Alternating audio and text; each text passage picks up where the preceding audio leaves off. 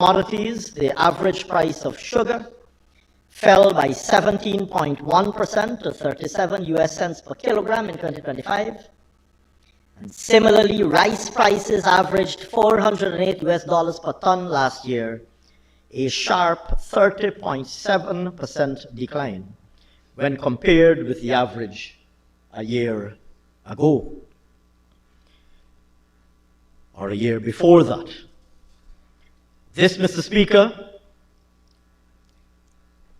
referring to the decline in rice prices, was on account of India's removal of export restrictions, which contributed to excess supply from major exporters amidst weak demand worldwide. Mr. Speaker, aluminum prices increased by 8.8%, averaging 2,632 US dollars per metric ton, partially owing to strong demand for its use in renewable energy technologies. Gold prices climbed 44.1% to average 3,442 US dollars per troy ounce, driven by strong investment demand as a safe haven asset. Notably, gold prices rose above the 4,000 per troy ounce mark for the first time in October last year, and climbed as high as 4,534 US dollars per troy ounce in December of last year, and has continued to date to climb to even higher record prices. In contrast, Mr. Speaker, oil prices declined in 2025, with crude oil prices averaging 69 US dollars per barrel, 14.5% below the 2024 average, largely reflecting strong supply growth, which outpaced softer demand and contributed to rising inventories. Mr. Speaker, for 2026, the latest forecasts indicate that commodity prices are expected to largely trend downward. Sugar prices are expected to contract further by 0.5%, while rice prices are expected to decline by 1.7% to average 401 US dollars per metric ton. In contrast, the average price of logs is projected to grow by 5.5%. Metal prices, Mr. Speaker, are expected to trend in a mixed manner this year. Aluminum prices are projected to fall marginally by 1.2% to average 2,600 US dollars per metric ton, while gold prices are expected to continue to grow, with an average price of 3,575 US dollars per troy ounce projected for 2026. The average price of crude oil is anticipated to decline further by 15.2% to 59 US dollars per barrel, with the expectation of continued deceleration in demand growth and expanding global supply. Mr. Speaker, with respect to interest rates, after holding rates steady in the first half of 2025, in September, the Federal Reserve reduced interest rates by 25 basis points. A second rate cut followed soon thereafter in October. And a month ago, the Federal Reserve implemented another 25 basis points reduction, bringing interest rates to the lowest level in 3 years. Some expect, Mr. Speaker, for interest rates to hold steady for at least the first quarter of 2026, with possible reductions later this year. I now turn, Mr. Speaker, to developments in the domestic economy in 2025. Mr. Speaker, despite the challenging and uncertain global context to which I have just referred, this People's Progressive Party civic government's robust policy framework has enabled us in Guyana to demonstrate consistently that economic growth can be strong and steady in the most testing of circumstances. Mr. Speaker, today I have the pleasure of reporting that the Guyanese economy is estimated to have expanded by 19.3% overall in 2025. And I have, Mr. Speaker, the further pleasure of reporting that the Guyanese non-oil economy is estimated to have grown by 14.3% in 2025. Our overall real economic growth continues to be supported by strong expansion in oil and gas activity, as well as sustained growth across the non-oil sectors of the economy.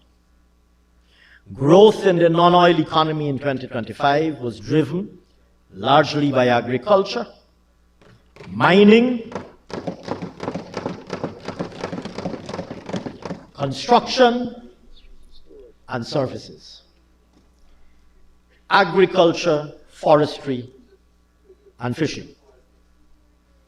Mr. Speaker, the agriculture, forestry, and fishing sector is estimated to have grown by 11.5% in 2025, with increases across all subsectors, namely other crops, livestock, rice, sugar, forestry, and fishing, all. Mr. Speaker, the sugar growing subsector,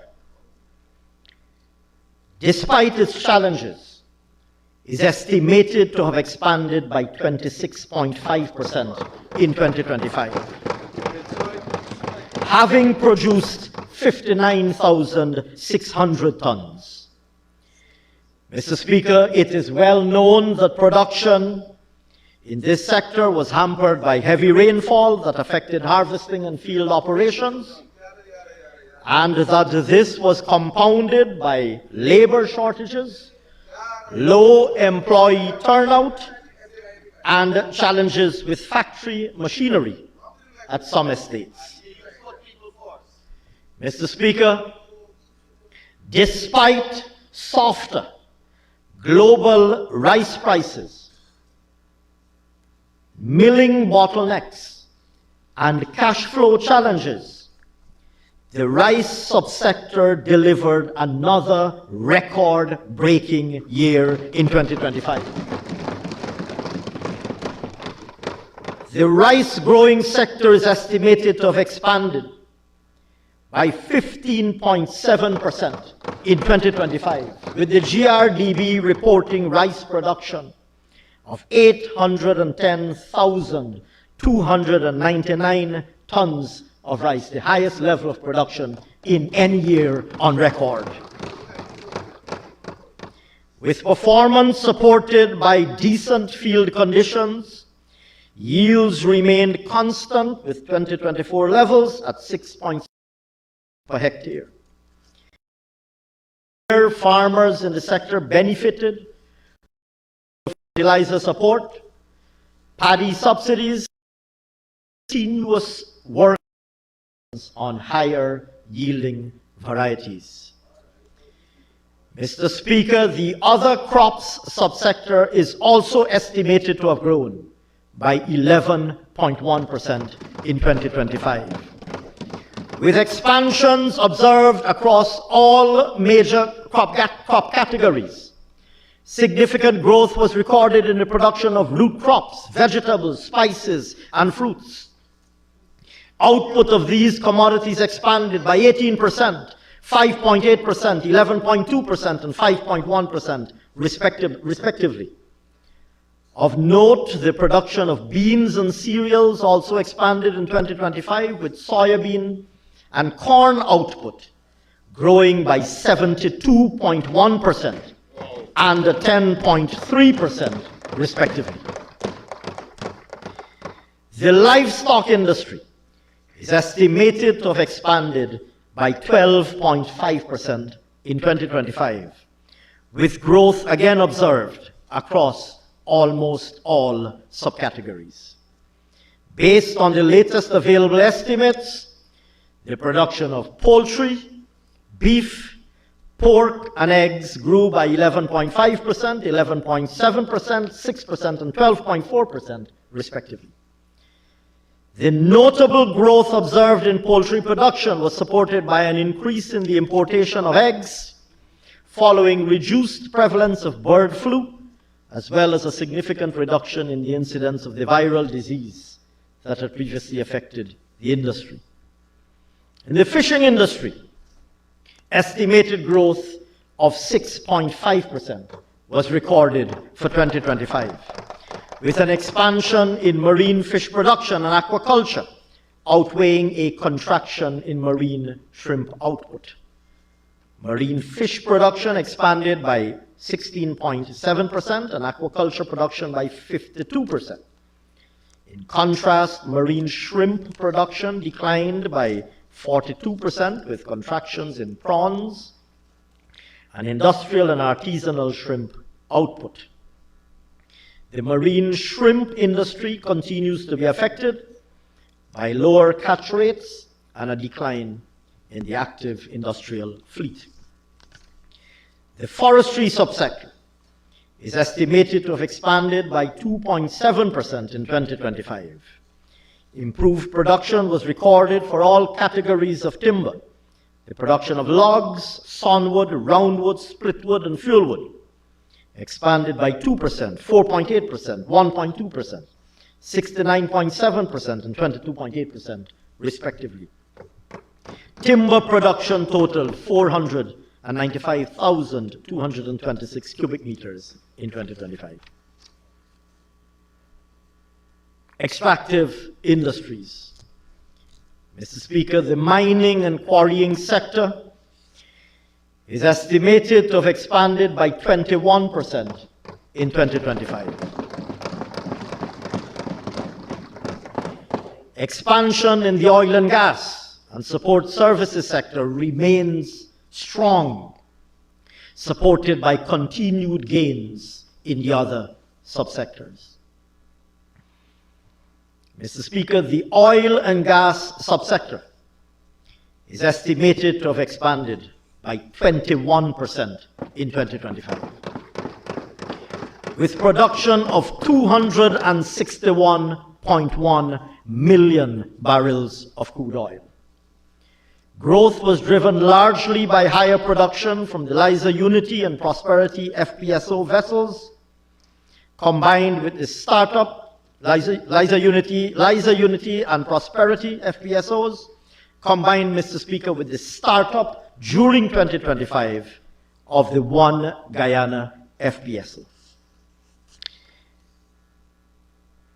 Mr. Speaker, the Stabroek Block on average produced crude oil at a rate of just below 830,000 barrels of oil per day, with Liza Destiny producing an average rate of approximately 134,300 barrels per day, Liza Unity 249,500, Prosperity at a rate of 255,200, and the One Guyana, which, like I said, started up during the course of the year, in fact during the second half of the year, at just under 191,000 barrels of oil per day.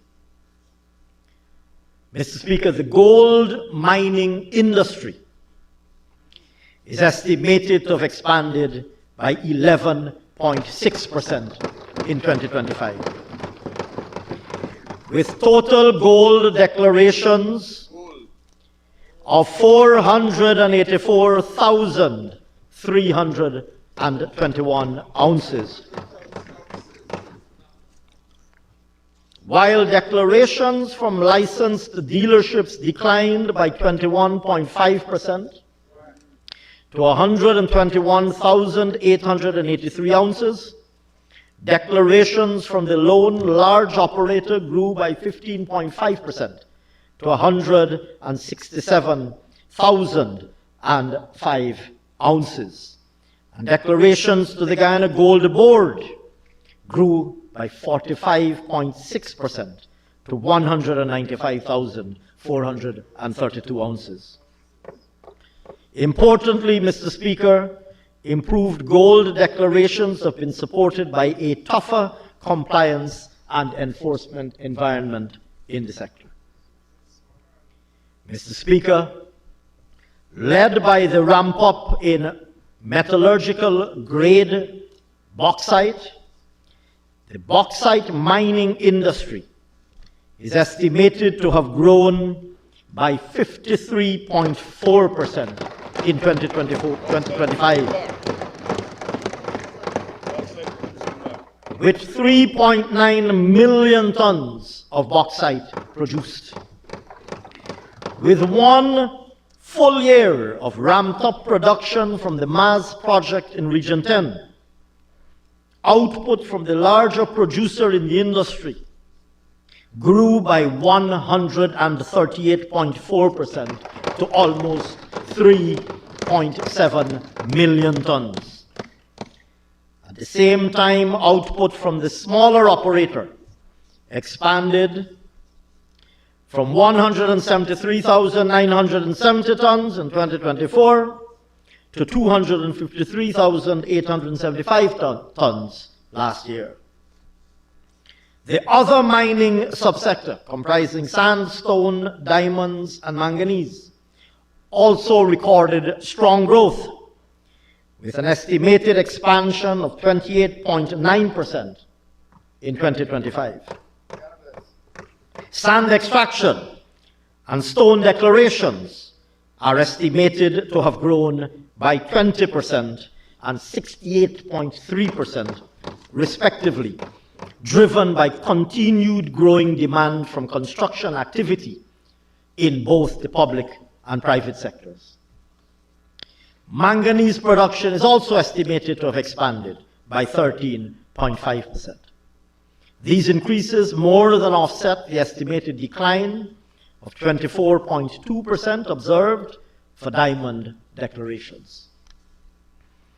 Mr. Speaker, the manufacturing sector is estimated to have expanded by 20% in 2025, with growth recorded in all categories: other manufacturing, rice manufacturing, and sugar manufacturing. These industries are all estimated to have expanded by 24.3%, 6.5%, and 26.5% respectively. Within other manufacturing, growth was driven largely by the manufacturing of non-metallic products, beverages, other food and chemical products, which grew by 42.1%, 16.6%, 7.3%, and 7.6% respectively. Electricity and water supply. Mr. Speaker, the electricity and water supply subsectors are estimated to have expanded by 5.3% and 0.1% respectively. Growth in electricity continues to be supported by expanded generating capacity and other investments made in the sector that provide additional power to help meet the rapidly growing demand. The marginal growth of water supply in 2025 reflects the operationalizing of 12 new wells, which offset the 14 wells that were decommissioned. Construction. Mr. Speaker, the construction sector is estimated to have grown by 31% in 2025, with major transformational projects across all industries in the public and private sectors. Yes, sir.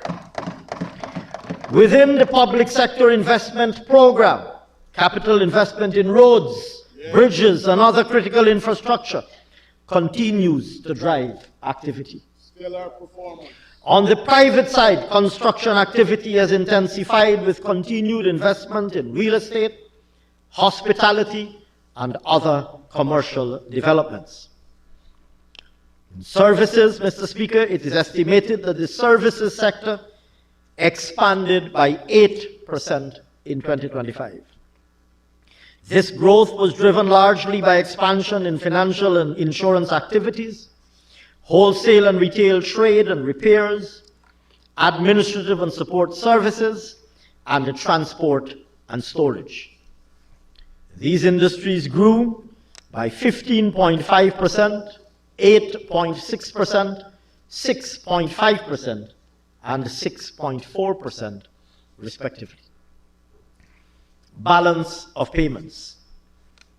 Mr. Speaker, the overall balance of payments registered an estimated surplus of $338.2 million at the end of 2025. The current account recorded an estimated surplus of $3.5 billion with a merchandise trade surplus of $9.9 billion.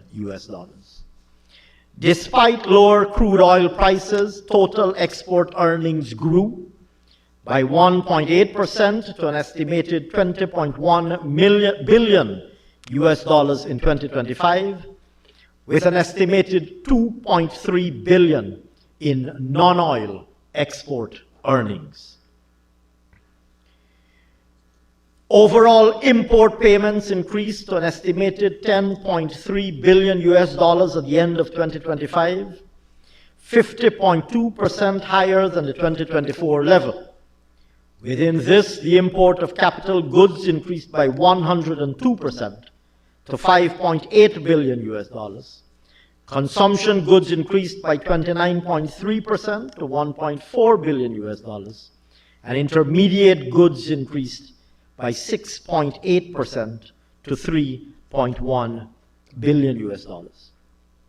Notably, the growth in capital goods was driven by higher importation of mining machinery, which grew by $2.7 billion, largely on account of the One Guyana FPSO that arrived in Guyana, as I mentioned earlier, during 2025.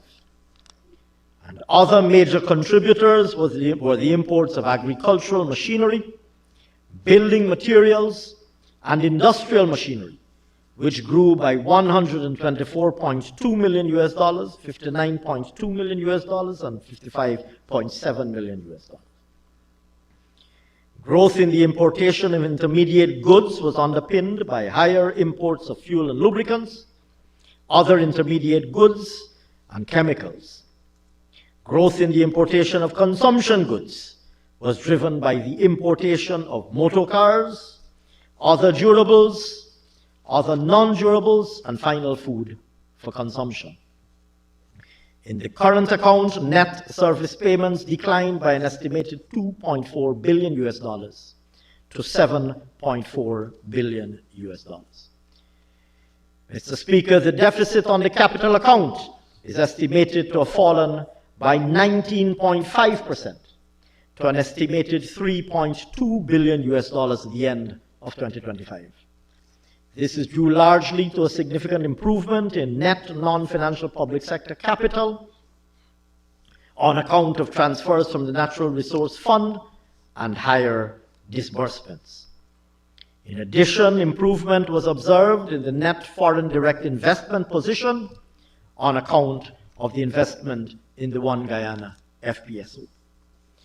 Mr. Speaker, the balance of payments surplus supported an expansion in the foreign reserves that we hold at the Bank of Guyana, which grew to $1.3 billion at the end of 2025.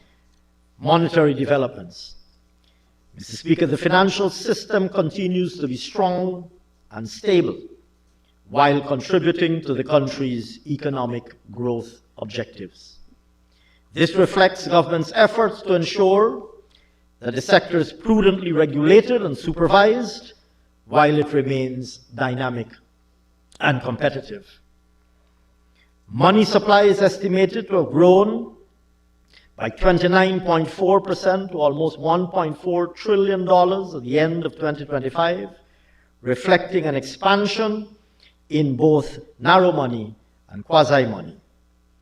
These grew by an estimated 33.9% and 21.7%, reaching $886 billion and $474.8 billion, respectively.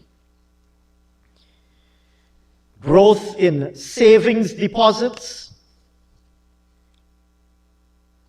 was driven by an increase in deposits held by both individual customers and business enterprises, which expanded to $379.8 billion and $57.4 billion, respectively.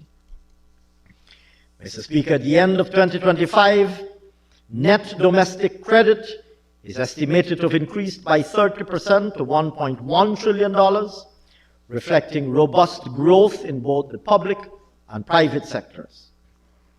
This continues to demonstrate the effectiveness of government's measures to improve access to financing and encourage productive investments across all sectors of our economy. Mr. Speaker, over the last 5 years, the rapid expansion of private sector credit has been one of the clearest signals of confidence in Guyana's economic performance. The composition of the growth in private sector credit has also provided a visible marker of the progress made in diversifying our economy. Mr. Speaker, in this regard, in 2025, credit to the private sector grew last year alone by an estimated 18% to $531.8 billion. And there were notable increases for business enterprises in the agriculture, mining and quarrying, manufacturing, and services sectors. Lending to these sectors expanded by 4%, 30%, 29.7%, and 11.4%, respectively. Credit to the agriculture sector expanded by $1.3 billion to reach $32.8 billion. Credit to the mining and quarrying sector grew by $1.7 billion.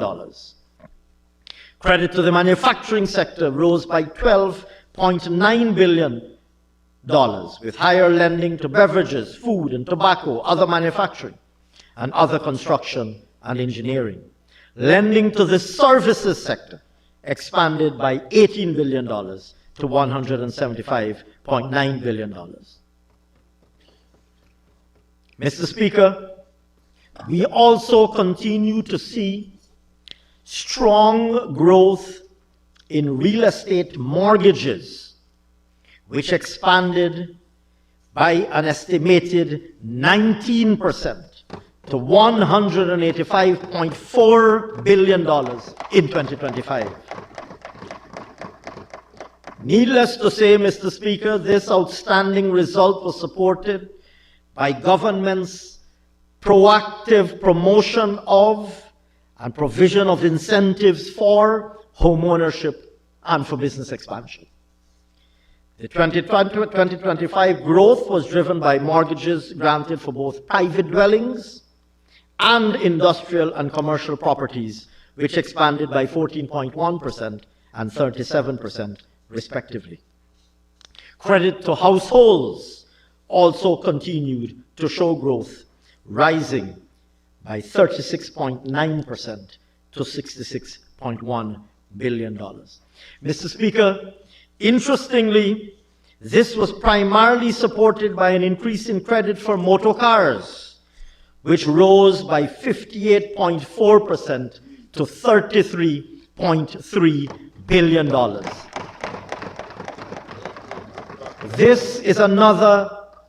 These are yet additional manifestations, I should say, Mr. Speaker, of our government's ongoing efforts to improve access to financing, to encourage economic participation, and to promote an improved standard of living. Very importantly, Mr. Speaker, in 2025, the banking sector continued to reflect improved portfolio quality, with non-performing loans as a ratio or share of total loans declining to 1.6% at the end of 2025. The sustained reduction in non-performing loans seen in recent years is an indication of how the ability and willingness of borrowers to access and service loans have improved, and reinforces financial stability as credit continues to expand to all sectors of the economy. The improvement observed in the quality of lending opportunities also reflects the broader underlying strength of the economy. Mr. Speaker, total reserves deposited with the Bank of Guyana increased by an estimated 4.2% to $208.4 billion at the end of 2025. Additionally, over the review period, total liquid assets of commercial banks expanded by an estimated 29.7% to $526.6 billion. Prices and income. Inflation. Mr. Speaker, throughout 2025, our government continued to implement a number of proactive measures to contain the cost of living for the Guyanese people and to limit the impact of imported price pressures.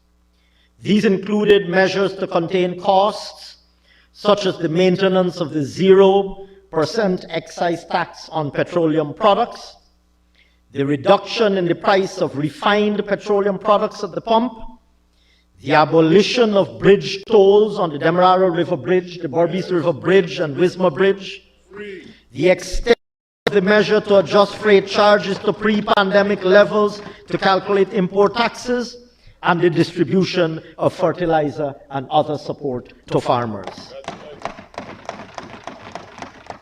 As a result, consumer prices were contained throughout 2025, with the 12-month inflation rate at the end of 2025 estimated at 2.5%. This was driven primarily by food prices, which rose by 4.4% and contributed 2.2 percentage points to the overall rate. Within food, meat, fish and eggs, and vegetables and vegetable products accounted for 0.6 of a percentage point and 0.5 of a percentage point, respectively. Interest rates.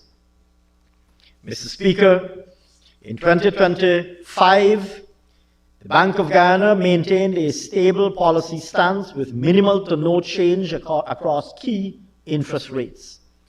The 91-day and 364-day Treasury bill yields remained unchanged at 1.10 and 1.09% respectively, while the 182-day Treasury bill yield declined marginally from 1.00% to 0.99%.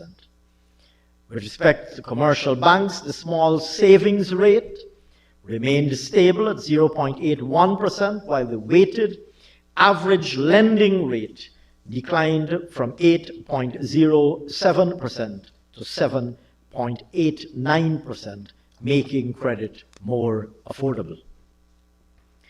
Income.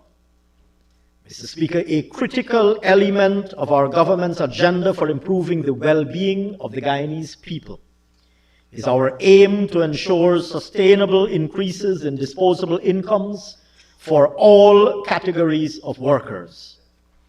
In the public sector, this commitment was underscored by the conclusion in 2024 of historic multi-year agreements between the government and several trade unions representing public sector employees.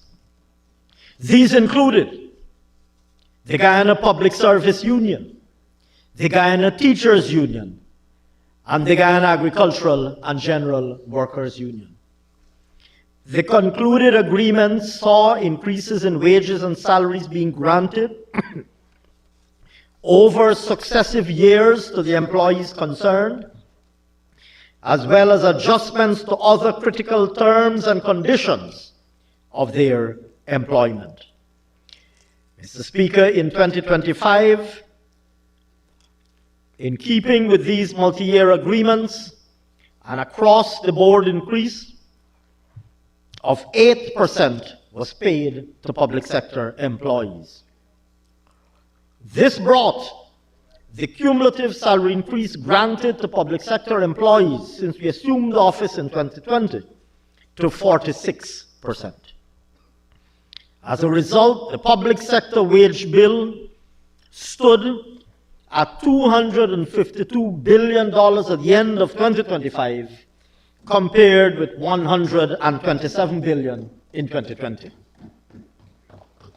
Moreover, since the restoration of the one-month bonus to members of the disciplined services in 2020, which, as this Honorable House would recall, was unconscionably taken away from the members of the disciplined services during the 2015 to 2020 period, since our restoration of that one-month bonus, more than $8 billion of additional disposable income, including $2 billion in 2025 alone, has been placed in the hands of the men and women in uniform. Additionally, in order to ensure that increases in take-home pay are enjoyed by the broadest possible cross-section of the population, our government has continued to implement progressive tax relief measures since we returned to office. In 2025, the monthly income tax threshold was increased to $130,000 Guyana dollars, removing 22,000 workers from the tax net and making over $8.5 billion in additional disposable income available to taxpayers. This resulted in the income tax threshold being doubled from $65,000 monthly, where it was when we resumed office in 2020. In additional, personal income tax rates were reduced, and tax relief provided for persons with children, both in 2025. Further relief was provided and additional effort rewarded through special allowances granted for income earned from overtime work and from second jobs, also introduced in 2025. Mr. Speaker, these were, of course, in addition to income tax relief that we had previously granted to persons paying first-time mortgages and persons paying life and medical insurance premiums since we assumed office. Mr. Speaker, we also in 2025 delivered a suite of direct cash transfers aimed at putting real support in the hands of tens of thousands of Guyanese. For adults, distribution continued of the $100,000 cash grant for all citizens aged 18 and older. For new parents, a $100,000 cash grant was given for newborn babies, introduced by this People's Progressive Party civic government. For our children, the Because We Care cash grant was increased to $50,000 per child, in addition to the $5,000 per child uniform voucher. And for our senior citizens, the old age pension was increased to $41,000 per month. Combined, Mr. Speaker, these measures strengthened household incomes and increased the disposable income circulating in our economy, and eased the day-to-day pressures for families countrywide. We reaffirm today our commitment over the next 5 years to policies and programs that will continue to empower our citizens, raise disposable incomes, and deliver a better quality of life for every single Guyanese person.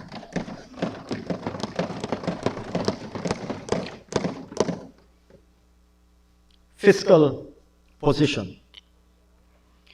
Non-financial public sector. Mr. Speaker, the non-financial public sector deficit after grants was $305.7 billion, or 5.4% of GDP in 2025. This outturn reflects the government's accelerated implementation of our national development agenda, with increased capital expenditure to advance transformative infrastructure and increased current expenditure to improve service delivery across the public sector, as well as to ramp up transfer payments to citizens through social benefit programs.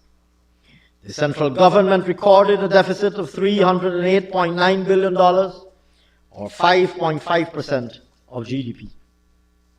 Total current revenue, net of inflows from the Guyana Red Plus Investment Fund, or the GRIF as it is popularly and universally known, the Natural Resource Fund, or the NRF, and the sale of carbon credits, total current revenue net of those exceptions amounted to $459.3 billion, an increase of 5% over 2024. Tax revenues collected from the GRA amounted to $535.2 billion, while non-tax revenue totaled $24.1 billion. Within the GRA, internal revenue collections amounted to $253.6 billion. Withholding and personal income taxes together declined by $36.7 billion, or 23.6%. Of course, Mr. Speaker, personal income tax collections were lower because of the series of measures we implemented to increase disposable income, to which I have just alluded.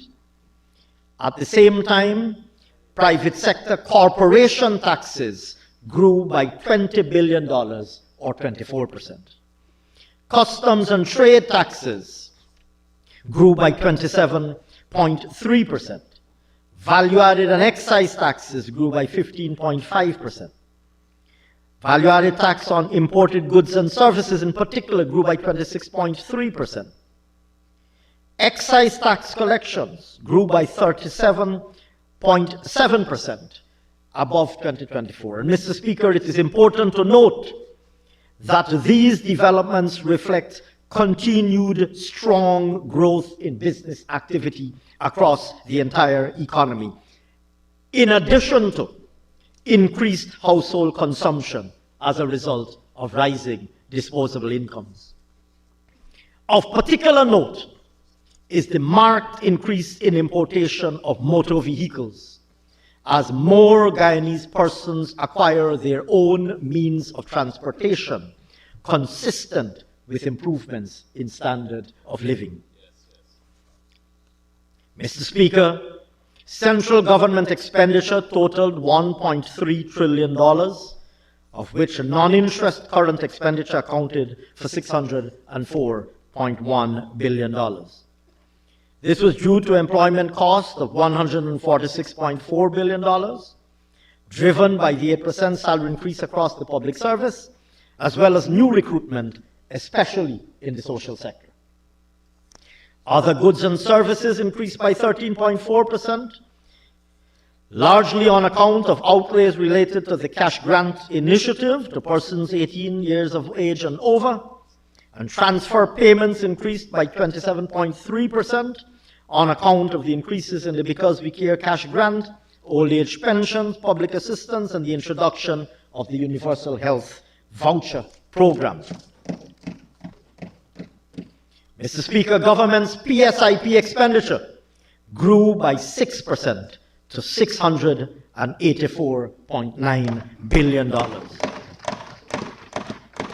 This reflects our continued investment in and completion of major transformational projects across the country, including in the transport infrastructure sector, the energy sector, the housing sector, education, health, and agriculture.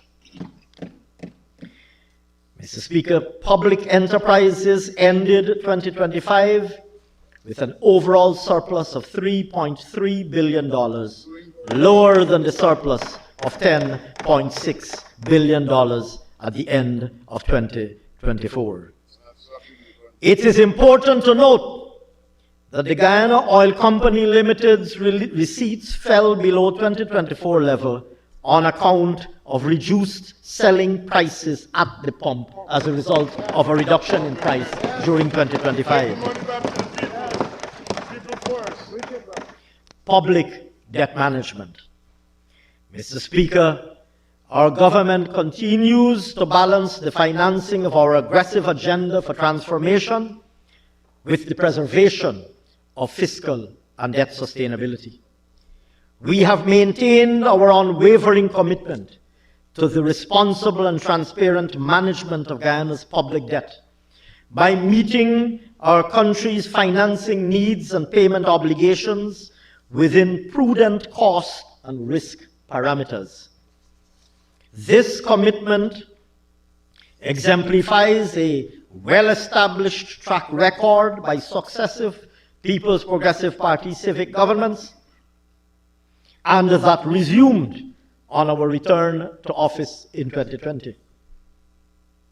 Since then, that is to say, from 2020, the ratio of total public and publicly guaranteed debt to GDP declined from 47.4% at the end of 2020 to 28.6% at the end of 2025. In this context, total public and publicly guaranteed debt ended 2025 at $7.7 billion, reflecting positive net flows from both external and domestic financing sources over the last year. External public and publicly guaranteed debt totaled $2.9 billion at the end of 2025, and domestic public and public guaranteed debt totaled $4.8 billion. Total debt service payments amounted to $264.6 million in 2025, with $176.6 million made to external creditors and $88 million to domestic creditors. Mr. Speaker, notably, 5.5% of government revenue went towards debt service in 2025, down from 8.5% in 2020. This indicates a strong and improving capacity of as fall due, and it implies a greater portion of public funds being available for fiscal purposes other than debt service. Mr. Speaker, Guyana's debt is projected to remain strongly sustainable into the medium term, even as government advances its comprehensive and aggressive development and transformation program. Natural Resource Fund. Mr. Speaker, in 2025, there were 260 lifts of crude oil from Guyana's 4 producing FPSOs, including a combined inaugural lift from the One Guyana FPSO. There were 6 lifts executed from Liza Destiny for government, 8 from Liza Unity, and 12 from Prosperity, along with 3 from the One Guyana FPSO, a total of 32 lifts for the government of Guyana in 2025. The profit oil payments received in 2025 correspond to 2 lifts that occurred in the final quarter of 2024, 29 of the government lifts that occurred in 2025, and government's share from the inaugural lift from the One Guyana FPSO. For the year 2025, Mr. Speaker, the Natural Resource Fund received $2.1 billion in profit oil, comprising $400.1 million from Liza Destiny, $767.7 million from Liza Unity, $824.4 million from Prosperity, and $133.6 million from One Guyana. With respect to royalty payments, $330.7 million was received from the Stabroek Block operator. Petroleum revenue receipts for 2025 also included a $15 million signing bonus from a new production sharing agreement signed on November 11th, 2025.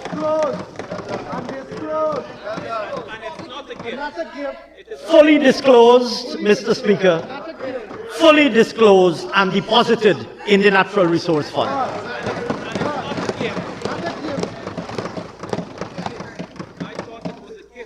Mr. Speaker, in keeping with stipulations in the NRF Act 2021, and in keeping with approvals granted, sir, by this Honorable House, $2.463 billion were withdrawn to finance national development priorities in Budget 2025.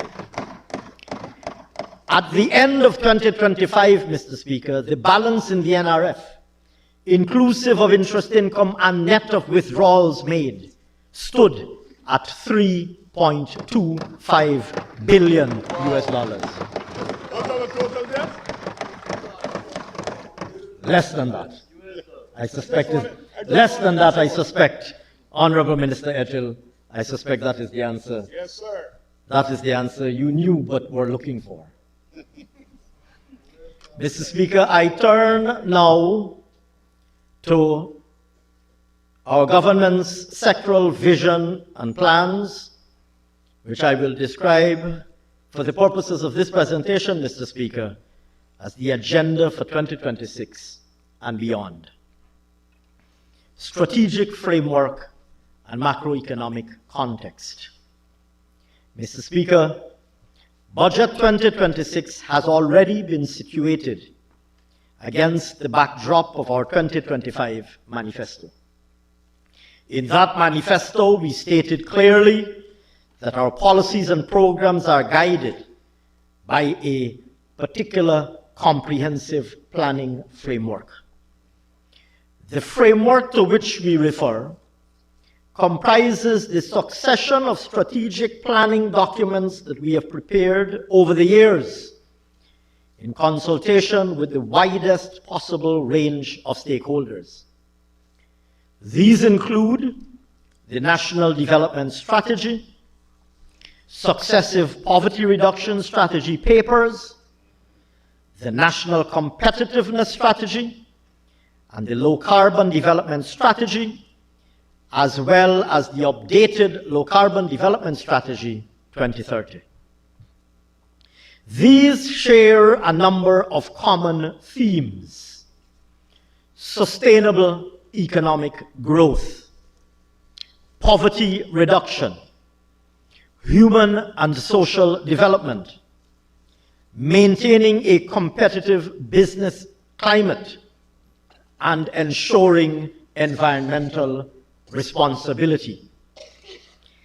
And they are supported by various more detailed sectoral and institutional plans that have been prepared over the years. All of these strategies and plans remain relevant for consideration and, for the greater part, for implementation today. Additionally, the agenda we outlined in our 2025 manifesto is premised on a careful and rigorous study of the macroeconomic context in which we are operating and the macroeconomic objectives that we are pursuing. We aim to achieve high and sustainable rates of real economic growth, recognizing, Mr. Speaker, as we should and as we do as a responsible government, recognizing the attendant risks of Dutch disease and ensuring that these are contained as effectively as possible. In particular, in the case of economies that experience rapid growth, such as we are, the risks of overheating are real and must be actively contained. Consequently, we consider it to be of paramount importance that we maintain and safeguard stability in the midst of rapid expansion in the real economy, and that we secure our resilience by diversifying the sources of growth and by ensuring the realization of a globally competitive non-oil economy. In this regard, Mr. Speaker, ensuring that we remain competitive is essential. At national, sectoral, and individual levels alike, it is relative competitiveness that will determine survival and success. For this reason, we consider the achievement of competitiveness as an objective to be pursued across all sectors. In this regard, key considerations include the impact of scale on competitiveness, the need to raise production and productivity across the board, the role of science and technology, and in particular digital technology, in improving efficiency, and labor market dynamics and human capital development to raise productivity and improve competitiveness. We are committed to doing all that is needed to ensure that Guyana becomes and remains globally competitive and sufficiently agile to adapt to evolving realities and circumstances going forward. Promoting growth, diversification, and the resilience to which I have just referred. As has already been stated, Mr. Speaker, our aim is to build a diversified, productive base, one that can withstand external shocks, compete successfully in regional and international markets, and create good quality jobs and business opportunities for the Guyanese people. For us, diversification is not a slogan, it is how we maintain resilience and how we secure prosperity. I will now review, Mr. Speaker, developments and prospects, or selected aspects of these in our key productive sectors. Oil and gas. Mr. Speaker, our government continues to take deliberate actions to ensure that Guyana's oil and gas wealth is managed in a manner that delivers tangible and lasting benefits to the Guyanese people. To this end, our government considers it a top priority to ensure a robust regulatory framework, aggressive exploration and production, maximizing opportunities for participation by Guyanese companies and Guyanese nationals, as well as openness and transparency on the sector's operations. On the legal and regulatory framework and institutional capacity, Mr. Speaker, our government is building a modern and globally credible governance framework for the oil and gas sector. This includes through the modernization of key laws and regulations, strengthening institutions, and building technical capacity. Mr. Speaker, over the past 5 years, the NRF Act, we enacted the Local Content Act, we enacted the Petroleum Activities Act to replace the old Petroleum Act, and we enacted the Oil Pollution Prevention, Preparedness, Response and Responsibility Act. Mr. Speaker, it is beyond dispute that these acts form the basis of a modern and comprehensive legal framework to govern the sector. Held up now as a global example of good practice. Mr. Speaker, with respect to the Local Content Act, with respect to the Local Content Act, Mr. Speaker, we will advance our work towards the revision of the first schedule to expand the scope of goods and services covered. Mr. Speaker, with respect to the Petroleum Activities Act, the review of the associated regulations has advanced, with additional work being undertaken to incorporate lessons from the Hammerhead petroleum licensing process. It is anticipated that the regulations will be concluded and promulgated later this year. Moreover, Mr. Speaker, the commencement order for the Oil Pollution Prevention, Preparedness, Response and Responsibility Act. The commencement order for the said act is also expected to be issued this year, bringing this act into operation and paving the way for stronger and more coordinated compliance arrangements and related enforcement activities. Mr. Speaker, we also continue to strengthen the capacity of our workforce to respond to the evolving landscape of the petroleum sector. Training sessions were conducted by industry experts with a wide cross-section of government participants to help develop and improve relevant skills.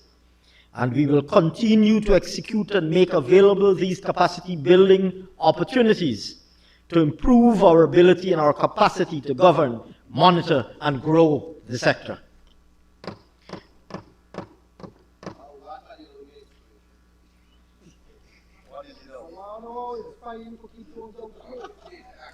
Petroleum exploration.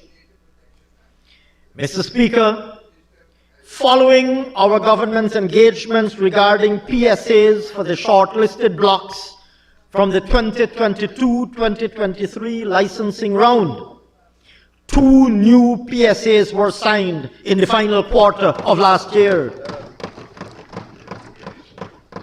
In 2026, negotiations will continue for the remaining PSAs under the new and enhanced terms from the 2022-2023 auction. When completed, these will allow for new operators to begin exploration activities, including geological studies, seismic reprocessing, and initial well planning. Mr. Speaker, we are currently engaging 2 seismic acquisition companies to conduct our first government-led multi-client 3D seismic survey across unlicensed and licensed acreages offshore.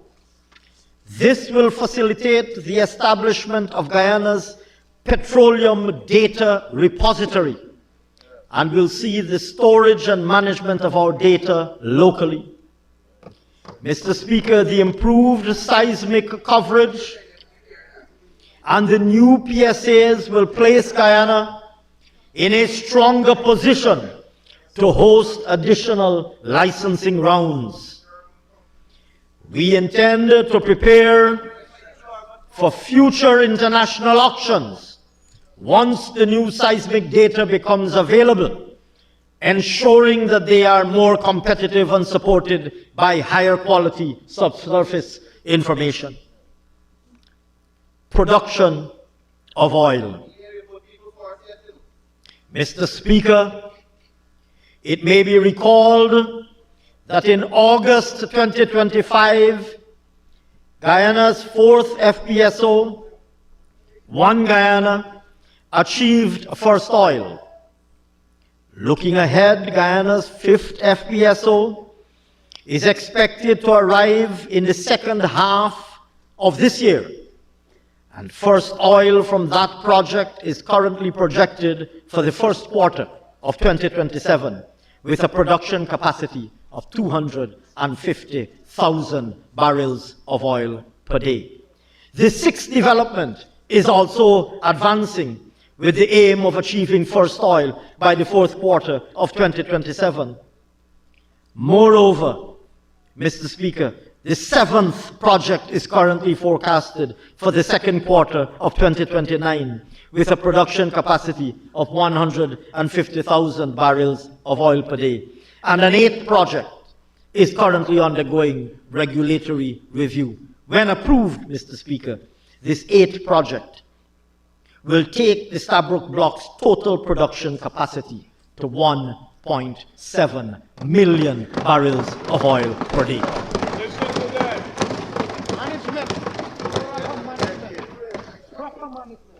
Harnessing our gas reserves. Mr. Speaker, the utilization of our gas resources will very soon be realized through the gas-to-energy project at Wales. The operationalizing of phase 1 of this project, now slated for the end of this year, will double electricity production and halve the cost, thereby making manufacturing enterprises instantly more viable and supporting immediately transformative industrial development. Not to mention the fact that electricity bills in households will be halved. We have commenced procurement activities for the second phase of development at Wales, which envisions an additional 300 megawatt power plant and NGL facility. This will help Guyana to become the region's manufacturing hub, facilitating downstream industries such as fertilizer and glass manufacturing.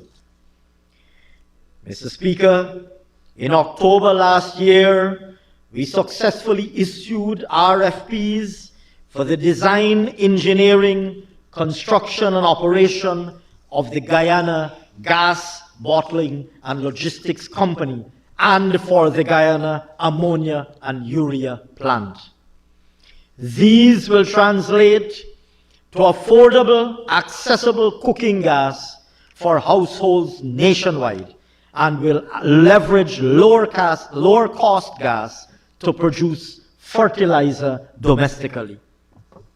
This will, of course, boost agricultural productivity, supporting the food systems agenda, and opening up new export opportunities. Mr. Speaker, beyond Wales, Mr. Speaker, as announced at the recent Berbice Development Summit convened by His Excellency the President, our government is working to advance the development of a second natural gas pipeline to be landed in Berbice. We're going, right? This pipeline will be supplied by gas volumes associated with recently approved projects, and this strategic investment will expand our national energy infrastructure and create the conditions for a new power generation facility, as well as the establishment of value-added processing capacity, including possibly a refinery to support the downstream development of our natural mineral resources, including, Mr. Speaker, likely including our bauxite resources.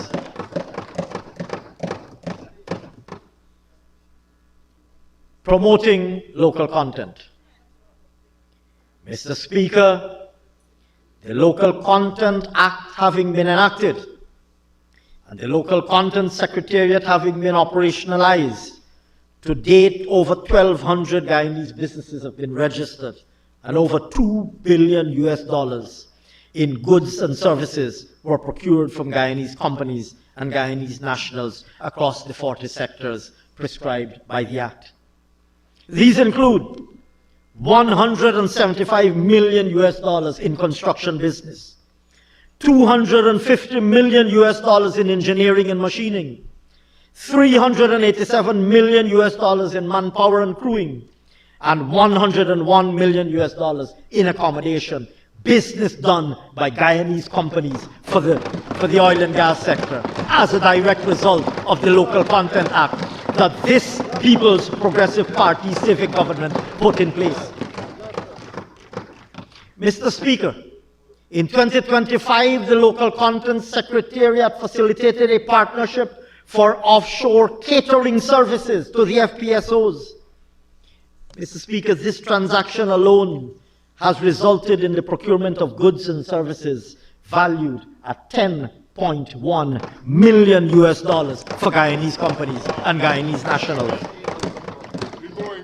The Local Content Secretariat has facilitated the construction of a fabrication workshop at the Vredenhoop Shore Base, allowing local companies to manufacture critical components for the oil and gas industry for the first time in the history of our country. And we've developed, Mr. Speaker, a local content app for contractors and subcontractors to publish procurement opportunities in the sector and for Guyanese business and Guyanese nationals to take advantage of those.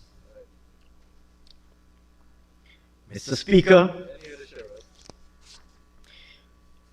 turning to transparency in the sector, we remain firmly committed to maintaining the highest standards of transparency in relation to oil revenue flows, including through annual reports from the NRF Board and the Public Accountability and Oversight Committee. And in keeping with the NRF Act, the Bank of Guyana reports on the activities and financial performance of the NRF through its monthly and quarterly reports, and projections are published in the annual budgets and mid-year reports. Mr. Speaker, notifications of receipts were published in the official Gazette, and the latest gazetted notification dated December 30th, 2025. Mr. Speaker, I had the honor of tabling that notification on behalf of this government just a few moments ago. The Ministry of Natural Resources publishes on the petroleum production licenses on their website, and daily production reports are published on the Petroleum Management website in keeping with good transparency practices and full public disclosure. Mr. Speaker, in keeping with the Extractive Industries Transparency Initiative requirements, our 2023 EITI Annual Country Report was completed and published. This is Guyana's 7th report since joining the EITI.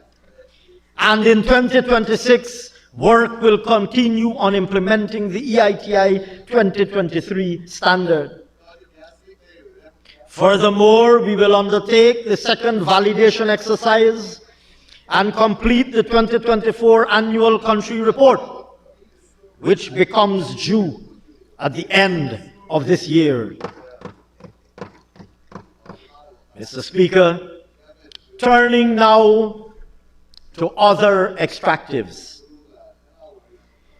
Mr. Speaker, even as the oil and gas sector transforms our economy, as I have said before, and as the senior leadership of our government has said on every available opportunity, our government is intent on ensuring that the other mining sectors and that the non-oil sectors of our economy remain strong and are globally competitive.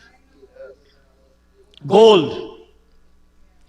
Mr. Speaker, over the years, the gold sector has attracted significant foreign investor interest, bringing in FDI, modern technology, crucial export earnings, and creating much-needed jobs.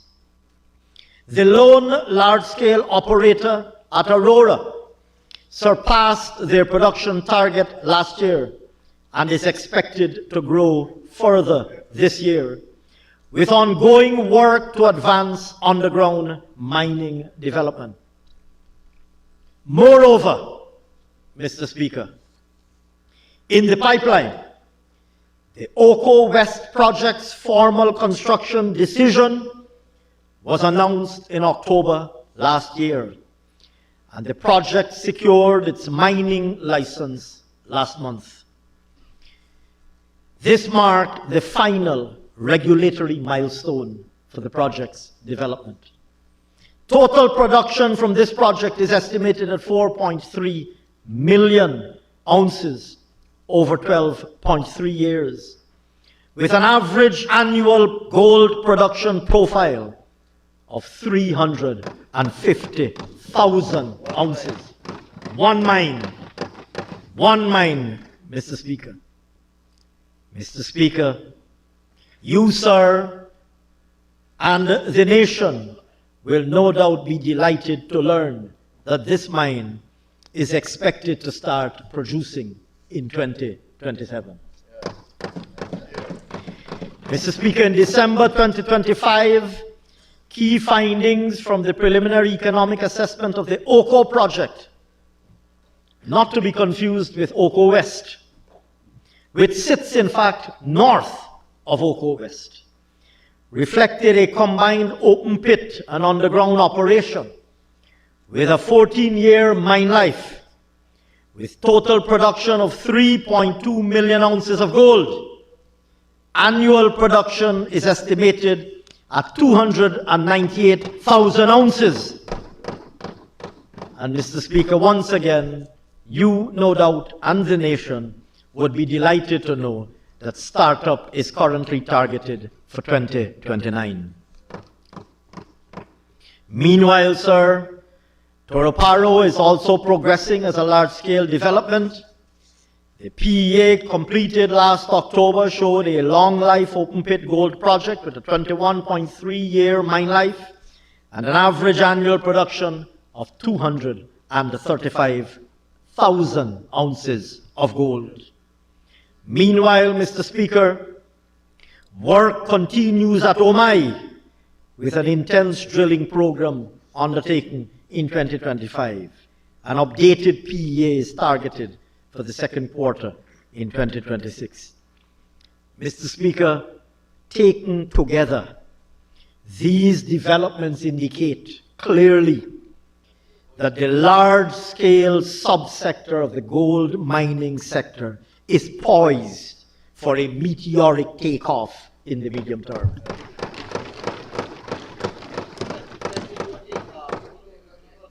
Mr. Speaker, amongst the small and medium-scale miners, our government is working on formalizing the sector, improving traceability, and rewarding compliance. To this end, the authorities have recently announced mandatory local bank account requirements and compulsory updates of personal records for all miners and stakeholders.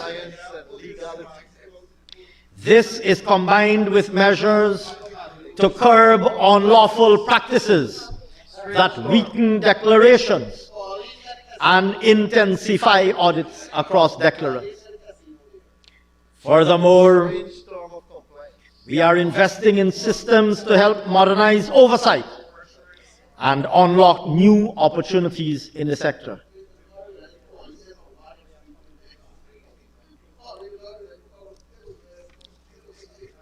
Mr. Speaker, the gold mining sector continues.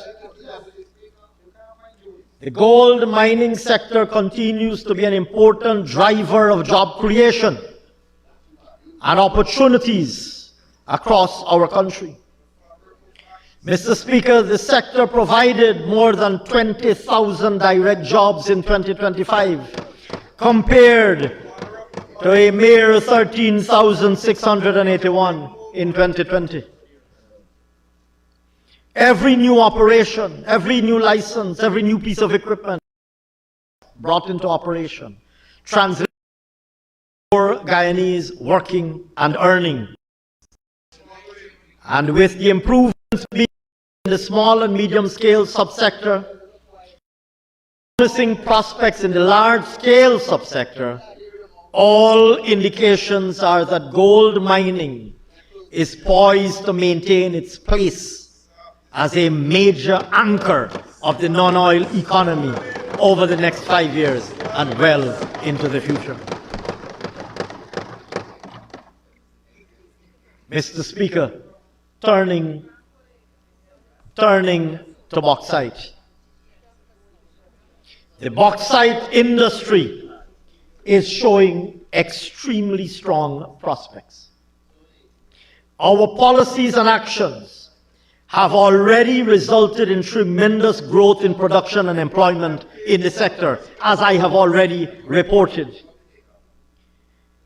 Mr. Speaker, in 2025, the sector remained resilient as both operators increased production levels, with significant ramp-up from the MAS project in Linden. Today, the sector employs more than 1,000 persons directly, compared with 665 in 2020. Mr. Speaker, I am now pleased to announce that just a few days ago, this People's Progressive Party civic government granted approval for the restart of operations in the Berbice River.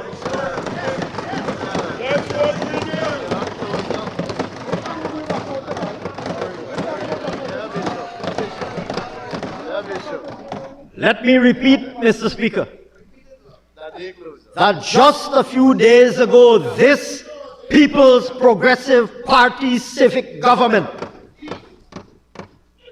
granted approval for the restart of bauxite operations in the Berbice River, where operations had ceased in 2020 due to the neglect and mismanagement of the sector by the APNU AFC. Chasing away the investors, and abandoning the workers in the Berbice River.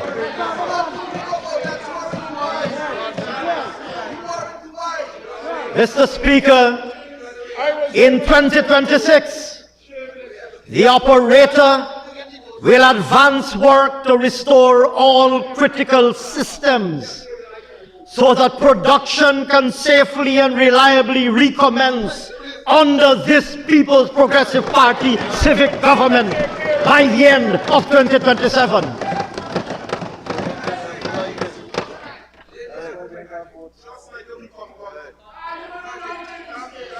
Sand and stone. Mr. Speaker, our government's support of the quarrying industries is guided by the goal of ensuring reliable and sustainable supply of aggregates that can keep pace with our country's current construction boom. Mr. Speaker, at the end of 2025, there were 18 operational quarries, with expanded operations expected this year. And in 2026, at least 3 new quarries are expected to begin production.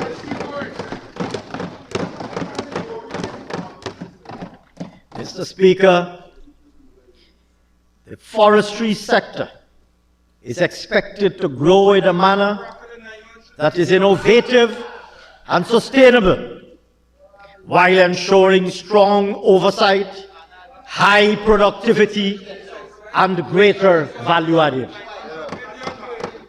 The sector is poised to continue its upward trajectory in 2026 by capitalizing on the forest inventory that we have prepared, by the investments that we have made in key infrastructure, and by the support that we have provided to facilitate additional value-added investments. Very small, mind it. Mr. Speaker, just a few days ago, a leading operator in the sector announced an expansion that will see tremendous growth in plywood production.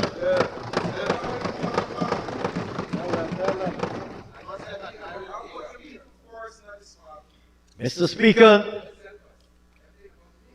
Guyana's timber legality assurance system is advancing work to issue the first forest law enforcement, governance and trade license by the end of 2026, making us once again a global pioneer and frontrunner. Mr. Speaker, our government will establish a registry of furniture manufacturers in 2026 and identify you're incapable of understanding. That's why you're sitting on that side of the House.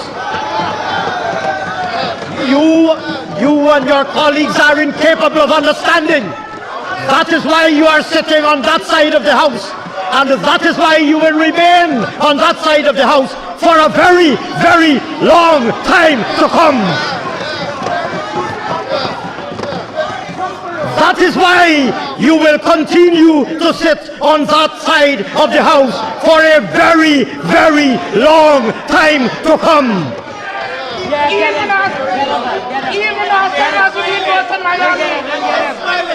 And they're smiling. Because they're so delighted to have been able to hold on to the 1 or 2 seats that they were able to scrape. Yeah, scrape. They scrape from the scrape. A long time. Look at where you are sitting as the AP and UAFC, consigned to the backbenches. Look at where you are sitting, consigned to the backbenches. And they're happy to be in opposition. Consigned to the backbenches because of your incompetence, your lack of vision, your cluelessness, and your callousness.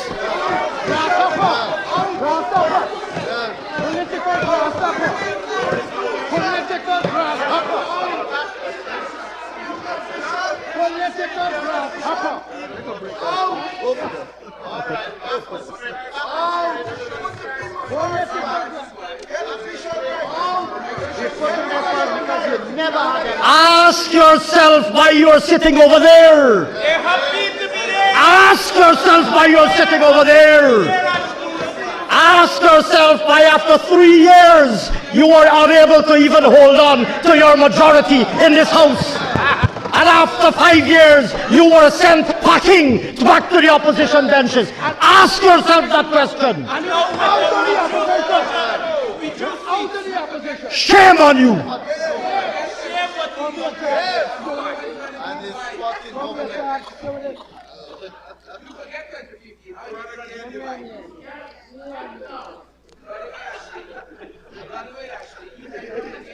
Your seat's running away. Don't worry with run away. Your seat's running away.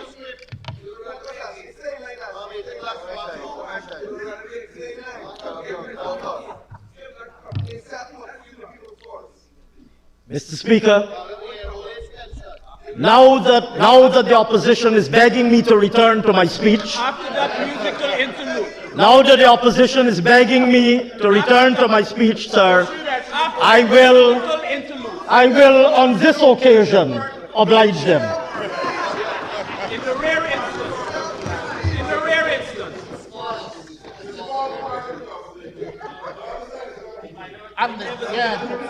Not the smuggle section, not the smuggle segment of not the smuggle segment. I never see a group so happy to be in opposition. Not the the fugitive segment of the opposition. Somehow. Agriculture and food security. Mr. Speaker, agriculture and food security sit at the very center of Guyana's economic strategy for resilience. Our government has invested and will continue to invest heavily in projects, initiatives, and systems that keep the Guyanese people fed, that improve incomes for our farmers, and that reduce Guyana's exposure to external shocks. We remain committed to the transformation that is underway in the agriculture sector, driving national and regional food security and safety, and improving the competitiveness of our agricultural commodities, both nationally and regionally. Over the next 5 years, Mr. Speaker, our government's vision is to reinforce agriculture as a major pillar of Guyana's diversification efforts and to buttress Guyana's place in the region as the leader in food security. We will continue to work to improve production and productivity, improve market access, and increase farm and household income. We will invest in a regional food hub. We are investing in a regional food hub, in mega food parks, in modern port facilities with cold storage capabilities, with agri-tech and agro-industrial complexes. We will also undertake the development, opening up and development of 100,000 acres of new arable land. We will incentivize large, medium, and small-scale farming. We will strengthen the agriculture value chain. We will promote greater use of smart and appropriate technologies while establishing a network of permanent farmers' markets to expand both domestic export and value-added opportunities. Sugar. Mr. Speaker, restoring Gaisuko to financial viability and long-term sustainability. Let me repeat it for emphasis. Let me repeat it for emphasis because I know that the sugar workers are watching. Let me repeat it for emphasis because I know that the sugar workers are watching. Tell the sugar workers, actually. Tell the sugar workers. Restoring Gaisuko to financial viability and long-term sustainability remains a priority for the People's Progressive Party.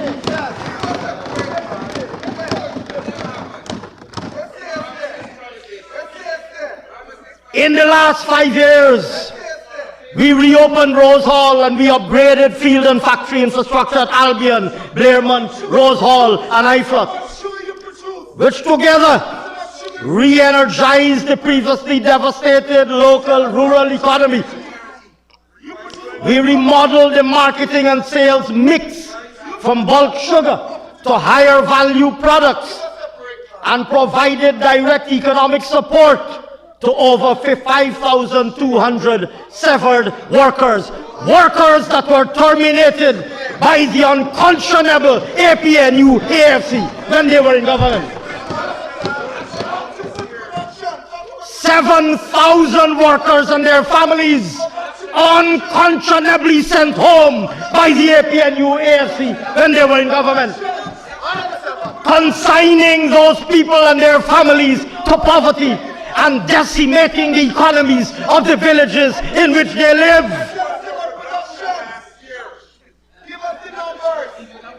Today, Mr.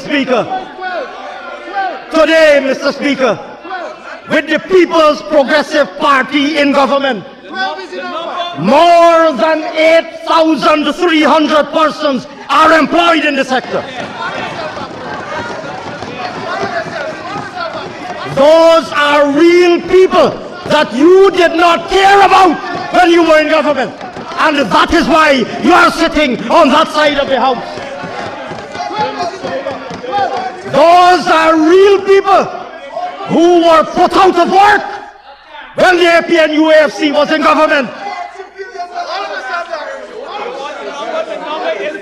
They terminated the sugar workers, Mr. Speaker, and even refused to pay them their severance. Even refused to pay the sugar workers their severance.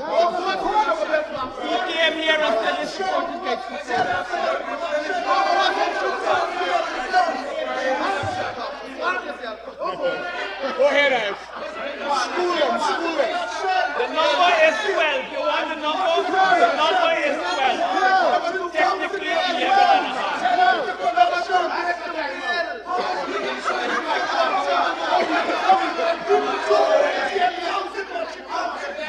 You have a penchant, Ashley, to get under their skin. Clearly I do. Clearly I do. Get him under their skin.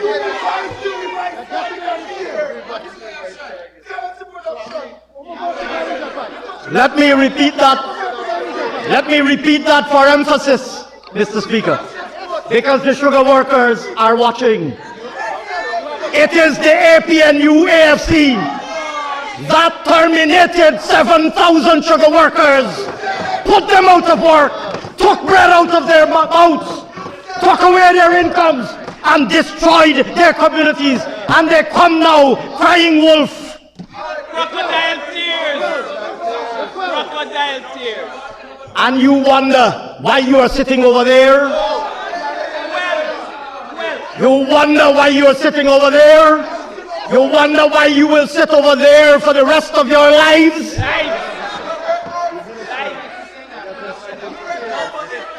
Even if in rapidly diminishing numbers. You probably miss some of your former colleagues. I do, Annette. I miss Annette. You probably miss some of your former colleagues who didn't make the cut. They didn't make the cut.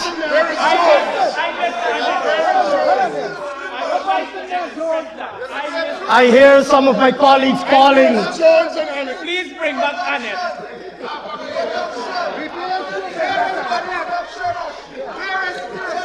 You're going to get another 15,000 votes. Mind you, some of the APNU gone over there, some gone over there.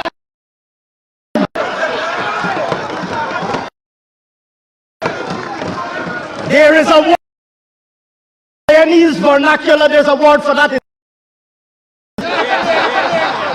It's called scatteration. They scatter all over. One day over there, some day over there, and plenty of them left outside. In Guyanese parlance, Mr. Speaker, in Guyanese parlance, in the Guyanese vernacular, that is known, sir, as scatteration.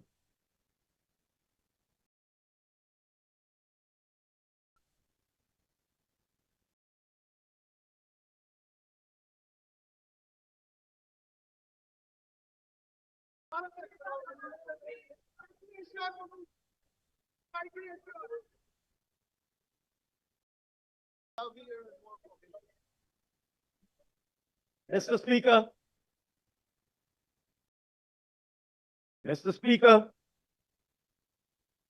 over the next 5 years, our objective is to continue mechanization of field operation through land conversion, improve mechanical planting and harvesting, modernize factories and improve factory operations, promote high-yielding and high-cane varieties, investing in value-added production, including with private sector participation, and improving worker, union, and management relations, while, of course, transitioning workers to higher skilled roles. Ultimately, Mr. Speaker, as outlined in the People's Progressive Party Civic Manifesto for 2025, our strategy is to effectively transform and diversify Gaisuko into an agro-industrial hub for rural economic development. In 2026, over 3,000 hectares are targeted to be converted for mechanical harvesting. In addition, we will replace 3 sugar boilers, procure 5 cane harvesters, construct a conveyor system for billet canes, amongst other critical investments.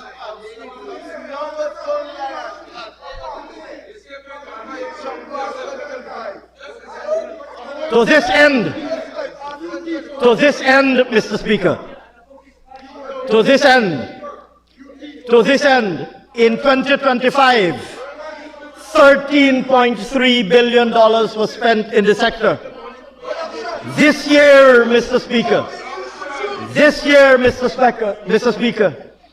sum of $13.4 billion is budgeted to be spent in the sector. I can't help it if you weren't paying attention. You should have been paying attention. You should have been paying attention. It's because you're incapable of paying attention that you are sitting over there. That is it. They're unable to. He's incapable of paying attention. That's why he's sitting over there. I can't help it if you...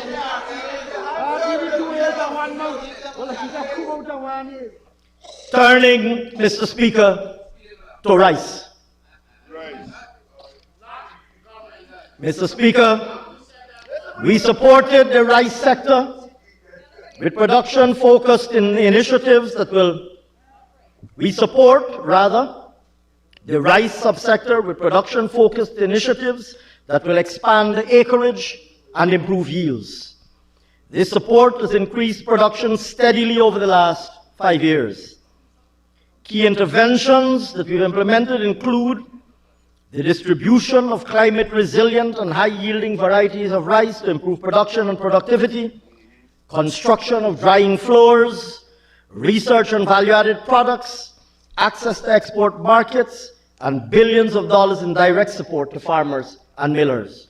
We have also, Mr. Speaker, launched a crop insurance facility at no cost. And I'm reminded by my distinguished colleague, the Minister of Agriculture, that we are the first country in the Caribbean to have ever done that. Mr. Speaker, over the next 5 years, we will invest in seed processing facilities. We will establish rice-producing clusters. We will promote domestic fertilizer production.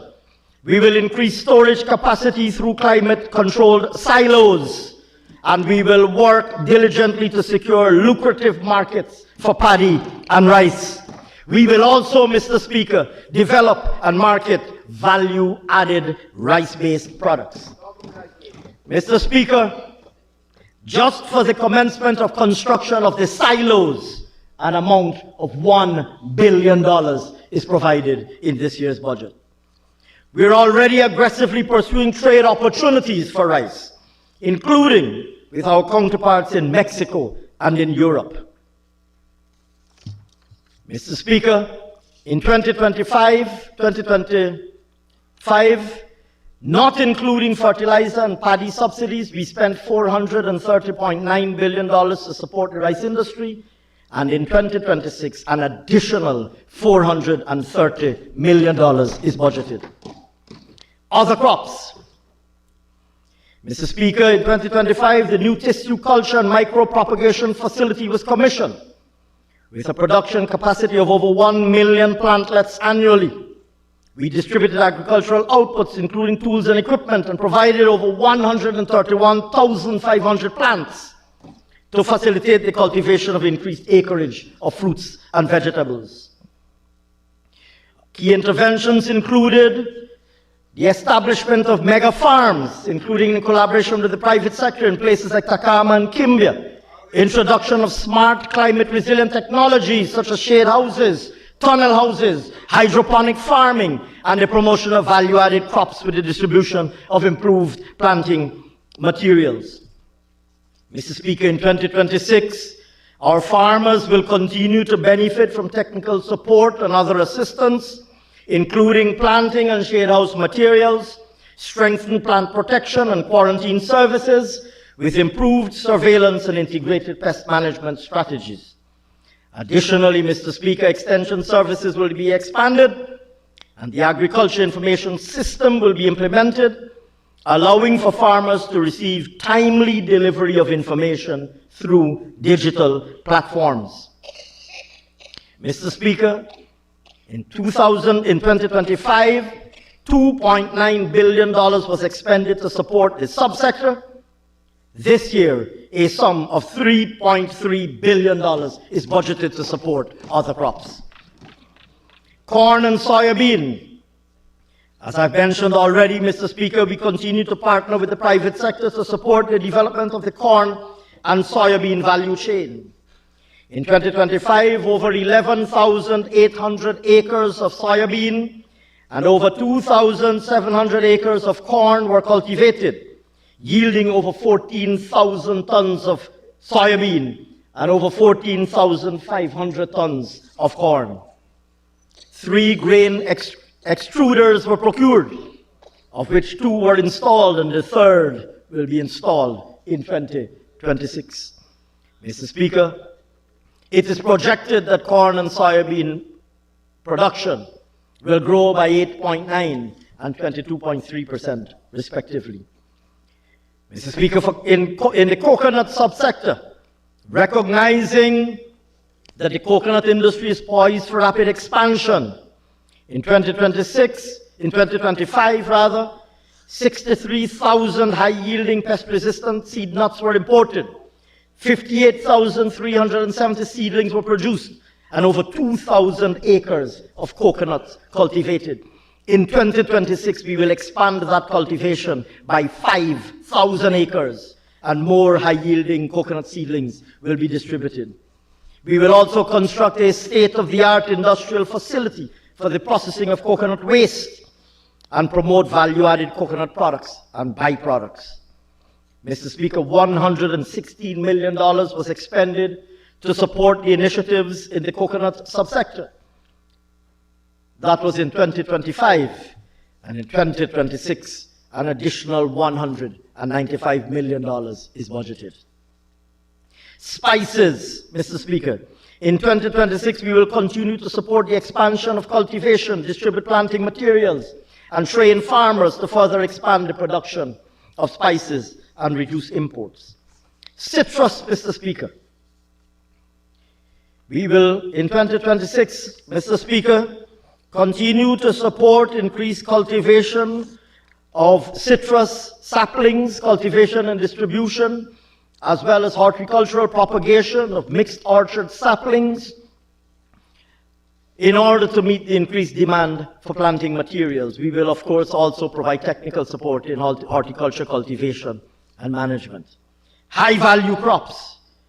Mr. Speaker, in 2026, we will continue to expand the cultivation of high-value crops such as cauliflower, broccoli, onions, bell pepper, coffee, cocoa, and roses, cut flowers. We have been distributing materials and constructing shade houses to facilitate the growth of these high-value crops.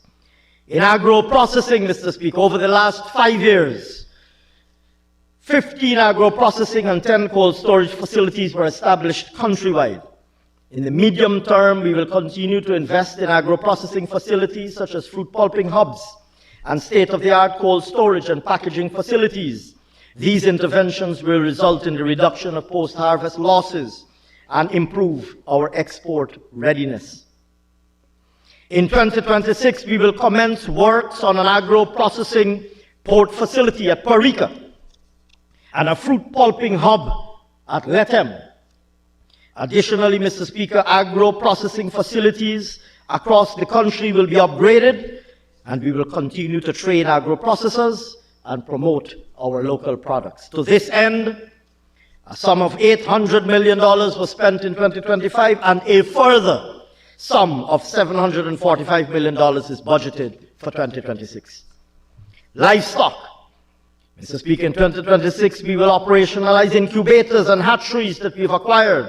We will distribute livestock breeds and other inputs to farmers. We will install equipment in processing facilities to improve quality of poultry meat, and we will continue the development of the honey industry. In 2025, $1.7 billion was spent. In 2026, $1.9 billion is budgeted to continue the expansion of the livestock industry. Fisheries and aquaculture. Mr. Speaker, going forward, we will develop aquaculture hubs and expand cage culture in hinterland communities. We will upgrade marine landing sites and strengthen management systems, having, of course, already commenced doing that. Key interventions will include completing the feed mill and shrimp hatchery, installing an additional 200 tracking devices on fishing vessels, and launching a digital seafood marketing platform allowing fisherfolk to connect directly with local and international buyers. Mr. Speaker, in 2025, $1.7 billion was spent, and in 2026, a further $1.5 billion is budgeted to continue our investments in the fisheries sector. Mr. Speaker, drainage and irrigation. We recognize the importance of critical D&I structures across the country. Mr. Speaker, in 2025, we spent $46.2 billion on critical D&I systems and networks, and this year, $81.9 billion is budgeted. For the agriculture sector as a whole, we spent $84.9 billion last year, and we've budgeted for 2026, Mr. Speaker, $113.2 billion to continue the development of our agriculture sector as a whole. Turning, Mr. Speaker, to sustainable tourism. Mr. Speaker, we in the People's Progressive Party have long recognized the economic potential of the tourism sector, and we've been supporting the growth of the sector with a clear policy direction that will translate to more jobs and more opportunities for persons in the sector. Visitor arrivals have been trending upwards, with record arrivals of 453,489 visitors in 2025, the highest level of visitors ever recorded. Over the next 5 years, we will transform the sector by ensuring sustainable and world-class tourism experiences, expanding air and domestic connectivity, creating jobs and empowering communities, and making travel more affordable for our citizens and for visitors alike. Mr. Speaker, when we returned to office in 2020, we moved swiftly to tackle two of the main constraints to growth in the sector: accommodation capacity and airlift capacity. Mr. Speaker, over the last 5 years, accommodation has expanded by 42%, including 738 new rooms added in 2025 alone.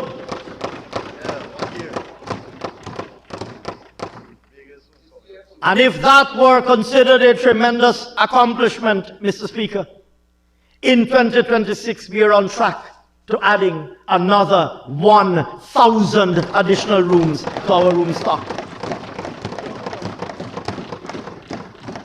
Mr. Speaker, we have increased the total room stock, or we will have increased the total room stock by the end of this year to over 5,000 6,600. Let's get 20 at Yeovil. Not to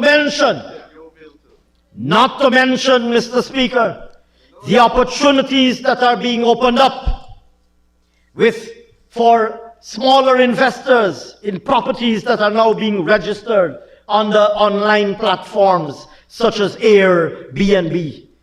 Mr. Speaker, today we have at least 115 properties in Guyana registered on Airbnb with a combined total of 544 rooms available for rent on that platform, generating incomes for Guyanese property owners. They wouldn't understand that, Honorable Vikram Bharat. They wouldn't understand that. That is why they are sitting on that side of the House. Mr. Speaker, in relation to airlift capacity,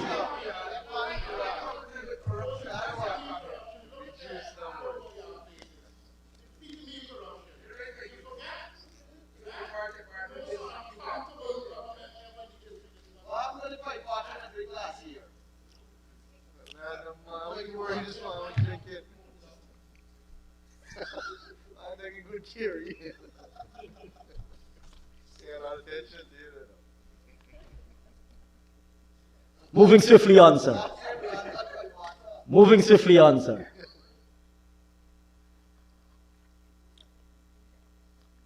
Mr. Speaker,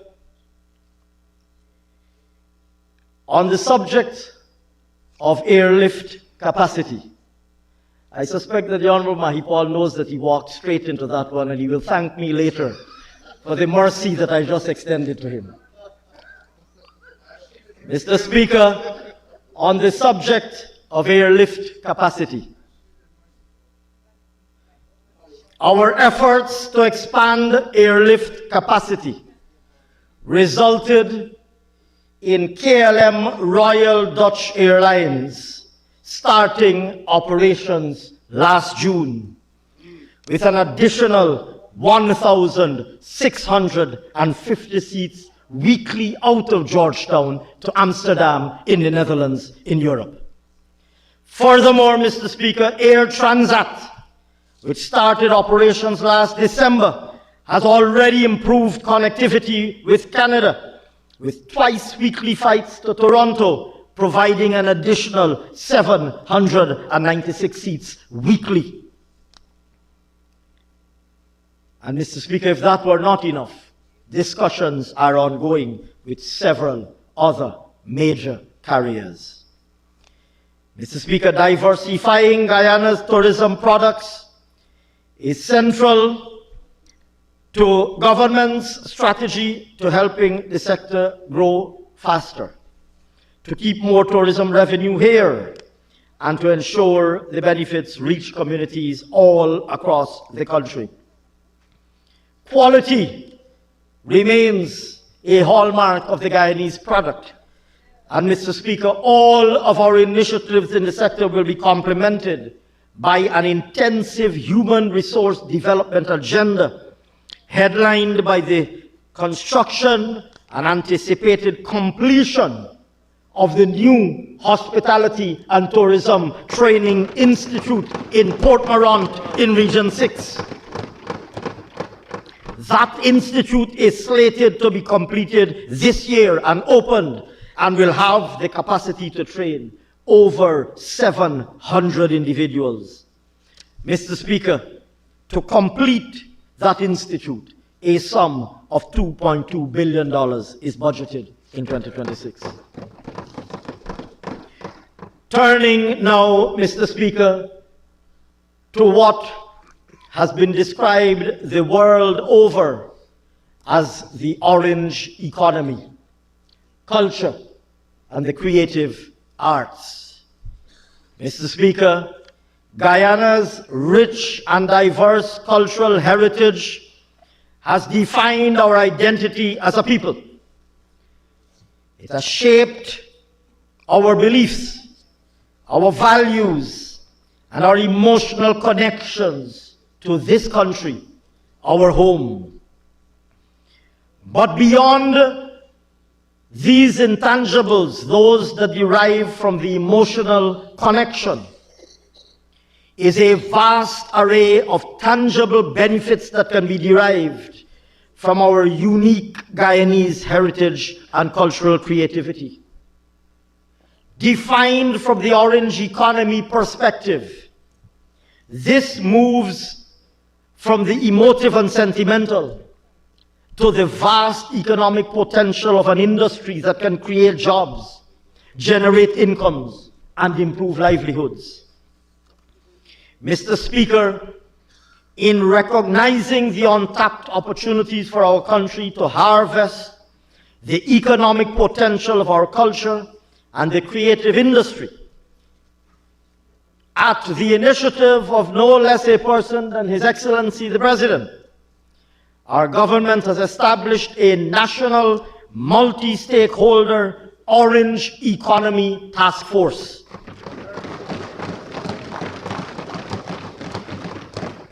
This task force will complete a medium-term strategic plan for this evolving sector, for which national consultations will be held during this year. Mr. Speaker, already 8 key areas have been identified as priorities for development: cultural heritage tourism, gastronomy, literary, visual, performing arts, film, fashion, and festivals. Mr. Speaker, our government has already, as a matter of policy, engaged hundreds of local artists in national events through the year in our commitment to place culture and the arts at the heart of national development. In 2025, we operationalized the Port Morant Recording Studio, and we began construction of 3 additional studios in Bayrock, Reliance, and IFLOT. These are expected to be completed this year. They will provide support, Mr. Speaker, to our incredibly talented young Guyanese to record their own music. We also hosted over 80 events and engaged more than 500 artists. Mr. Speaker, in 2026, we will advance works on the state-of-the-art museum and art gallery, as well as the Palmyra Cultural Market, for which $1.3 billion is budgeted.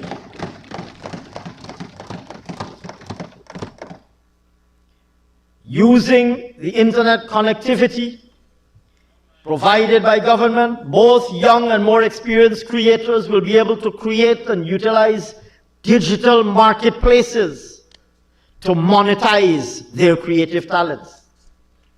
And looking forward, Mr. Speaker, these and other initiatives will serve to position Guyana as a leader in the Caribbean in the creative and cultural industries by leveraging our rich cultural heritage, our diverse artistic traditions, and our vast talent base to drive our own unique Guyanese orange economy. Mr. Speaker, to this end, on cultural initiatives and pursuits in 2025, $3.6 billion was spent. In 2026, a total of $3.7 billion is budgeted to further develop the sector.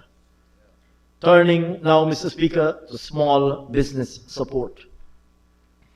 It goes without saying, Mr. Speaker, that micro, small, and medium enterprises play a critical role in stimulating economic growth, creating jobs, and increasing household incomes.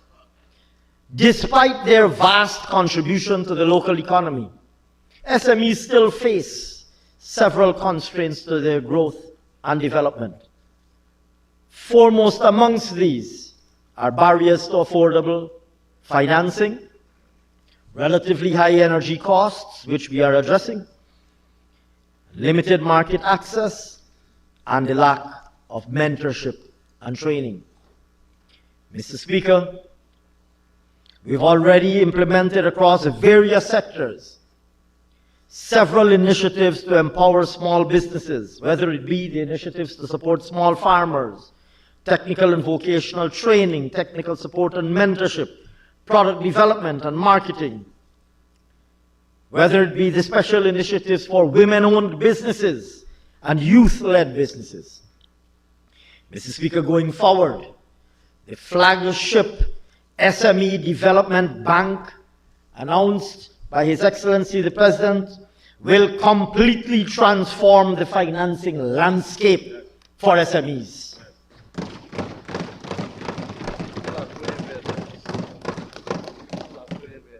This bank will provide zero collateral and zero interest lending for bankable SME endeavors.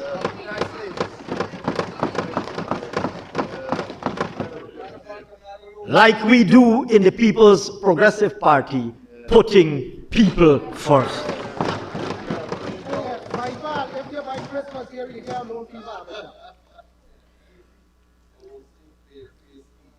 Mr. Speaker, the first 3 million will be available with no collateral or requirement, along with advisory and mentorship support services.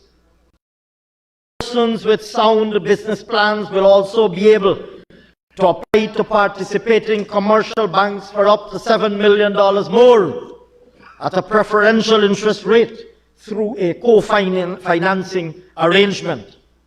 Altogether, Mr. Speaker, these initiatives are intended to bridge the gap between individual ambition and viability of business concepts to ensure that small and medium-sized businesses are able to thrive. Climate services and biodiversity. Mr. Speaker, on the subject of climate, Guyana continued, and His Excellency, the President, continued to provide strong global leadership on the climate agenda by contributing to the negotiations for shaping future carbon market rules, by advancing nature-based solutions, and by advocating for equitable climate financing for forest and biodiversity-rich countries.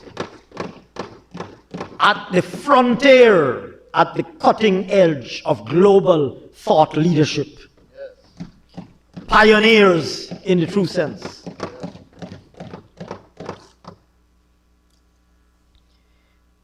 In 2025, Mr. Speaker, we concluded a landmark transaction with a major household-known international company, making one of the world's first voluntary market purchases of jurisdictional carbon credits from a high-integrity national program, the Guyanese program, further validating Guyana's leadership in transparent and credible carbon markets. By the end of 2025, Mr. Speaker, total revenues surpassed $300 million. These revenues are delivering transformative benefits for the people of Guyana through investments which are accelerating across climate adaptation, mitigation, and resilience, and in particular are benefiting our hinterland and Amerindian communities. Mr. Speaker, our government's priority will be to continue to maintain Guyana as a globally significant net carbon sink, that we expand the value of our forests and our ecosystems, that global partners continue to reward high-integrity climate services, and that these revenues strengthen climate security, food security, energy security, and community prosperity. Mr. Speaker, in 2025, we achieved a very important milestone we hosted successfully and we launched the Global Biodiversity Alliance. The GBA Summit convened more than 140 nations and organizations. Under Guyana's leadership, the GBA established a global platform to accelerate biodiversity action. Our engagement with strategic international partners has also delivered on the ambitious vision for the world's first national biodiversity information system, the world's first. This, Mr. Speaker, yet again, positions Guyana as a model worthy of global replication. Mr. Speaker, 2026 will see the launch of the first GBA-supported biodiversity finance instruments, positioning Guyana at the forefront of this emerging global market, while we continue to exemplify a model where nature is valued, communities are empowered, and global climate leadership delivers tangible results for every citizen. Mr. Speaker, I turn now to transformational infrastructure. Go ahead, Ash. Go ahead. Permit me to start with energy expansion Go ahead. and diversification. Go ahead. Mr. Speaker, since August 2020, Mr. Speaker, since August 2020, our government added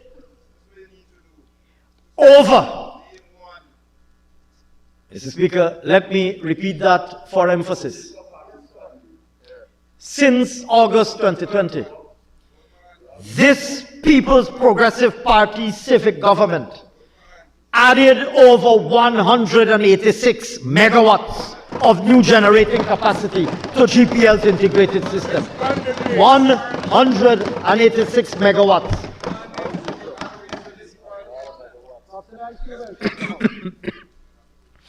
Mr. Speaker, we commenced the upgrade.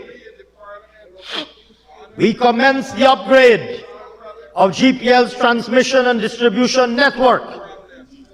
We constructed solar farms at Underneming, Charity, Legwan, Wakenham, Trafalgar, Prospect, Hampshire, Bartica, Madhya, and Latem. Keep going. Keep going. Break out this song. Break out this song. We constructed mini hydropower plants at Mokomoko, Kumu, and Kato.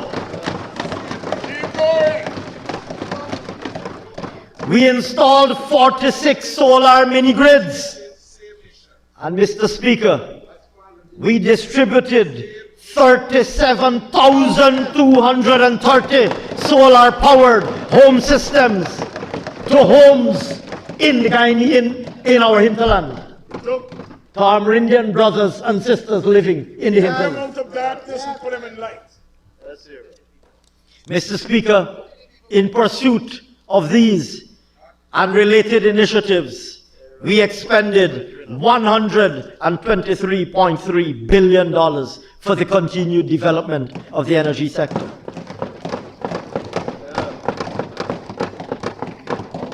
Mr. Speaker, looking ahead, our vision to expand and modernize the energy sector is premised on providing adequate electricity to meet our rapidly growing current and future demand. Producing more affordable electricity, therefore reducing the cost to consumers and improving our competitiveness. Enhancing grid quality, stability, and reliability. And diversifying the energy mix as we advance the steady transformation of the sector to cleaner and more renewable sources of energy. Key initiatives include completing phase 1 of the gas to energy project.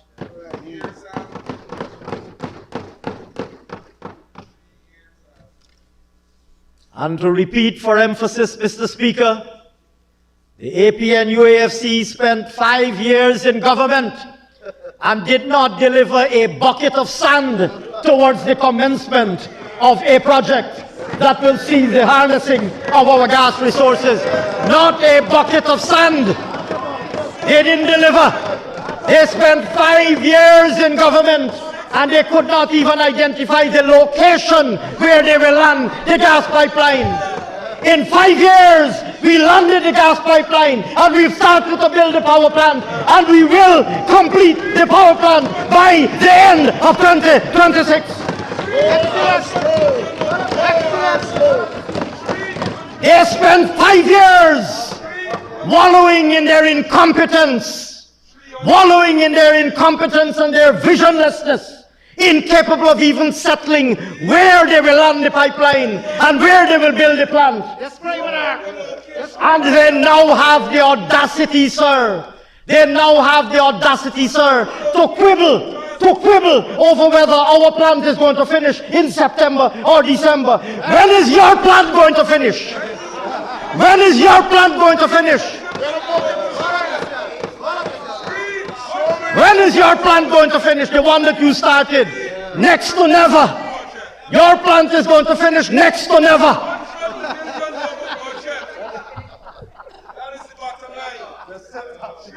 Mr. Speaker, the People's Progressive Party is proud to be the party that will harness the gas resources of Guyana. We are proud that we will be the party in government to build a power plant that will double the energy generating capacity of our country. While those on that side of the house could not deliver 1 megawatt of power fired by our gas resources, leaving the gas resources languishing and unutilized. And they have the audacity to come and quibble about whether it will finish in September or whether it will finish in December. Can you imagine that? Imagine they're quibbling. They're quibbling about when ours will finish. Tell me when yours will start. You are quibbling about when ours will finish. Tell me when yours will start. It didn't start yet. You spent 5 years in government and could not even start a plant. Well, guess what? We will finish the plant. We will finish the plant that you were unable even to start. And we will start the other one, and we will finish that too. And they will still be sitting on that side of the house quibbling about whether our own will done in September or in December. Hear the big drama, Mr. Speaker, hear the big drama about whether it will finish in June or September or December. Guess what? The People's Progressive Party gas to energy project will finish. Up to AFC gas to energy project, it even start. And it will never start. It will never start. Mr. Speaker, The only gas that they pass in is flatulence. That is the gas to energy project that they tell them, Honorable Charles Ramsey, tell them. That is the gas to energy project, the flatulence. Our deadline is the deadline to complete. They missed the deadline to start. I am proud that we are quibbling over the deadline when we will finish. Imagine you miss your deadline to start. The only thing I know what is a buttercup tree you have to put a parliament building. Here, and they want to know why they are sitting on that side of the house. They are grateful to be sitting. They are grateful to be sitting on that side of the house. Look at them, proud to actually have made it to an opposition seat. Imagine being reduced to being proud. Imagine being reduced to being proud to making the cut so that you can get a little opposition seat. 12 feet. 11 and a half.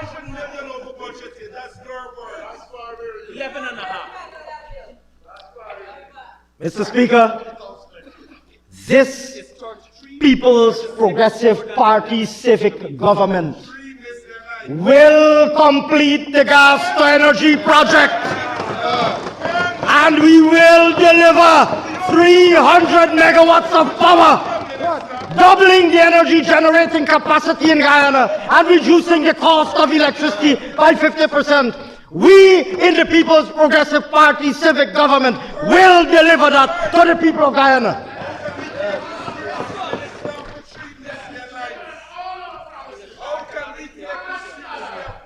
Even more so, Mr. Speaker, we will deliver phase 2. Mr. Speaker, we will not only complete phase 1, we will commence and complete phase 2. Yes. And then we will turn to the third plant in Palmyra. Yeah. Go to Wales and see the plant, and then tell us where the new plant is.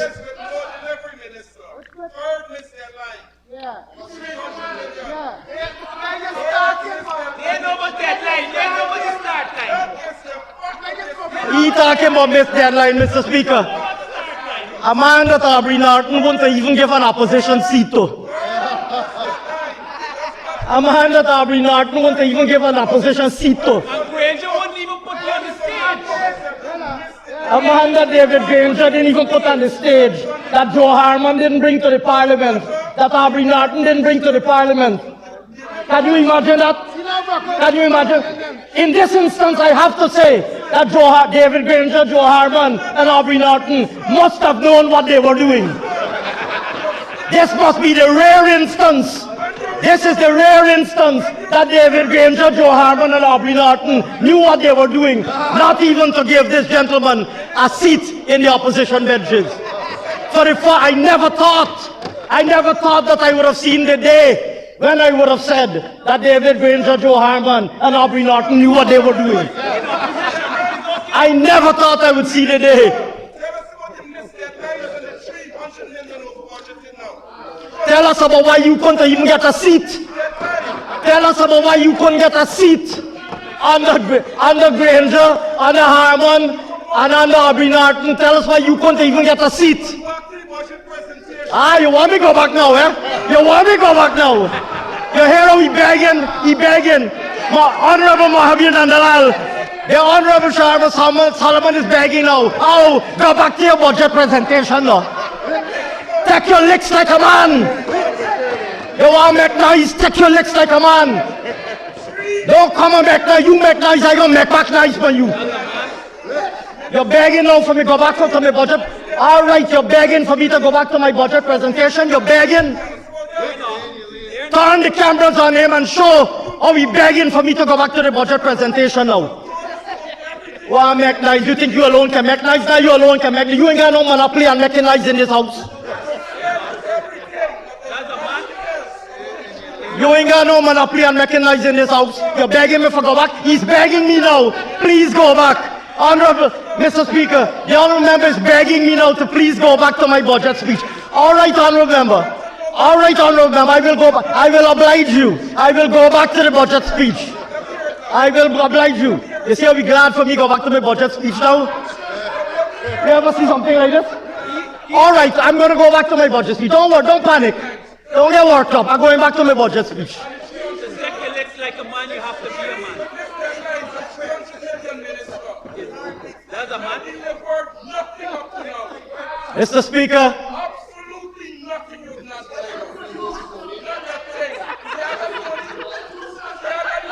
Mr. Speaker. He was the chairman in Region 10, and we're going to take over the all the seats. He was the chairman. We're going to take over all the seats. He was the chairman. He was the chairman? Yeah, that chairman. We're going to take over all the seats. What is this I'm hearing? What is this I'm hearing?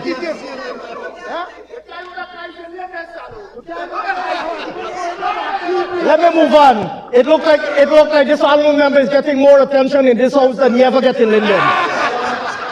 Let me move on. Mr. Speaker, from what I'm hearing, the honourable member is getting a lot more attention and traction in this House than he ever got in Region 10 or in Linden. Moving swiftly on, sir. Moving swiftly on.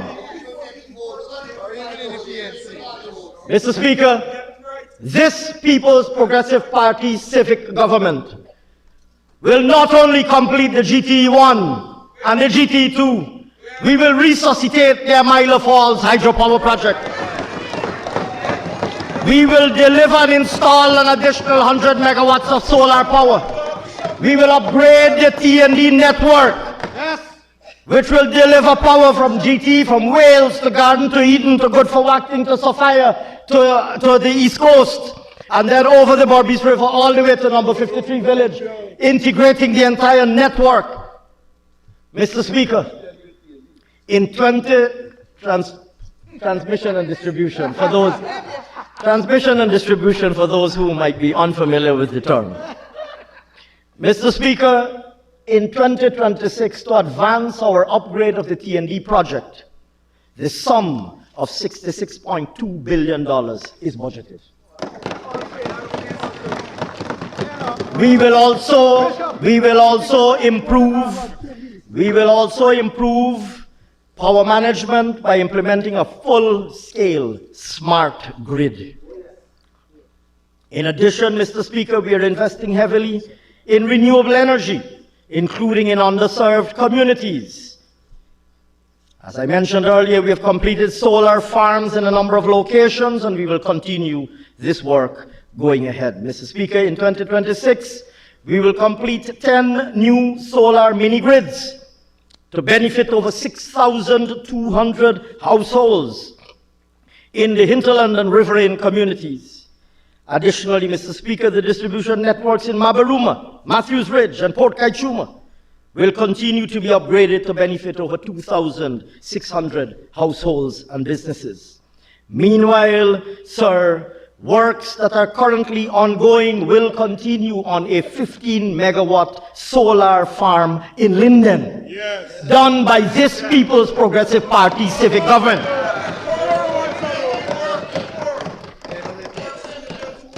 The sum, Mr. Speaker, of $6 billion is budgeted for renewable energy intervention. Mr. Speaker, in 2026, a total of $119.4 billion is allocated for the continued implementation of our energy strategy. Turning now, Mr. Speaker, to road transport infrastructure, roads and bridges. Mr. Speaker, we are investing heavily in transport infrastructure with the aim of facilitating closer integration and more trade with our neighbors, improving connectivity between main population centers, easing congestion and improving commute, and opening up new productive lands. Through these, we are unlocking greater economic opportunities, and we're improving the quality of life of our citizens. Key achievements to date include construction of the Heroes Highway and the Ogle to Eccles Highway, which connect the East Coast Demerara and East Bank Demerara corridors. Completion of the flagship Barra Jagdeo Demerara River Bridge.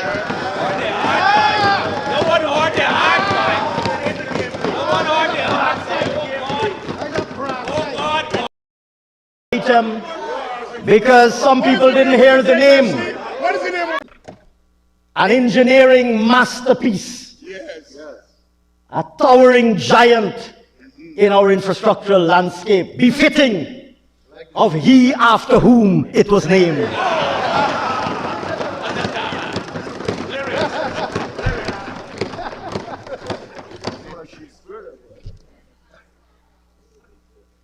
Mr. Speaker,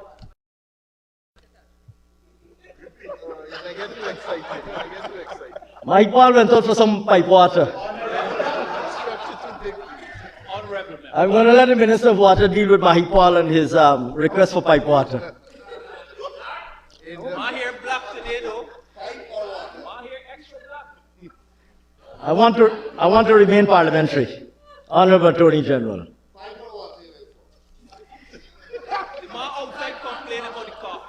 Moving swiftly on, sir. We also completed this Cunard to Crane Highway, improving interregional access, because of course it is linked to the Barajagdeo-Demerara River Bridge. We constructed 85 kilometers of paved roads and 45 concrete bridges along the Linden to Lethem corridor. And we upgraded several critical hinterland arteries, such as Komaka to Kwebana, Wauna to Settlement, Karasamai to Paramakatoy, just to name a few. Just to name a few. And if I were to name all, we would be here all night. I have a very short time allocated to me, and I don't want to utilize it by naming all of the roads that we've built. Please constrain yourself.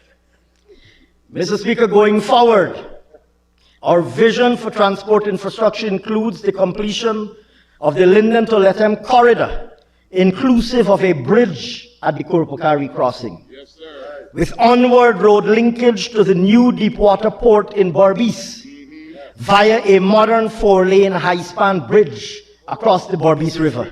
Yeah.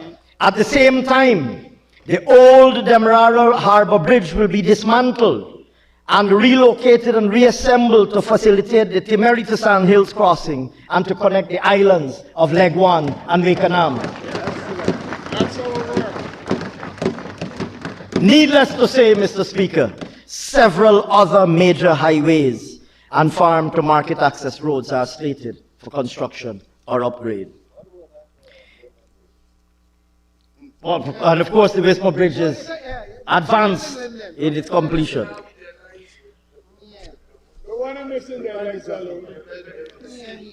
Mr. Speaker, in 2026, key major projects include continuing the railway embankment 4-lane highway from Sherry Street to Orange Nassau and onwards to the Mahika River Bridge. For that project, $6.1 billion is budgeted. The next phase of that project will extend the 4-lane highway all the way to the Edward. That is expected to commence in 2026. We're continuing the Ogle to Eccles Highway onwards to Providence and then to Diamond to provide additional access to the East Bank of Demerara and to the West Bank of Demerara, for which $13 billion is budgeted. We will continue the Heroes Highway from Busby Dam to Land of Canaan, for which $28.6 billion is budgeted. And this highway will eventually, of course, go all the way to the Susdike to Linden Highway. We will continue the upgrade of the good success to Timeri Road on the East Bank of Demerara, for which $8.4 billion is budgeted. We will continue the Susdike to Linden Highway, for which $13.1 billion is budgeted. We will complete the Linden to Mabura Hill Road, for which $10.4 billion is budgeted. We will commence, as I mentioned earlier, the Mabura Hill to Kurpakari Road, for which $7.6 billion is budgeted. We will advance construction of the Palmyra to Molson Creek Road in Region 6, the 4-lane highway from Palmyra to Molson Creek. A sum of $15.1 billion is budgeted for that. We will advance the Parika to Goshen Road and the Sand Hills to Macquarie Link. A sum of $6.5 billion is budgeted for that. And the list goes on and on. Mr. Speaker, for community roads alone, we spent $55.6 billion in 2025, and we've budgeted an additional $40.2 billion in 2026. For hinterland roads alone, we have spent $14.2 billion in 2025. We have budgeted another $10 billion for hinterland roads alone. Mr. Speaker, we will also, recognizing the increased volume of traffic on our roads, we recognize the importance of road safety and the durability of our roads network. We are rolling out a fully automated speed ticketing system as part of a broader safe road intelligence system that uses advanced cameras and radar speed guns to allow for real-time offense detection and automated issuance of tickets. And of course, ensuring equitable, consistent, and timely enforcement of our traffic laws. Mr. Speaker, in 2026, $382.9 million is allocated for this initiative. We will be installing this year 8,000 auto control speed regulators on trucks to limit the speed of those trucks, known as the governors.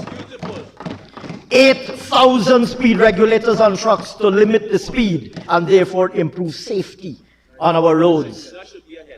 And importantly, Mr. Speaker, we will confront the long-standing challenge of heavy-duty trucks parked along public roadways, posing safety risks, exacerbating congestion, and we will develop dedicated parking facilities for such large vehicles. An initial facility is planned in Grove to accommodate over 390 trucks, and we have plans to roll this initiative out wider afield. Mr. Speaker, in order to ensure the structural integrity of our roadways, we are placing renewed emphasis on weight control and on the enforcement of applicable speed limits. In 2025, 20 weigh-in-motion scales and 400 vehicle clamps were procured. In 2025. In 2026, we will continue to establish additional testing sites. And where needed, we will strengthen the legislative and regulatory framework to ensure that we are able effectively to enforce a maximum weight limit on trucks. Mr. Speaker, for the development of our roads and bridges network, a total of $196.1 billion is budgeted. Transforming the transport infrastructure of our country. Turning, Mr. Speaker, to air transport.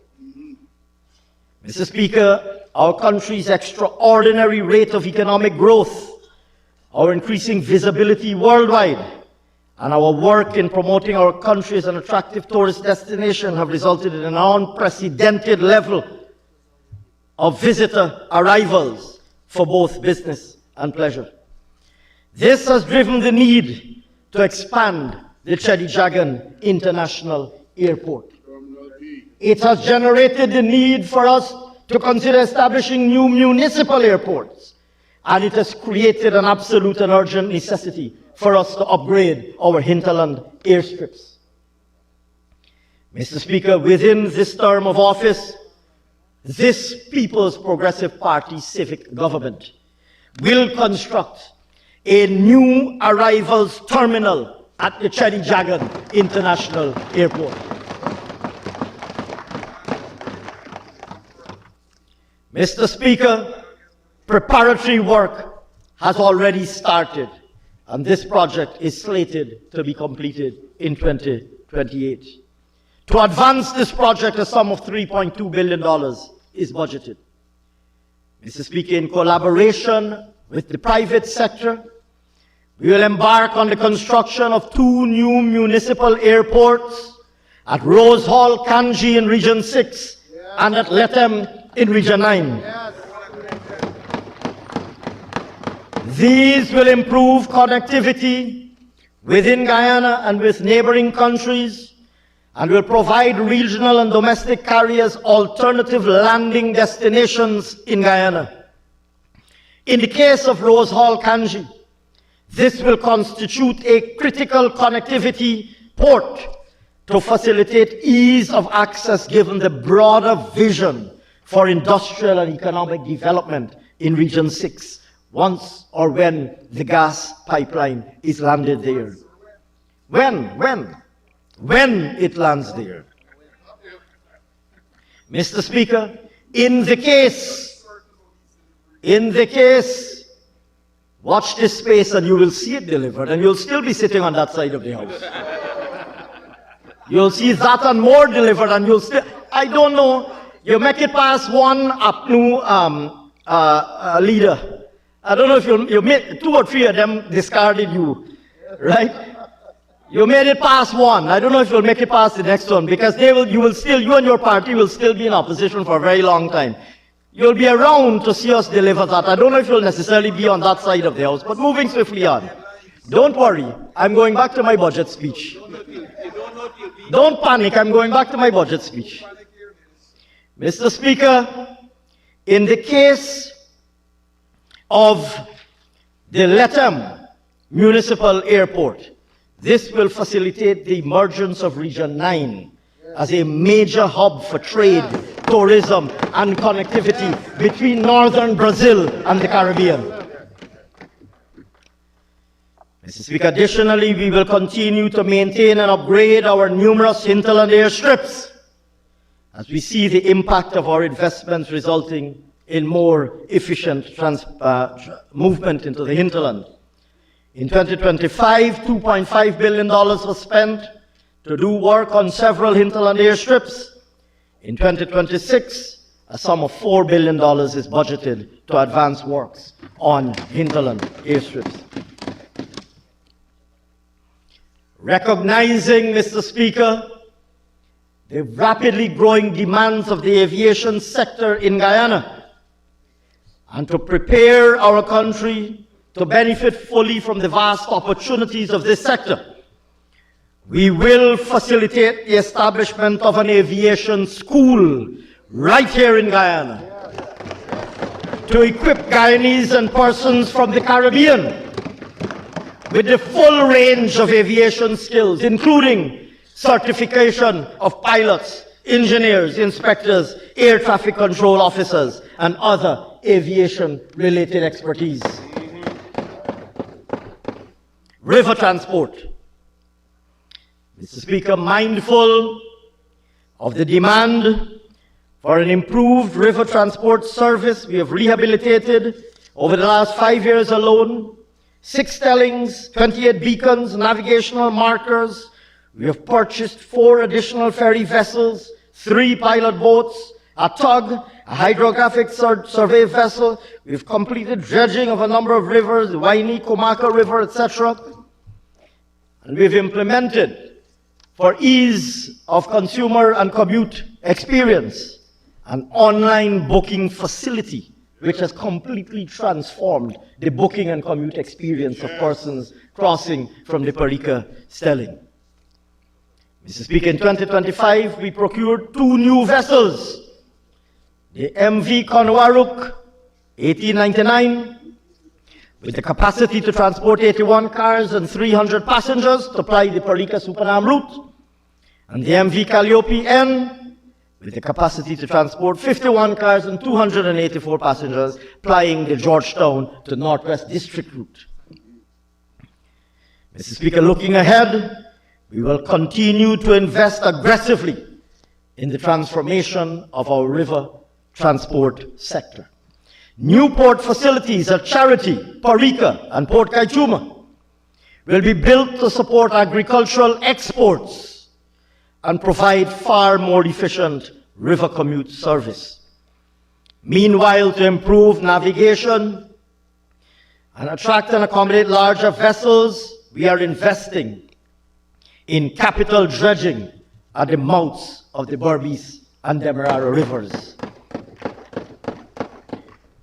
Mr. Speaker, in 2026, the sum of $2.2 billion is budgeted to advance the construction of the new Parika Ferry, Stelling, and Waterfront Development Project. This, as I mentioned earlier, will transform the old Parika Stelling into an international port of entry and as a major hub for tourism, agriculture, and shipping. Additionally, the sum of $6.3 billion is allocated to advance dredging activities at the mouth of the Demerara River. Mr. Speaker, in 2026, the sum of $11.2 billion is budgeted for the river transport sector. Sea and river defense. Mr. Speaker, it goes without saying that when we speak of resilience, risk of coastal degradation and overtopping, mangrove depletion, and the constant cycle of erosion and accretion, due to climate change are very real risks that we face on an ongoing basis.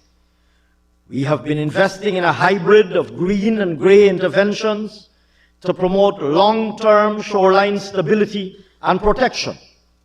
To this end, over the last 5 years, we constructed over 35,300 meters of new sea defense, and we maintained over 425,800 meters of existing sea defense, and we developed over 6,000 hectares of mangroves. We spent, Mr. Speaker, a total of $12.6 billion on sea and river defense. And in 2026, to advance those works, including in such areas as Belladrum, Cullen and Lajalasi, amongst others, we have budgeted a sum of $11.3 billion. Turning, Mr. Speaker, to social services, education.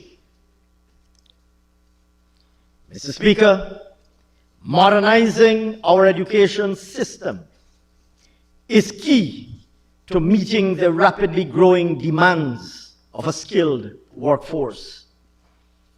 It is also key to empower our citizens to take advantage of the opportunities that are becoming available to them.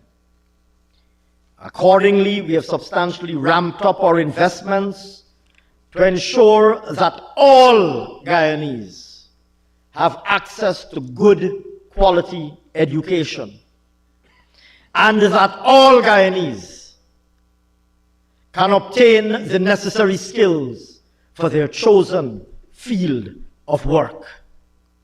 Our investments are focused on expanding physical access and quality of delivery.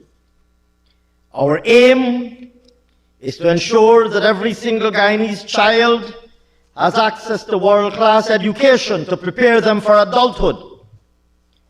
And we aim also to ensure that every single Guyanese person, regardless of age, has access to educational opportunities to upskill or reskill themselves. With that in mind, we also aim, Mr. Speaker, to provide greater flexibility in terms of the mode of delivery and the means of access, including with the use of modern digital technology. Mr. Speaker, in the area of upgrading and expanding schools infrastructure, in 2026, we spent $36.3 billion to construct more than 100 new schools across the nursery, primary, and secondary school levels, and to maintain school buildings countrywide, the most aggressive build-out of schools infrastructure in the entire history of our country.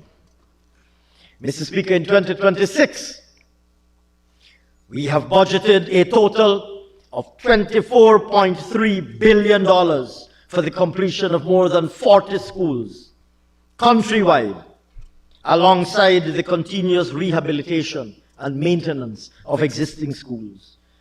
We will also advance construction on student dormitories in several hinterland communities, including Jawala, Port Kaichuma, Santa Rosa, Waramadong, amongst others. Improving the number of trained teachers. Mr. Speaker, when we came into office, we said we want to achieve a public education system where all teachers are trained. Hence, today, Mr. Speaker, every single teacher in the public school system is either a trained teacher or is in training. An achievement that has never before been recorded in this country. Mr. Speaker, the Cyril Potter College of Education trained over 5,000 teachers over the last 5 years. Last year alone, 1,345 graduated.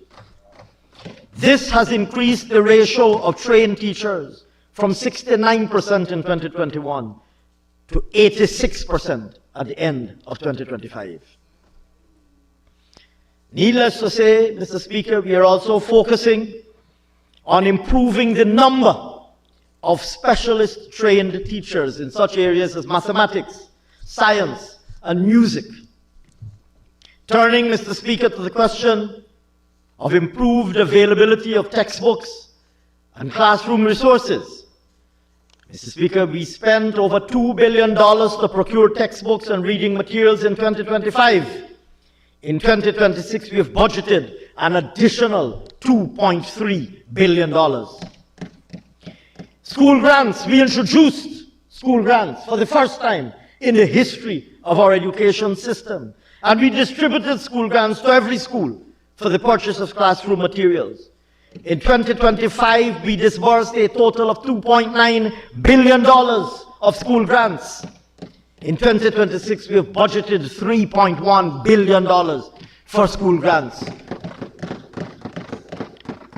The Learning Channel and the digital school, deployment of digital technology to deliver Guyana under President Ali's leadership, making the Guyana digital school publicly and freely available as a regional public good.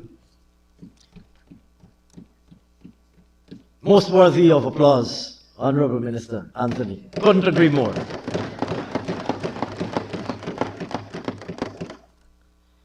Mr. Speaker, over 22,000 students registered with the Guyana Digital School. Over 22,000 students registered with the digital school. It is expected that all grades at the secondary level will have access by March 2026. Mr. Speaker, this is revolutionizing access to educational content because it is making the curriculum available for free for supplementary education if children and their parents choose to use it for that purpose. Mr. Speaker, in 2025, we spent the sum of $310.5 million. In 2026, we've budgeted the sum of $176.1 million to continue to roll out the Guyana Digital School initiative. School feeding. Mr. Speaker, approximately 110,500 children in all nursery and all primary schools are benefiting from the National School Feeding Program. And nearly 4,600 children from 29 secondary schools in hinterland and riverine areas are also benefiting, this time from hot meals. Mr. Speaker, in 2026, we have budgeted the sum of $7 billion to continue the National School Feeding Program. Mr. Speaker, cash transfers and financial support. Mr. Speaker, the $50,000 per child Because We Care cash grant, which was callously and unconscionably taken away from the children of Guyana when the APNU AFC was in government. A cash grant that we were providing long before we started producing oil. Without a cent of oil money, the People's Progressive Party was providing a cash grant to the children of our public schools. The APNU AFC came into government, Mr. Speaker, and took that cash grant away. Some will say, snatched that cash grant. The Honourable Minister of Education, who I know feels very passionately and emotionally about this matter, snatched. The APNU AFC snatched this cash grant from the children of Guyana.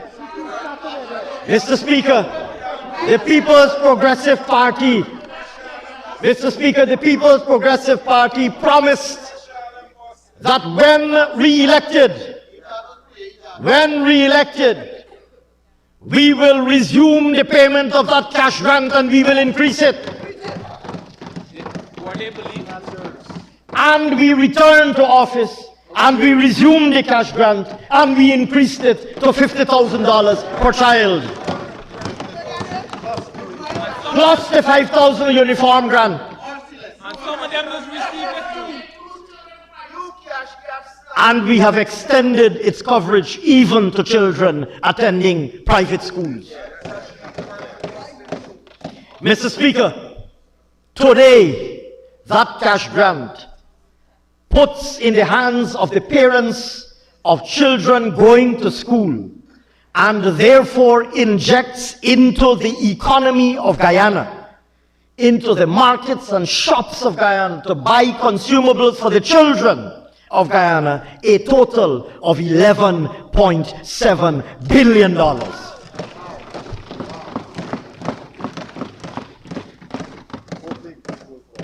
Needless to say, Mr. Speaker, the distribution of these grants will continue in 2026.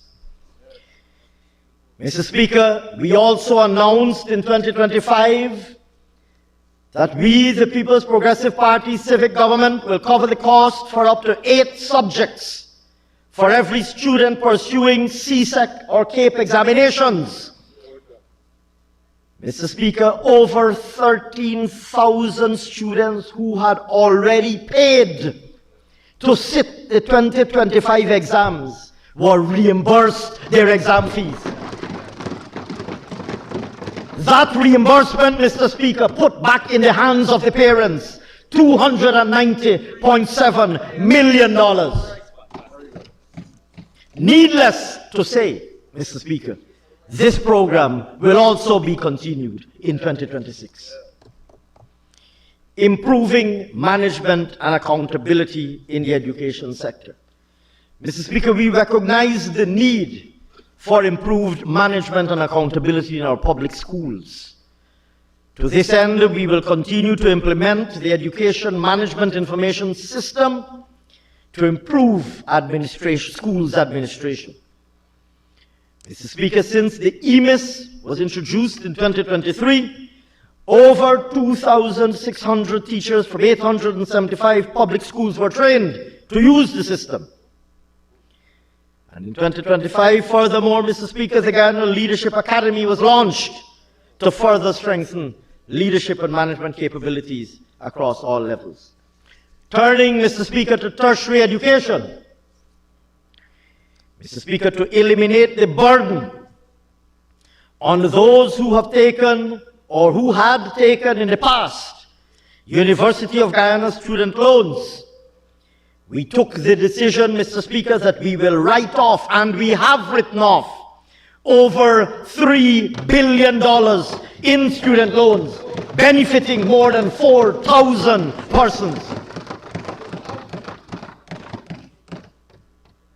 Mr. Speaker, needless to say, we, in and of the People's Progressive Party civic government, will continue the write-off program in 2026. Mr. Speaker, since we abolished tuition fees for UG, the number of applications to pursue higher education has skyrocketed. From 17,800 applications in the 2024-2025 academic year, from 17,800 to 26,000 in the 2025-2026 academic year. From 17,800 to 26,000, Mr. Speaker.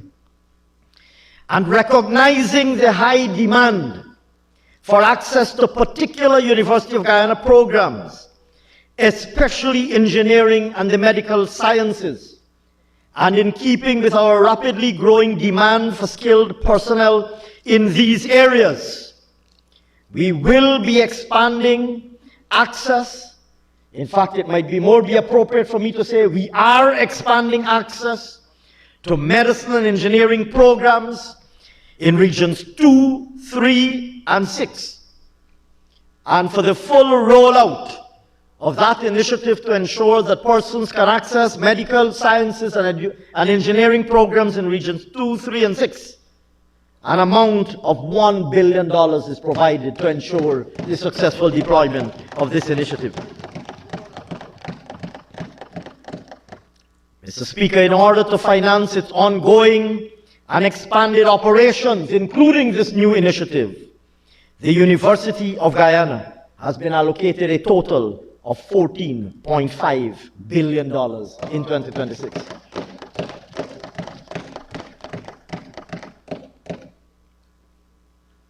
Mr. Speaker,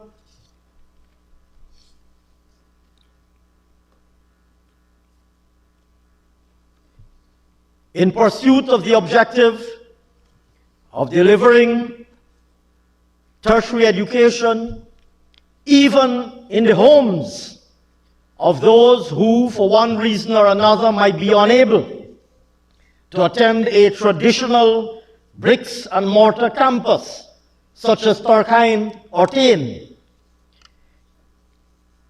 We promised in our manifesto in 2020 the delivery of online scholarships. That led, sir, to what has now become known, indeed what we implemented immediately upon entering office, and what is known as the Guyana Online Academy of Learning. Mr. Speaker, that program has seen us exceed our manifesto commitment and has seen a vast upsurge in demand for scholarships, and in fact an expansion in the range of programs that it offers. So much so, Mr. Speaker, that in our 2025 manifesto, we undertook to offer, we committed to offer an unlimited number of scholarships to all eligible Guyanese. If you apply and you get admitted to the program on the goal and you want a scholarship, the People's Progressive Party civic government will give you that scholarship. And you will do your course and you will get your certificate and your degree and your master's degree and even your PhD. And you will be able to take advantage of better employment opportunities, progressively better employment opportunities over the course, over and beyond the course of your studies. Mr. Speaker, in 2025 alone, we awarded 10,805 scholarships.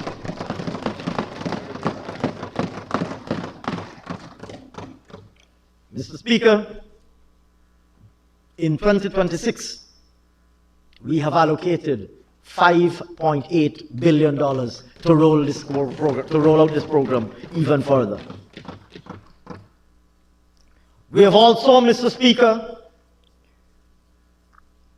in pursuit of our objective of ensuring that our public officers are upskilled, are able to explore new vistas of opportunities and acquire new skills, whether it be information technology or digital skills, whether it be language and linguistic skills, whether it be technical areas. We have rolled out a public service upskilling platform in partnership with Coursera. And today, a wide range of online professional courses are available to our public servants free of charge.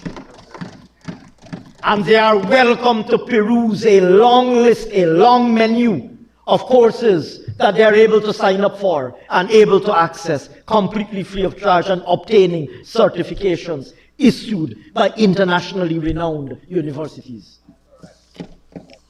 Offered, Mr. Speaker, by the People's Progressive Party. This is another one of them who has a problem paying attention. This is another one of them who got a problem with paying attention, like he now wake up. Like he now wake up. Remember, Mr. Campbell, you need to crack the whip. You need to crack the whip. You have a lot of MPs who are sleeping in the house. You need to crack the whip, or like you sleeping on the job too. You need to crack the whip. You got a lot of MPs sleeping on the job. You came late. You missed the UG gaff. Crack the whip, or else we'll have to get Honorable Gail Teixeira to crack the whip on you. Or, oh yes, they can't figure out where the chief whip will come from, no? That's the problem. They can't, oh, I forgot. APNU wanted their own chief whip. I had forgotten. APNU wanted their own chief whip, and they were told, no. the opposition gets one chief whip. They wanted their own chief whip. You know, APNU has now become three parties over there. I hear they say they want three chief whip. You know why? You know why? Because they need good licks. They like tech licks. One whip ain't good enough. They want three. They want three whip. You should have been here to listen. You were not here. As usual, clueless. As usual, clueless. Pay attention. You are incompetent, honorable member. Honorable member, the inattentiveness and incompetence of APNU. I'm inviting the people of Guyana to view the video of APNU AFC, of APNU MPs repeatedly asking questions about matters that were just discussed under the leadership of Honorable Campbell. Under the leadership of Honorable Campbell. Listen, listen to what was being said in the House. Don't come in the House. Don't come in the House late. Don't come in the House late and asking questions. I'm not here to repeat things for you. I'm not here to repeat things for you. Let me start talking about poetry. If you got a problem paying attention, I'm not here to solve your problem.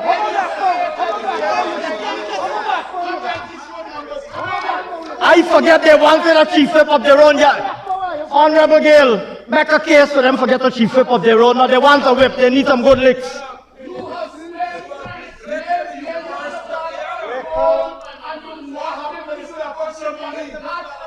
Somebody somewhere is paying attention to you. Somebody somewhere is paying attention. Check in, Gale. Somebody somewhere. It's certainly not us. Let's move on. Let's move on.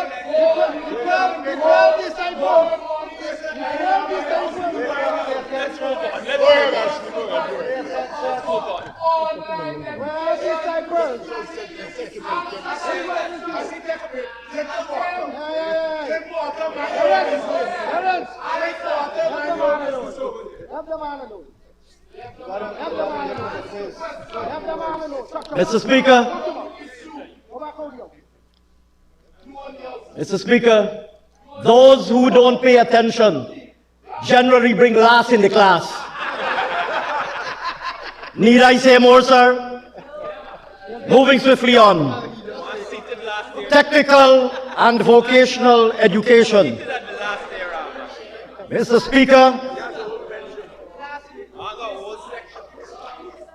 Speaker, this People's Progressive Party civic government. Last in the class. Don't pay attention, that's why. He's there for a reason. What do you think? Mr. Speaker. Mr. Speaker.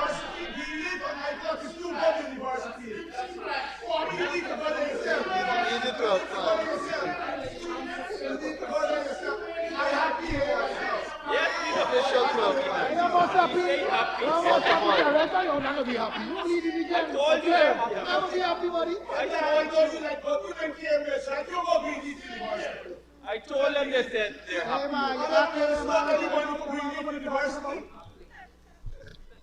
Moving swiftly on, sir. The gentleman has found his voice. You know this? Makes no sense. The gentleman has found his voice. Mr. Speaker.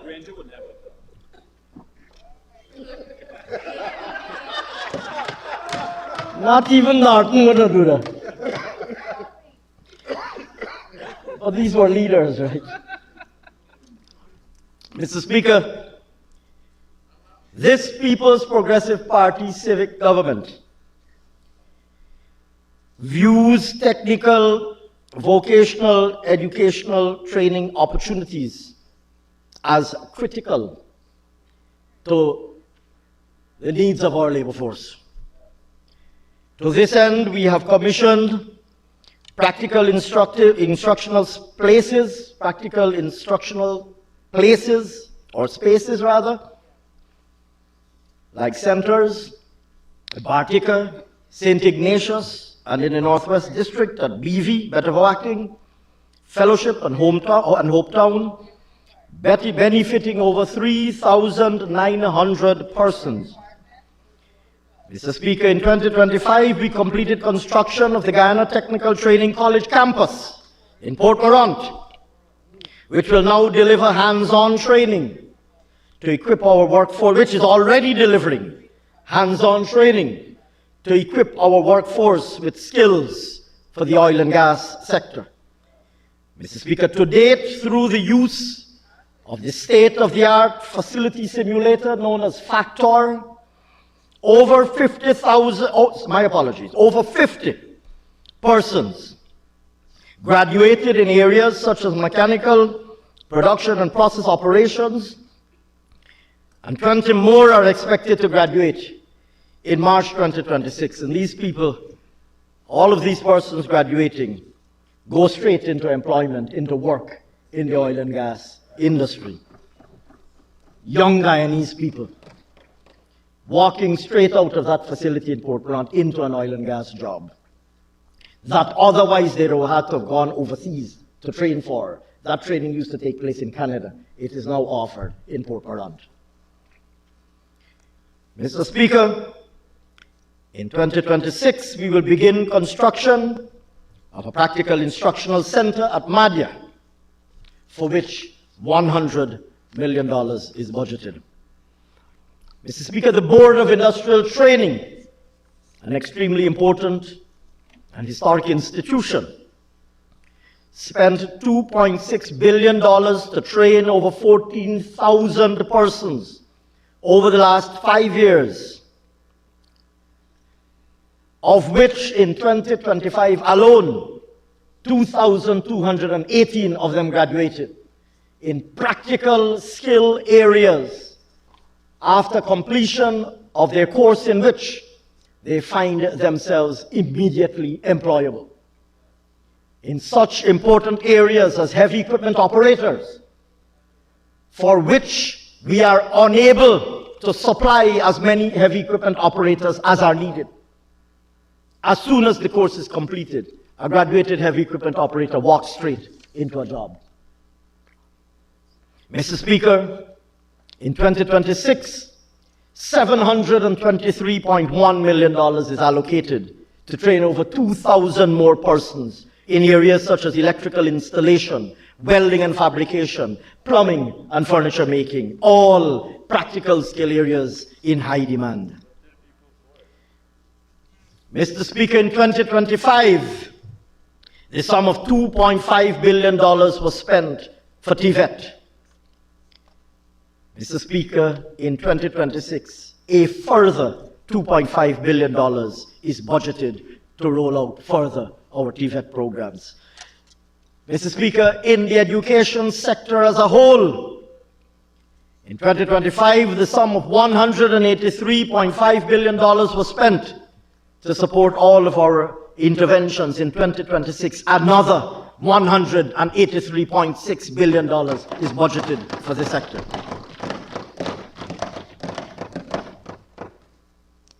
Mr. Speaker, turning to the health sector, our aim is to deliver a modern, world-class health sector that ensures access to state-of-the-art medical facilities and equipment, the timely availability of drugs and medical supplies, and the integration of digital technologies. Facilities, equipment, and drugs.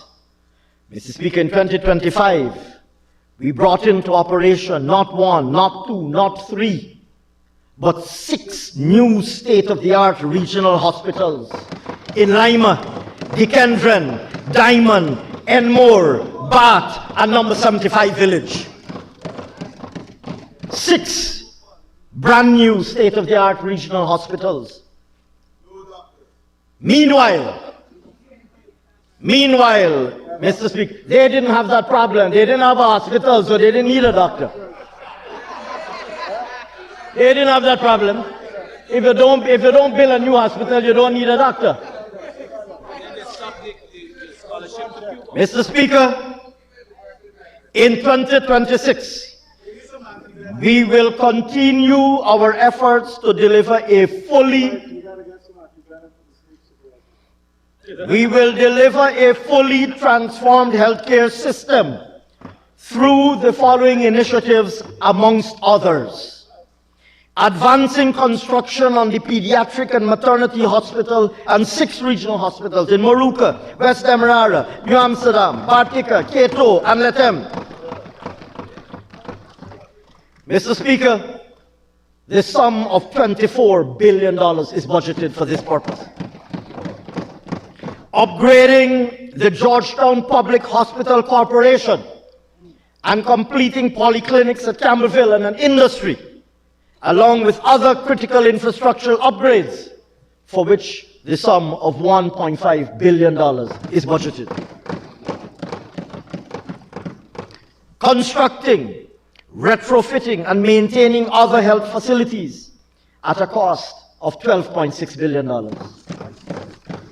Constructing the new National Neurological Rehabilitation Center to provide specialized clinical care and long-term management of brain injuries, such as stroke, head and spinal cord, and neuromuscular disorders, and a modern oncology center to provide a comprehensive patient-centered cancer care facility, for which $1.1 billion is budgeted. Mr. Speaker, a critical aspect of our healthcare delivery is the expansion and upgrade where needed of our fleet of medical equipment. In 2025, the sum of $4.6 billion was expended, and in 2026, another $3.1 billion is budgeted for several key initiatives. These include the installation of an MRI machine and an additional CT scanner and cath lab for the GPHC. The installation of an additional 50 telemedicine sites to serve our most remote communities and improve their access to specialized care, no matter where they live. The integration of AI-supported diagnostic systems for the improvement of clinical decision-making and to upgrade the quality of healthcare provided. Mr. Speaker, the timely and adequate delivery of drugs is essential to ensuring quality care to the Guyanese people. As such, we have budgeted for the following key initiatives: the construction of 5 regional distribution centers in Mabaruma, Onderneming, Williamsburg, Letem, and Bamia. Investing in the modernization of the drug supply chain management system through advanced warehousing, inventory tracking, and medication dispensing systems. And then, of course, Mr. Speaker, the supply and delivery of drugs and medical supplies, of which $30.3 billion was spent in 2025, and an additional $34.9 billion is budgeted in 2026. I turn now, Mr. Speaker, to the electronic health record system. Mr. Speaker, a flagship undertaking in the health sector is the digitization of the healthcare system through the implementation of a national electronic health record system, a single integrated system that allows medical records to be available universally across the system-wide, instantaneous availability. The aim is to provide a comprehensive solution to capture, store, manage, and share health-related information, with the very obvious advantages of enhancing patient care, reducing waiting time, etc. We began the rollout at GPHC A few weeks ago, my distinguished colleague, the Honorable Minister Frank Anthony, launched it at the Festival City Polyclinic. Regrettably, I was unable to avail myself of your invitation, Honorable Minister of Health, but I hope that I will repair that deficiency at an appropriate opportunity in the future. The system now allows online appointment bookings, digital medical history, and seamless data access across the entire system. We expect this system to be fully implemented at GPHC within the first half of 2026, and we've budgeted $764 million to achieve that objective. Human resource capacity, we are training in the health sector like we have never trained before. Mr. Speaker, work will be advanced in 2026 on 2 health sciences training complexes, one in Region 2 at Saudi and one in New Amsterdam. We have budgeted $1 billion for those 2 to be advanced. We have trained through GPHC's residency program a total of more than 30 doctors last year. We'll be training another 162 in 2026 to specialize in various areas: neurosurgery, urology, intensive care, just to name a few. We have increased, as I mentioned earlier, the capacity of the UG College of Medical Sciences to accommodate students in the regions. Decentralizing. We have introduced the pre-med program, a brand new program introduced by the health sector in collaboration with the University of Guyana, to make available the pre-med program in regions 2, 3, 6, and 9, allowing people an alternative or new pathway and access through without having necessarily to come to Turkine. We have trained in 2025 alone 2,862 nursing and allied health professionals. And in 2026, we will train an additional 5,440 persons in these areas. And Mr. Speaker, these are not only training to give them a certificate. These people complete these training programs. These trainees, these young Guyanese boys and girls come in, get this training program, compliments of the People's Progressive Party civic government, and when they complete their training programs, they walk straight into a job in the public health care system. 2,862 of them did that last year, and this year, 5,440 of them will be doing that. They are young Guyanese boys and girls. We have launched the Digital Health Training Institute to train professionals in health informatics, and the list goes on. The list goes on, Mr. Speaker. And were I to exhaust the list, I would detain you, Mr. Speaker, until tomorrow. Not that I would object to that, Mr. Speaker.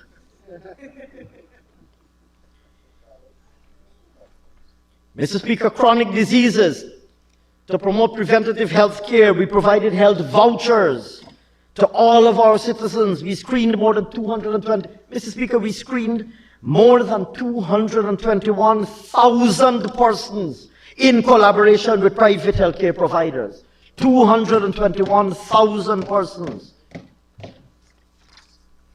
Mr. Speaker, looking ahead, we plan to strengthen preventative medicine programs, dialysis, deploying dialysis machines in the regional hospitals, bringing dialysis treatment available to our citizens. We will expand programs to reduce the incidence of diabetes, hypertension, etc. Turning, Mr. Speaker, to mental health, we have established a suicide prevention hotline. We will continue to decentralize mental health services, etc.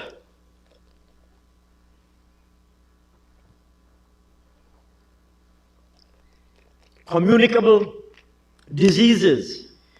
Mr. Speaker, communicable diseases continue to pose challenges, and we've implemented a range of measures to strengthen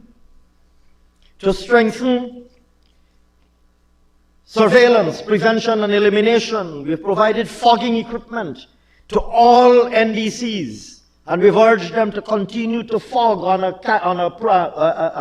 timetable to intensify larviciding measures for the elimination of malaria and dengue.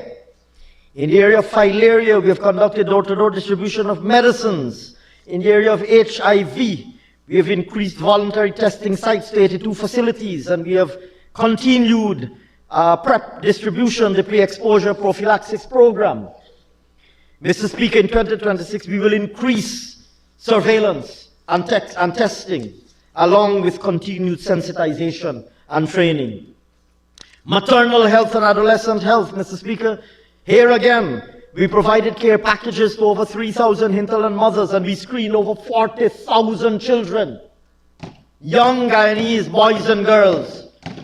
Mr. Speaker, in 2026, an additional 98,500 students will be screened, including an expanded preschool child health screening program. Emergency medical service. Mr. Speaker, this is a major initiative. We are currently preparing a major overhaul to the emergency medical system, or EMS as it is commonly known, to operationalize a new Guyana Emergency Medical Authority. Mr. Speaker, with the establishment of the Guyana Emergency Medical Authority, the entire EMS will be strengthened and expanded. We will acquire additional ambulances to bring the entire fleet under a single integrated management structure. We will advance efforts to develop the workforce, including recruiting and training EMS professionals. We will add to our telehealth framework. We will develop organizational structures. We will integrate dispatch centers. We will optimize resource management systems. We will incorporate data-driven performance analytics so we know where the equipment is at any point in time, and optimal deployment of the equipment in cases of emergency. And we're doing this in collaboration with world-class partners and expertise. Mr. Speaker, for the deployment of the Guyana Emergency Medical and the implementation of this world-class EMS system, we have budgeted this year $3.7 billion. Mr. Speaker, in 2025, a total of $136.6 billion was spent in the health sector. Mr. Speaker, in 2026, a total of $161.6 billion is budgeted to further propel our health sector. Turning now, Mr. Speaker, to the housing sector.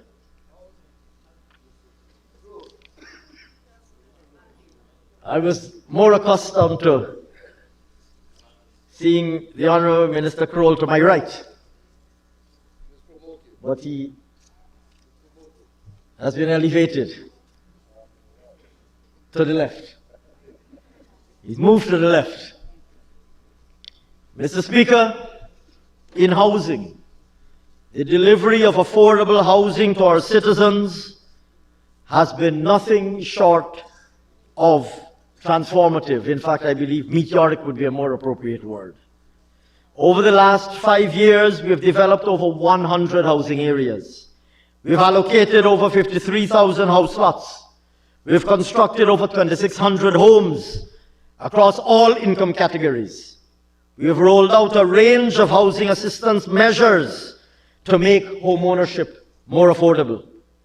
These include measures such as the removal of VAT on locally produced building materials, increases in the ceiling on low-income mortgages at commercial banks, increased ceiling on housing loans at the New Building Society, and the doubling of the mortgage interest relief cap.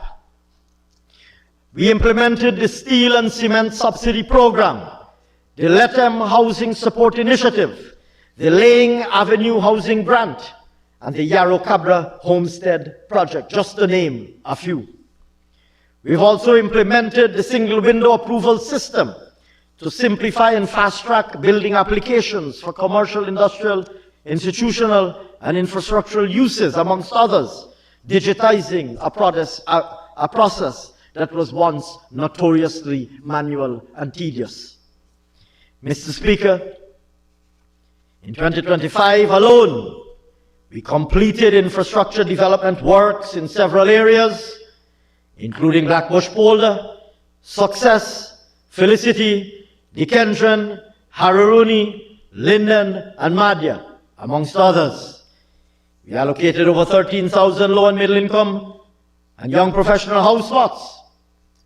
And we constructed several houses and distributed over 5,500 land titles and transports.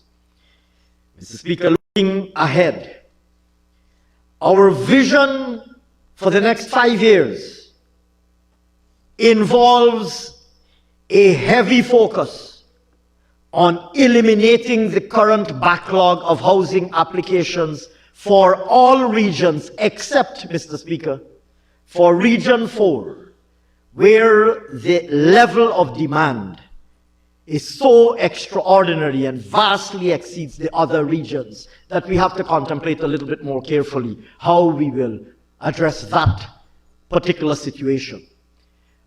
The level of demand for Region 4, for obvious reasons. Region 4, which is proximity to Georgetown, East Bank, West Bank, East Bank, East Coast, and then of course proximity to West Bank in Region 3. Region 4 has very high demand. But our aim is to eliminate the backlog in every other region. And Minister Kroll and Minister Ben have already started this work. Mr. Speaker, we will create new housing stock by constructing new housing areas and upgrading existing ones. We plan to build over the 5-year period 40,000 new homes because of the tremendous demand for turnkey homes and the strong preference that is being expressed for turnkey homes instead of house lots.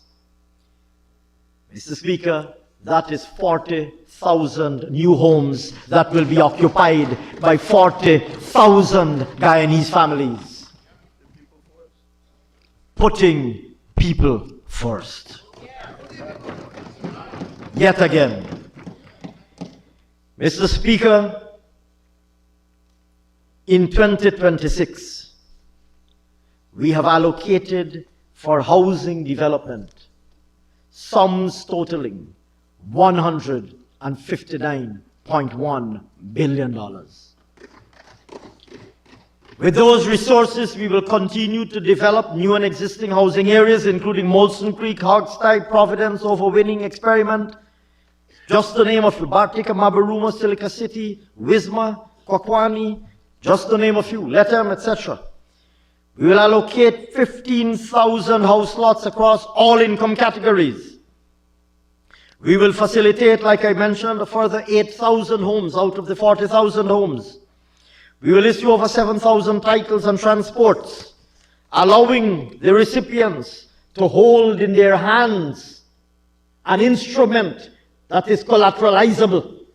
Imagine, Mr. Speaker, presenting 7,000 Guyanese families with an instrument, a title to a plot of land that is collateralizable, making them landowners, homeowners, owners of their own home, and giving them an asset that they can take, literally take to the bank.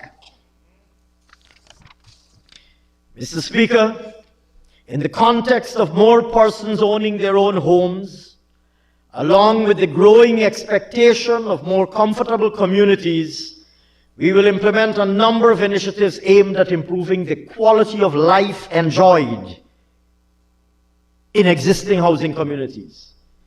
Mr. Speaker, some of these will include constructing concrete interlock drains along the concrete roads that have already been constructed in villages countrywide. Mr. Speaker, Budget 2026 has allocated the sum of $8 billion to construct concrete drains in housing areas. Imagine what that will do to transform communities. Mr. Speaker, we will develop new and improved recreational facilities and green spaces. We will install community street lighting in main access roads, major junctions and heavy traffic areas in the first instance, and then further rolling these out in the communities.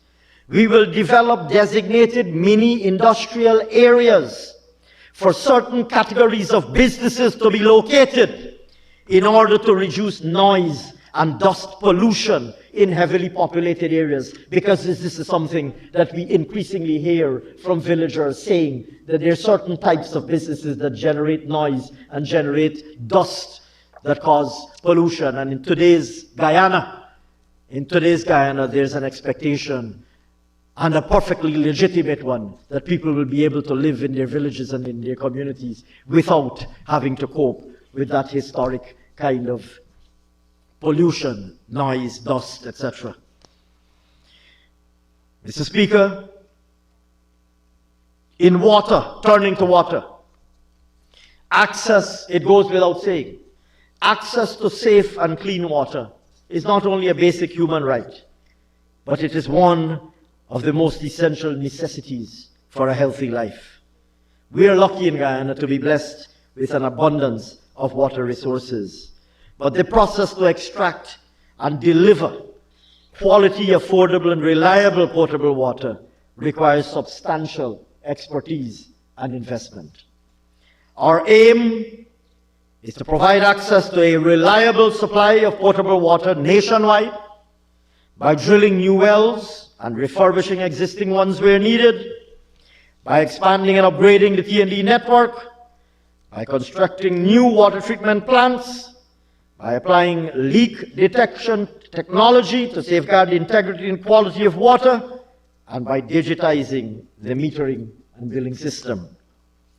We intend also to achieve more friendly customer service by making the customer complaints process fully automated.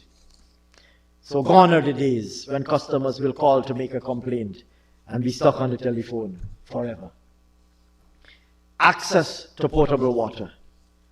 Mr. Speaker, in 2026, work will advance on several wells. New wells, including Westminster, Yarrow Cabra, number 56 village, benefiting over 81,000 residents. We will also work on the laying of over 100 kilometers of distribution mains. Mr. Speaker, in the hinterland, we will provide access to water to over 37,000 hinterland residents through key interventions, such as construction of new wells and water distribution systems at areas including Port Kaituma, Mabaruma, Bethany, Sandhills, Batavia, Morakam, Campbelltown, Madhya, Kumu, Shia, just to name a few. We will deploy solar PV systems in several communities, Baramita, Waramuri, Kwabana, Jawala, just to name a few. We will procure and install water treatment systems and install electromechanical components and critical spares to ensure long-term sustainability of these systems. For these initiatives, Mr. Speaker, a sum of $1.5 billion has been budgeted. Mr. Speaker, we will also be investing heavily in improving water quality and service. Work will advance on the water treatment plant at Hope, which will benefit over 35,000 residents in the Cane Grove to Cove and John corridor. And a second water treatment plant will be constructed in Diamond to service over 36,000 residents on the East Bank Demerara corridor. Construction of that plant at Diamond is set to commence this year. Mr. Speaker, we will do repairs and upgrades at Shelter Belt to improve service to the greater Georgetown community, benefiting over 60,000 persons when that is completed. For these initiatives, Mr. Speaker, we've budgeted $8.2 billion. And for the water sector as a whole, whereas we spent $19.7 billion last year, An additional sum of $21.6 billion is budgeted for 2026 to advance these initiatives. Sanitation and solid waste management. Mr. Speaker, over the last 5 years, we have strengthened solid waste management with the upgrading of landfill sites,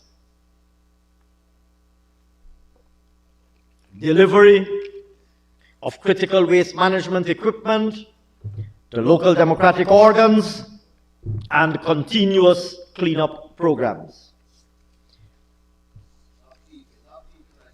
Looking ahead, Mr. Speaker, we know how important being able to live in clean and safe communities is to the citizens of Guyana. People very simply would like to see their surroundings clean and free of garbage. This is essential not only for good public health outcomes, but, Mr. Speaker, it's a very basic influence on quality of life. We will invest heavily to ensure more comprehensive nationwide garbage collection and disposal. We will launch a national waste recycling program. We will develop and upgrade landfill sites across all regions. We will provide technical support to the local democratic organs to enhance their operational efficiency. And we will deploy critical waste management equipment and evaluate proposals from private investors for waste-to-energy pilots. Mr. Speaker, in pursuit of these objectives, key highlights will include constructing access roads and landfill facilities at Zorg, Luzignan, Manrabisi, 10 Miles, Bon Success, Mabura, Rockstone, just to name a few. We will deploy compactor trucks and bins. We will advance procurement on additional waste management equipment. And we will continue the national solid waste cleanup campaign, including the waste recycling and separation initiative aimed at sustainable waste processing practices. Mr. Speaker, to this end, a total of $7.9 billion is budgeted in 2026. I turn now, Mr. Speaker, to special targeted interventions for special groups amongst our population, Amerindian and hinterland communities.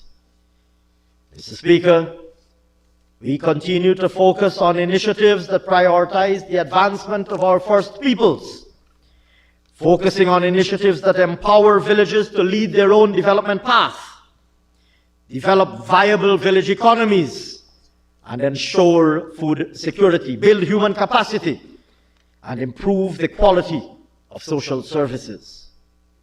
To this end, we reinvigorated the Amerindian Land Titling Initiative, which was callously abandoned during the 2015 to 2020 period when the APNU-AFC was in government. We came back into office and we resuscitated the Amerindian Land Titling Program, and we are continuing that program. We revitalized the CSO program, having come into office after the APNU-AFC had terminated the employment of these young Amerindian boys and girls, or young Amerindian young men and women. Having had their employment terminated callously and unconscionably by the APNU-AFC, we came back into government and we resumed the program and we hired CSOs and we have been growing the program and we will continue the program. We have invested substantially in training, education, health, and infrastructure. Mr. Speaker, looking forward, under the ALT, the Amerindian Land Titling Program, as it is abbreviated, the ALT, Mr. Speaker, in 2025, certificates of title were issued to 7 villages, including Akawini, Hobadiah, Manowaring, Red Hill, Sawariwao, benefiting more than 5,500 individuals who now legally own over 350 square kilometers of property in their villages. Mr. Speaker, investigations have been done in 5 communities in Region 9 and 10 in 2025. Going forward, Mr. Speaker, on that program, Mr. Speaker, we spent $287 million in 2025.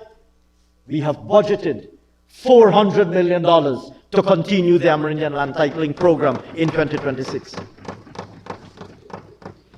Mr. Speaker, under the Amerindian Development Fund and presidential grants, where we provide grants to Amerindian villages to invest in projects aimed at achieving a viable village economy. Mr. Speaker, in 2025, we provided a total of $5 billion. In 2026, we've budgeted another $5 billion to continue that program. Mr. Speaker, under the CSO program, we have provided direct employment and skills training to 2,700 young Amerindian men and women. In 2025, we spent $1.5 billion on that program. In 2026, Mr. Speaker, we have budgeted $1.9 billion for that program. Under hinterland scholarships, over 500 students benefit from scholarships. Last year, we budgeted $80.8 million. This year, we've budgeted $133.8 million.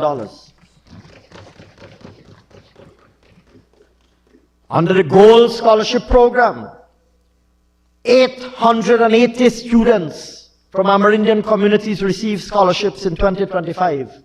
In 2026, Mr. Speaker, we will provide scholarships to everybody who applies and gets into the program. Every single person. Of course, Mr. Speaker, we're also, of course, ramping up construction of schools, health centers, water distribution centers. We're also supporting the cultural heritage of our Amerindian brothers and sisters, looking forward, of course, to celebrating heritage. We, of course, have the privilege of engaging every year with the National Tushaus Council, the elected leaders of the villages, and we look forward to being able to do so yet again. Mr. Speaker, under our Low Carbon Development Strategy program, our indigenous communities continue to access a minimum of 15% of carbon credit sales, which they utilize to implement crucial community-led initiatives reflected in village sustainability plans that are developed by the village themselves. The proceeds of those carbon credit sales, the 15% of total carbon credit sales, those proceeds go to finance those VSVs. And I've had the privilege of seeing some of the projects that have really made it absolutely remarkable investments to generate economic activity in those villages. Mr. Speaker, we will be continuing this program in 2026. Mr. Speaker, under this initiative, since it commenced in 2023, when we got our first proceeds of sales from proceeds of sales from carbon credits. Mr. Speaker, this initiative has made available to our Amerindian brothers and sisters a total of $14.4 billion, of which, sir, in 2025 alone, $4.8 billion was disbursed. Mr. Speaker, in 2026, we will, of course, be continuing this program and honoring our commitment of a minimum of 15% of the proceeds. Mr. Speaker, excluding the carbon credit transfers, not counting the carbon credit transfers, last year, a total of $7.2 billion was spent on our Amerindian communities. In 2026, a total of $7.5 billion is budgeted. Children, women, and the elderly Mr. Speaker, our children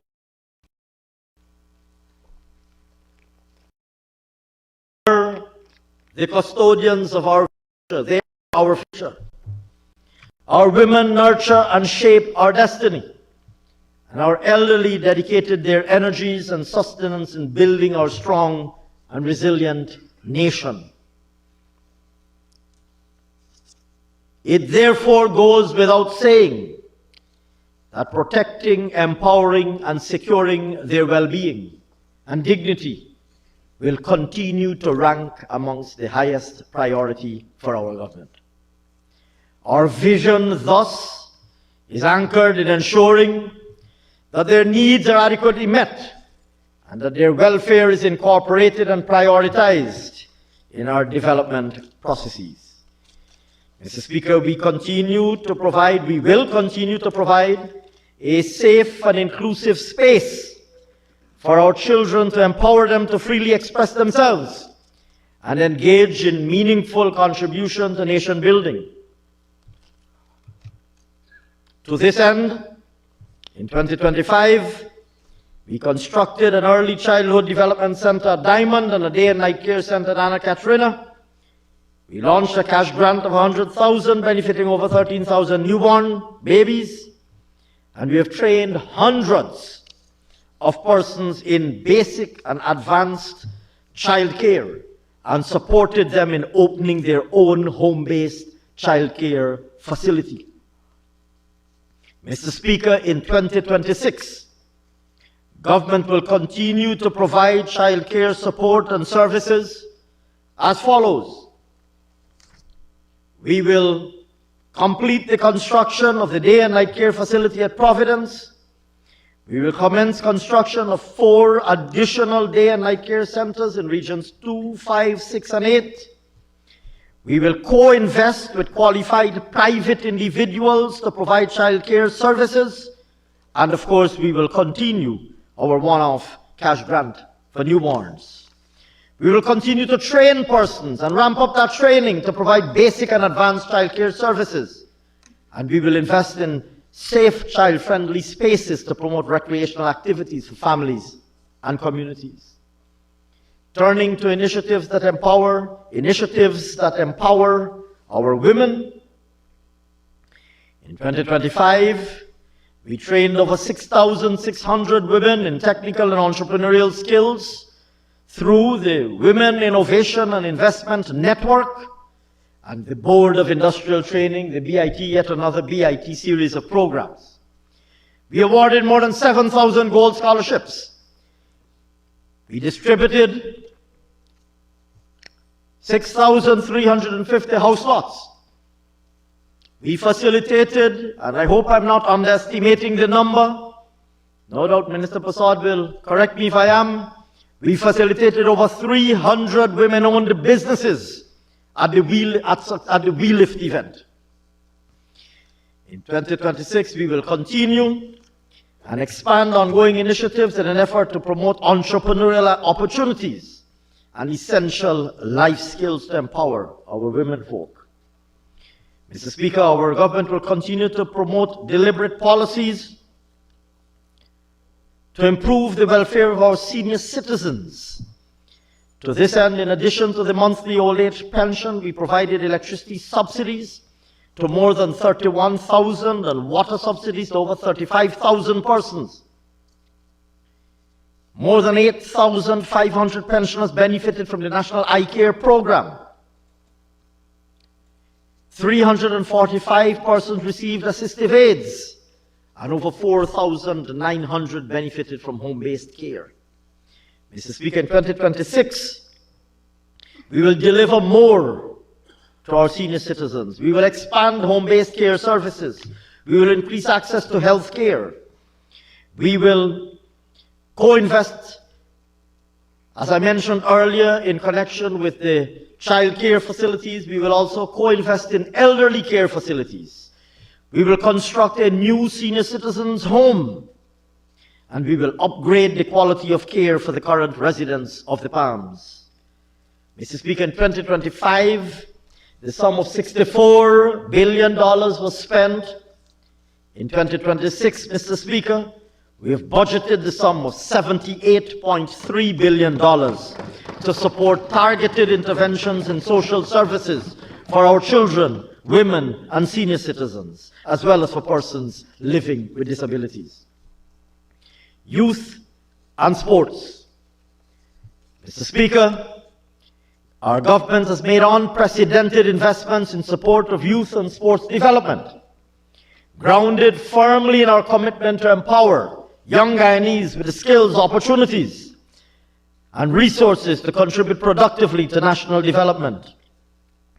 Mr. Speaker, in 2025, we spent $1.2 billion on youth development. In 2026, we will continue to expand the YEST program, the Youth Entrepreneurial and Skills Training Program, to train hundreds of persons to achieve the CVQ certification. This is the Caribbean Vocational Qualification Certification. We will provide apprenticeship stipends and youth engagement activities, expand those programs. Overall, Mr. Speaker, we anticipate that some 13,000 young people will benefit from these various initiatives. Mr. Speaker, the sum of $1.2 billion is budgeted to continue to support youth development. Of course, not counting how much we're investing in young people through the education system. Mr. Speaker, with respect to sports, we know that raw talent alone, which of course we in Guyana have in abundance, is not sufficient for our athletes to maximize fully their potential. It is for this reason that we invest so heavily in developing world-class facilities, in employing professional coaching personnel, in encouraging national and international athletes to provide mentorship, in hosting and participating in national, regional, and international sporting events, and in creating a world-class market for sports tourism. Sports, Mr. Speaker, is big business, and we are committed to providing the enabling environment for our young athletes to take advantage and grab these opportunities with both hands. Mr. Speaker, in 2025, $8 billion was spent on sports development. In 2026, we will complete the Palmyra International Stadium, Anna Regina and Mackenzie multi-purpose sports facilities, New Amsterdam synthetic track. We will advance works on the Good Hope Cricket Academy. We will advance works on a boxing facility at Angois Avenue in New Amsterdam. We will advance work on a chess facility at the Providence Stadium, as well as multi-purpose halls across the country.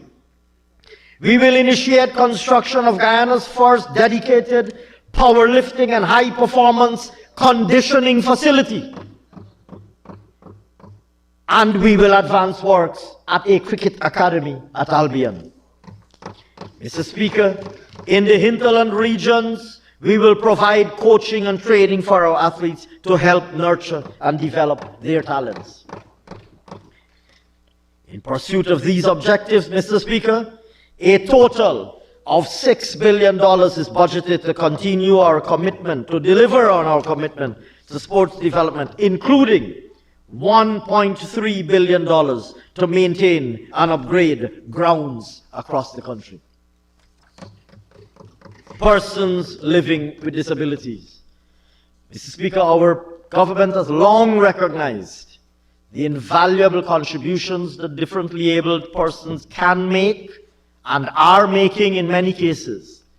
And we have worked to create a more caring and humane society by providing support to, and importantly, opportunities to persons living with disabilities. Our objective is for all Guyanese, including persons living with disabilities, to be empowered economically and financially to sustain themselves, and for them to fully participate in all aspects of national life, to pursue their dreams, and to be able to contribute to nation building.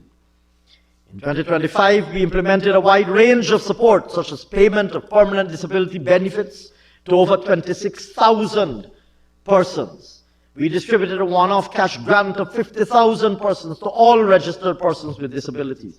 We expanded inclusive education and teacher training in special education needs. We retrofitted schools and other public service facilities to allow for easier access. We constructed Guyana's first school for the hearing impaired at Cummings Lodge. And we provided access to literacy and skills development training to over 830 persons living with disabilities. Mr. Speaker, in 2026, we will continue and expand on all of these programs to benefit persons living with disabilities. We will begin construction of our country's first school for the autistic at CPC. We will construct or establish centers in every region and a SEN unit at Port Kaituma Primary, for which the sum of $316.5 million is budgeted.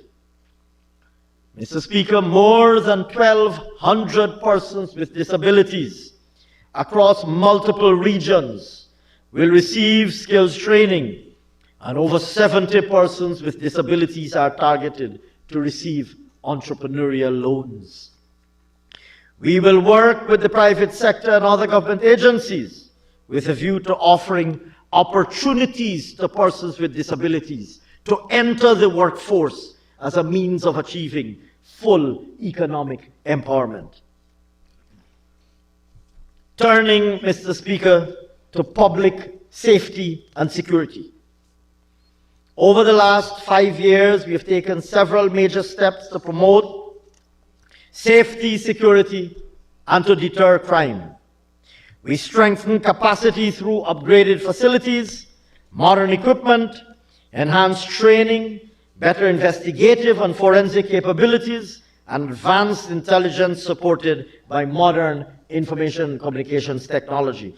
We have also deepened bilateral partnerships with regional and international crime-fighting agencies.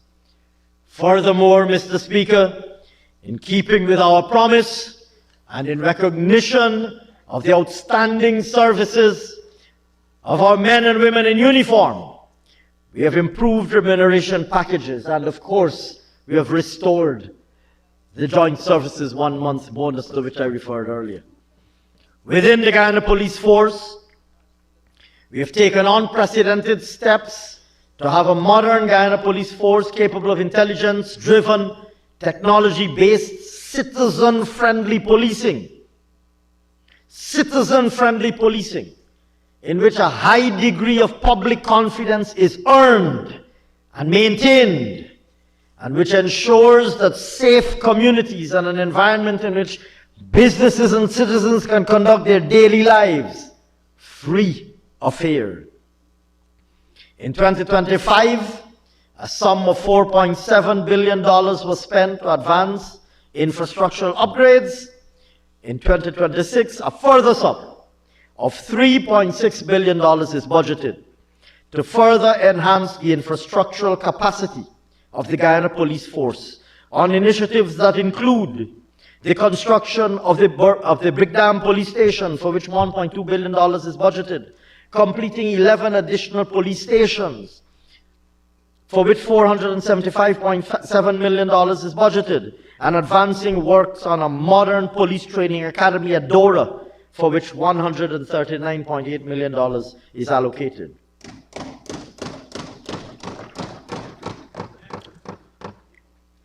Improving force mobility, visibility, and responsiveness. Mr. Speaker, since returning to office in 2020, we have strengthened the police force's operational capacity through the addition of an assorted suite of transport assets. In 2025, we've also incorporated the use of 5,000 body cameras, which now enhance service delivery and offer digital audio and video evidence for criminal, civil, and traffic-related matters, completely revolutionizing the quality of policing provided. Over the next 5 years, we will substantially expand police presence in all communities. We will commence the design of an automated fleet management system to improve responsiveness. And Mr. Speaker, To further expand the force's transport capabilities, an additional $900 million is budgeted in 2026. Yes, sir. Mr. Speaker, to take full advantage of some of the most advanced and sophisticated modern equipment and innovative technology, we are rolling out the Safe Country Initiative, which has completely transformed our ability to detect criminal acts and to apprehend the perpetrators. To date, 781 intelligence video surveillance sites have been completed in priority areas in regions 2, 3, 4, 5, 6, and 10. Mr. Speaker, in 2025, we spent $6.2 billion to expand this system. In 2026, another $5 billion has been budgeted to further roll out this system. Community policing. Mr. Speaker, in 2025, we spent $182.6 million to support community policing, equipping over 400 policing groups. Mr. Speaker, in 2026, we have budgeted $245.8 million to support and expand community policing. Training. We spent $250 million to train nearly 4,000 ranks. Mr. Speaker, in 2026, we have budgeted another $250 million for training of police ranks. Mr. Speaker, in 2026, a total of $36.2 billion is budgeted to support the activities of the Guyana Police Force. The Guyana Prison Service. We've embarked on a comprehensive transformation of the prison system to make it a modern correctional institution. We've completed the Lusignan Prison headquarters. We have upgraded Mazaruni and New Amsterdam. Mr. Speaker, in pursuit of these and other objectives, we spent, particularly in relation to infrastructural upgrades, we spent about $2.1 billion in 2025. We've provided another $1.5 billion in 2026 to further expand and upgrade prison infrastructure. On training, we continue to prioritize inmate rehabilitation, vocational training, including in practical areas, preparing them for life after they would have been freed. We're also providing comprehensive training to prison officers, including in prison management and human rights. In this regard, Mr. Speaker, a sum of $141.8 million is budgeted. Mr. Speaker, in total for the prison service, $6 billion is budgeted in 2026. Fire, Mr. Speaker. We have completely revamped the capabilities of the fire service. In 2025, we completed 5 new fire stations. We have completely upgraded the fleet of equipment. In this regard, Mr. Speaker, we have spent $527.9 million to procure a crash tender, 3 ambulances, 2 water tenders, 5 all-terrain water tenders, 1 breathing apparatus refilling vehicles, just to mention a few. In 2026, we have budgeted $1.6 billion for firefighting equipment, including 2 airport firefighting vehicles, 4 water tenders, 2 water bowsers, continuing the revolutionizing of the fleet of equipment used by our firefighters in the Guyana Fire Service. Mr. Speaker, recognizing the value of fire hydrants, we spent $503.1 million to procure more than 430 fire hydrants in 2025. We've budgeted another $250 million to buy additional fire hydrants in 2026. Mr. Speaker, a total of $6.3 billion is earmarked for the Guyana Fire Service and for the security sector. In 2025, we spent $94.6 billion. In 2026, a total of $100.3 billion is budgeted to build out a modern, robust, and technology-driven security sector. Mr. Speaker, turning to institutional reforms,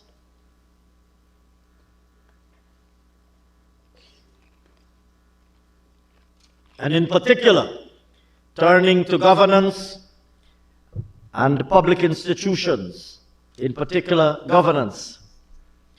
Mr. Speaker, building on the progress already made under the distinguished leadership of our Minister of Parliamentary Affairs and Governance, the Dean of the Ministerial Corps, if she'll permit me to describe her as such, Minister Gail Teixeira, my distinguished senior colleague. Mr. Speaker, this government stands unwavering in our commitment to the principles of inclusivity, participatory governance, transparency, and accountability. Yes. We will continue our rights-based approach to governance, and we will undertake initiatives to achieve these objectives for the benefit of all Guyanese. We focused on strengthening the anti-corruption framework, legal reforms, implementing training initiatives to strengthen oversight and enforcement mechanisms. We completed the second stage of the United Nations Convention Against Corruption review cycle. The resulting report highlighted Guyana's commitment to fighting corruption and promoting good governance in line with international standards. Mr. Speaker, we submitted our annual progress report to the follow-up mechanism for the implementation of the Inter-American Convention Against Corruption, popularly known as MESISIC.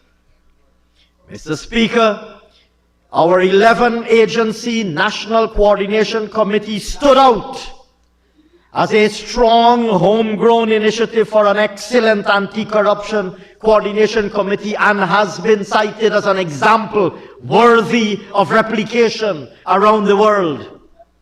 We completed reports to CFATF and to EITI, as I mentioned earlier, and documented the tremendous progress that we've made. We became a member of the Egmont Group, the international collective of FIUs, Financial Intelligence Units, allowing us now to collaborate with our counterpart FIUs worldwide in investigating money laundering and other financial crimes.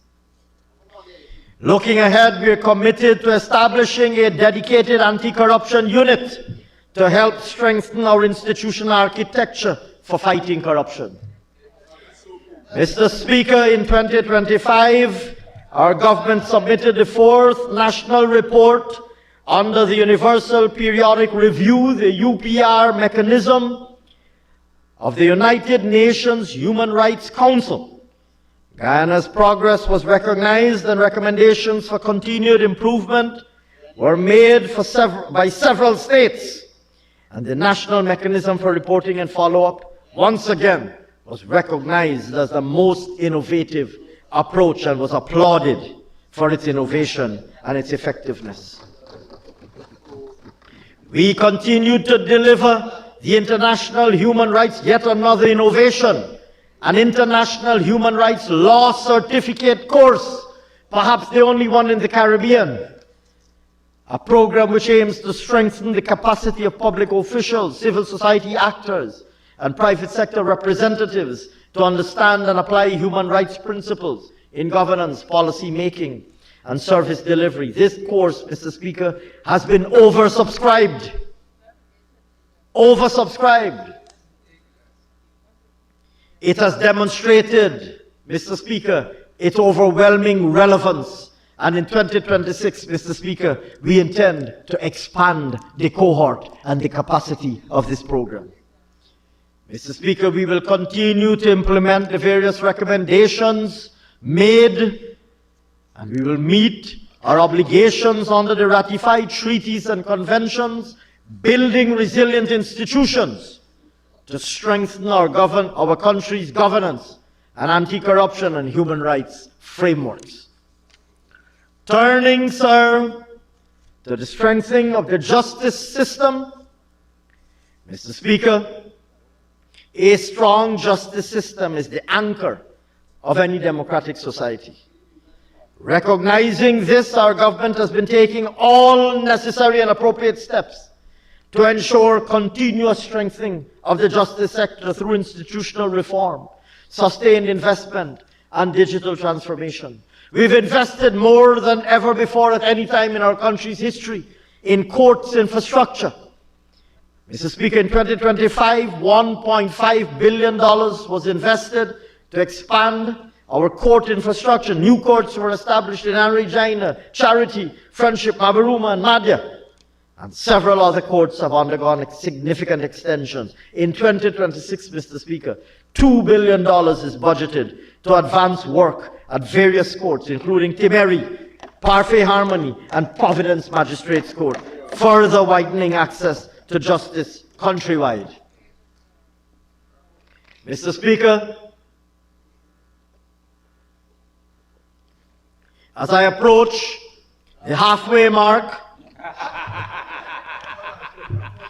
digital transformation in the justice system. Keep going, Ashley.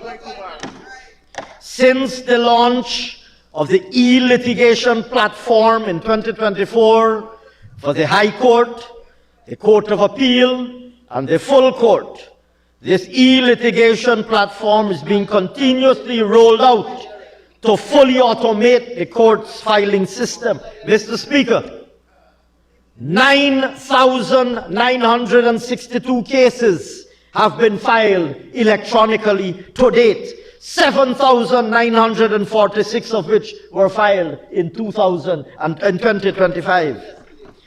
Mr. Speaker, the case management system launched in 2023 at the Diamond Magistrates Court has now been expanded to include Friendship Magistrates Court, with plans to roll it out further afield. Mr. Speaker, since the reconstituting of the Judicial Service Commission in 2023 and the enactment of the Court of Appeal Amendment Act, significant gains have been made in enhancing the human resource capacity of the justice system. Mr. Speaker, in 2025, 6 justices of appeal were appointed to complement the appointments that were made previously, expanding the complement of puisne judges and of magistrates in our judicial system. Mr. Speaker, these appointments, these legislative enactments to increase the capacity and the appointments that flowed therefrom have significantly increased the capacity of the system to discharge its functions in an efficient and an effective manner. Restorative justice, following the introduction of the Restorative Justice Act 2022, our government commenced the establishment of restorative justice centers across the country. To date, 9 such centers were commissioned, of which 6 were commissioned last year, and 42 cases were successfully resolved using the restorative justice method just last year. We will continue to roll out this program in 2026. And the Deeds and Commercial Registries Authority. Mr. Speaker, we will continue to ensure that the Deeds and Commercial Registry services are accessible to the citizens of Guyana. A state-of-the-art facility was commissioned in Saudi not so long ago in pursuit of this objective. Mr. Speaker, the transition to e-transactions to modernize the operations of the registry with full implementation will be rolled out in 2026.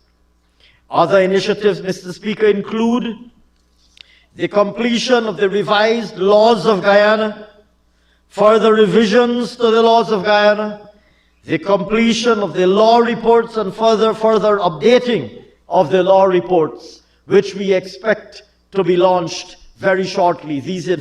This work is substantially completed, and I am advised by my distinguished colleague, the Honorable Attorney General, that the printing of the law reports and the laws of Guyana, the law volumes, that the printing is completed, and we are awaiting simply the launching of these reports. I anticipate that will happen within weeks, if not days. Mr. Speaker, importantly, in keeping with our government's commitment to make legal education more accessible in Guyana, and to position Guyana as a center for legal education for aspiring lawyers from across the Caribbean. Mr. Speaker, The Council of Legal Education has approved plans for the establishment of Guyana's very own law school, and preparatory works have already commenced with a view to the development and construction of this law school. Mr. Speaker, in 2025, we spent $7.3 billion to finance the expansion and operations of the justice system. In 2026, we have budgeted a sum of $9.3 billion. Turning, Mr. Speaker, to the very important issue of labor market considerations, a very important institutional issue. The evolving labor market situation, Mr. Speaker, continues to command our consistent policy attention. The reality is that the growth in our economy and the decision to decentralize public services have translated into growing opportunities for jobs across the country. In response, we have ramped up training opportunities. I have referred already to many of these, including those offered under the Ministry of Labor by my distinguished colleague, the Minister of Labor, through the Board of Industrial Training and others. But the reality, Mr. Speaker, is that the demand for skilled labor currently still outstrips the supply of skilled labor in several areas. We continue to train aggressively, but we have also been issuing work permits for foreign workers to fill local gaps. And we will continue to do so to meet labor market needs. But our policy objective is to ensure that all Guyanese persons of working age are working. And this means, in many cases, that we will have to train and retrain to resolve where they exist, skills mismatches that might exist in the labor market.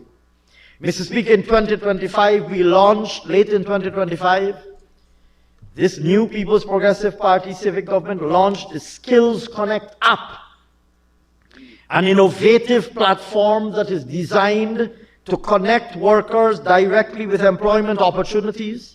And to date, 1,500 persons have registered on that app. Ongoing enhancement will include ratings for services provided and worker rankings to support improved labor market efficiency. We will continue to train aggressively. We will conduct specific labor market needs assessments to drive our policy responses, and we will incorporate more digital and artificial intelligence solutions as we confront these issues. Turning, Mr. Speaker, to the financial sector and payment system and capital markets reform. Mr. Speaker, in this era of transformation, our government would like every single Guyanese citizen to enjoy financial inclusion, an opportunity to participate in the formal financial system, to have a bank account, to be able to access credit, to be able to make payments electronically, and then to invest in more sophisticated financial instruments in due course. Basic services that are essential in the modern world. Mr. Speaker, in order to ensure that this happens, the citizen must first understand the value of such access. Hence, the need for a sound appreciation of basic financial sector concepts. With this aim, we will launch a comprehensive financial literacy and financial inclusion strategy. We will also work with the banks to assist in making bank accounts more accessible.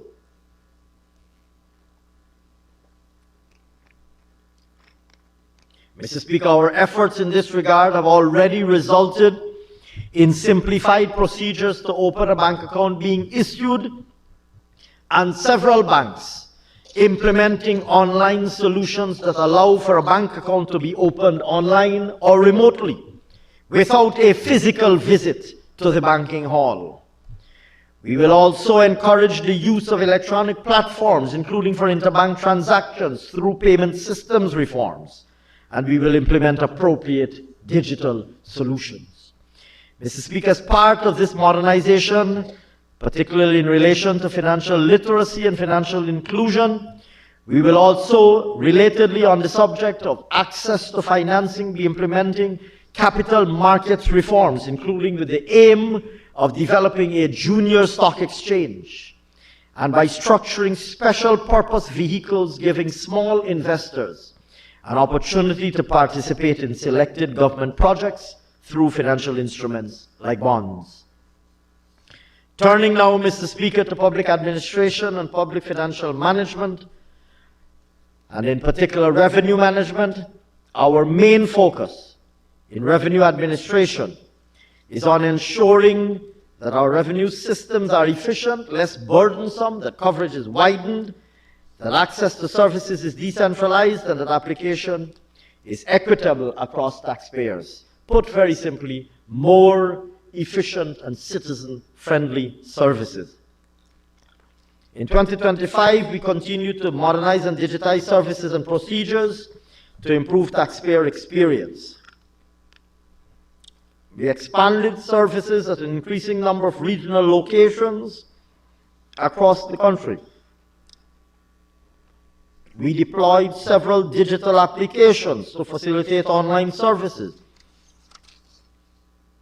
Mr. Speaker, it is little known, and I believe worthwhile to report, that in 2025 alone, as a result of the ICT infrastructure and digital solutions that we've implemented at the GRA, in 2025 alone, over 68,000 persons submitted their tax returns or filed electronically. This constitutes a 48% increase in e-filers in just 1 year.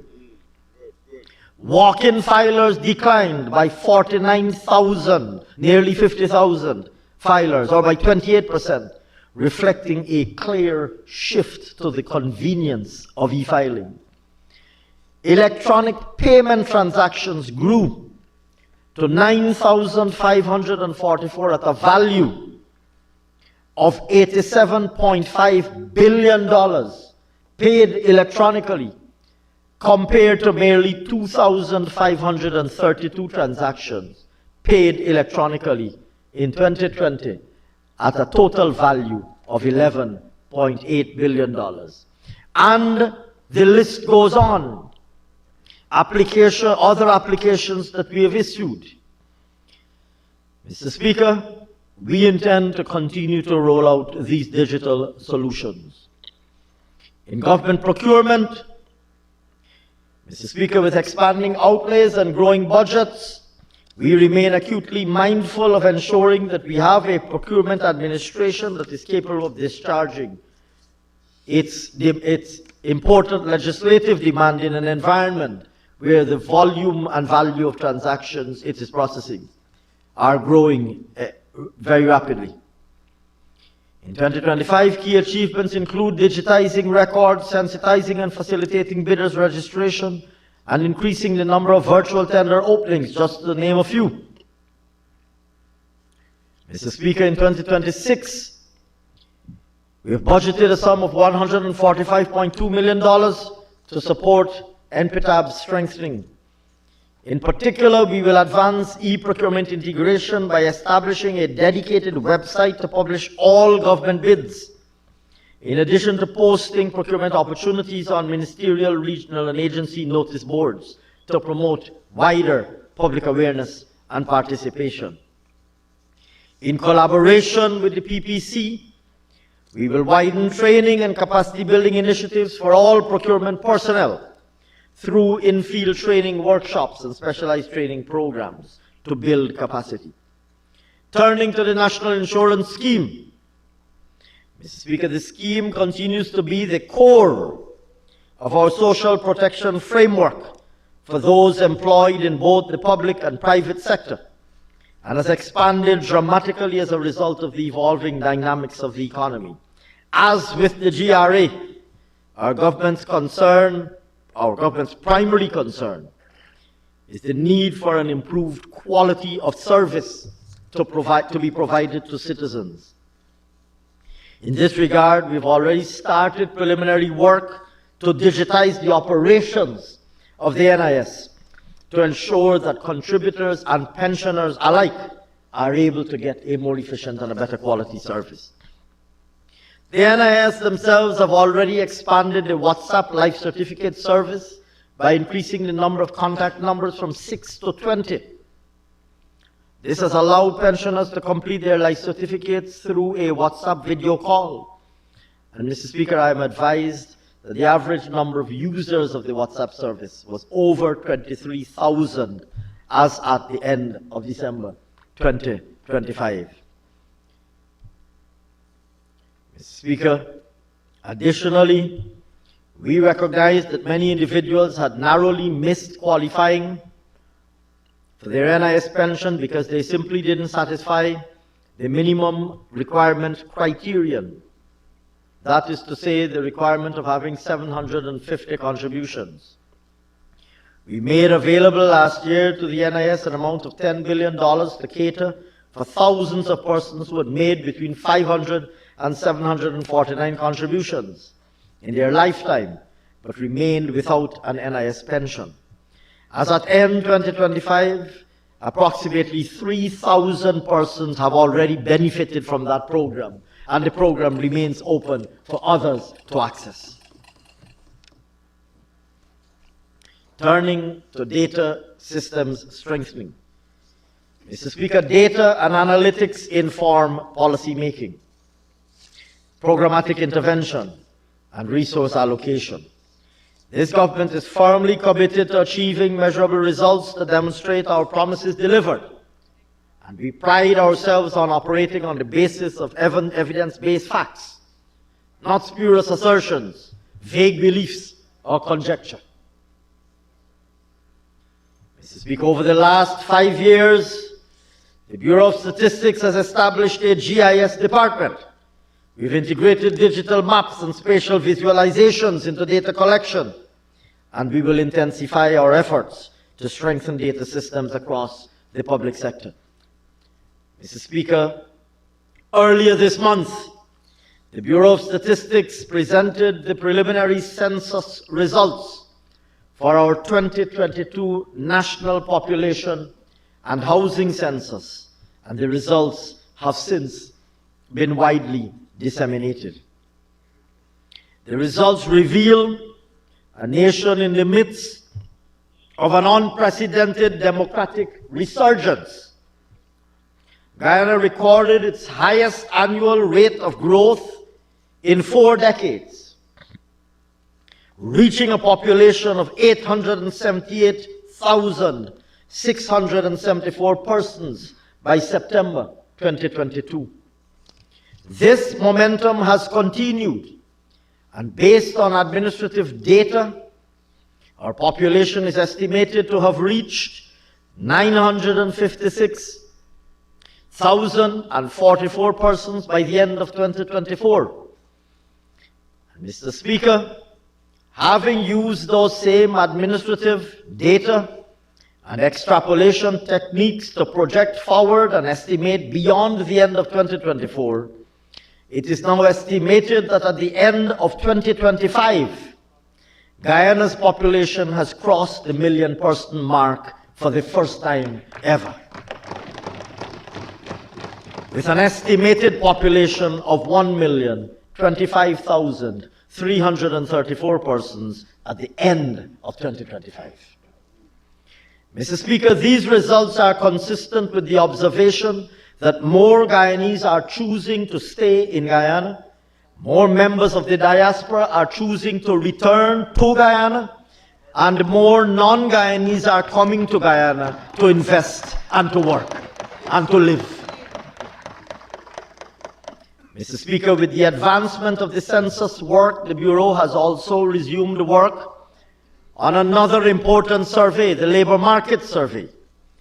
This survey has indicated that in the first quarter of 2020, the pre-COVID-19 quarter, the number of persons was 260,862. Speaker, by the fourth quarter of 2010, that number had surged to 369,270. Mr. Speaker, this represents the creation of over 104,000 jobs in this People's Progressive Party civic first term of office. This growth aligns with strategic investments in key sectors that we're observing, such as in the construction sector, where more than 22,000 new jobs were created. There's also been significant growth in other sectors such as mining, quarrying, transportation, storage, agriculture, forestry, fishing, as well as health and education. Mr. Speaker, this level of job creation has led to a historic decline in unemployment.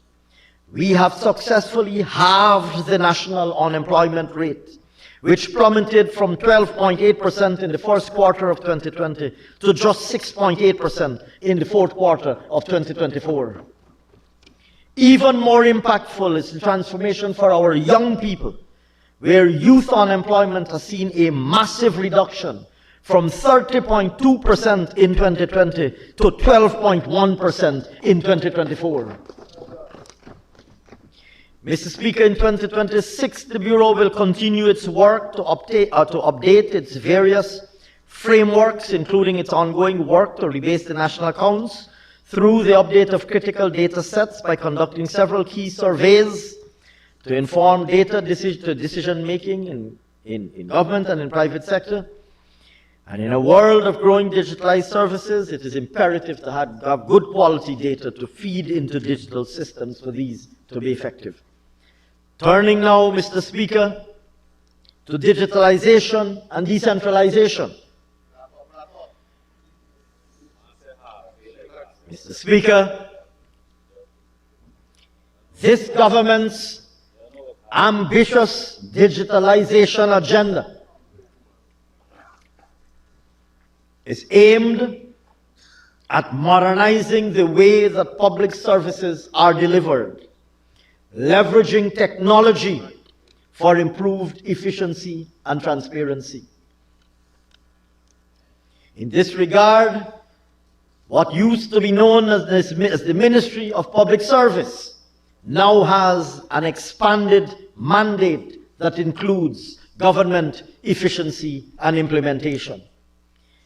Mr. Speaker, with several public sector services having already been integrated and digital solutions to better serve citizens in multiple areas, in road safety, in crime tracking, in border control, in telemedicine, and so many others, we intend to expand across the whole of government digitally based solutions. The National Electronic Identification System will form the backbone of this digitization. It will facilitate a more coordinated approach to public service delivery. It will allow for biometric verification and validation of individuals through a single identifier that enables more efficient interactions with all agencies across government.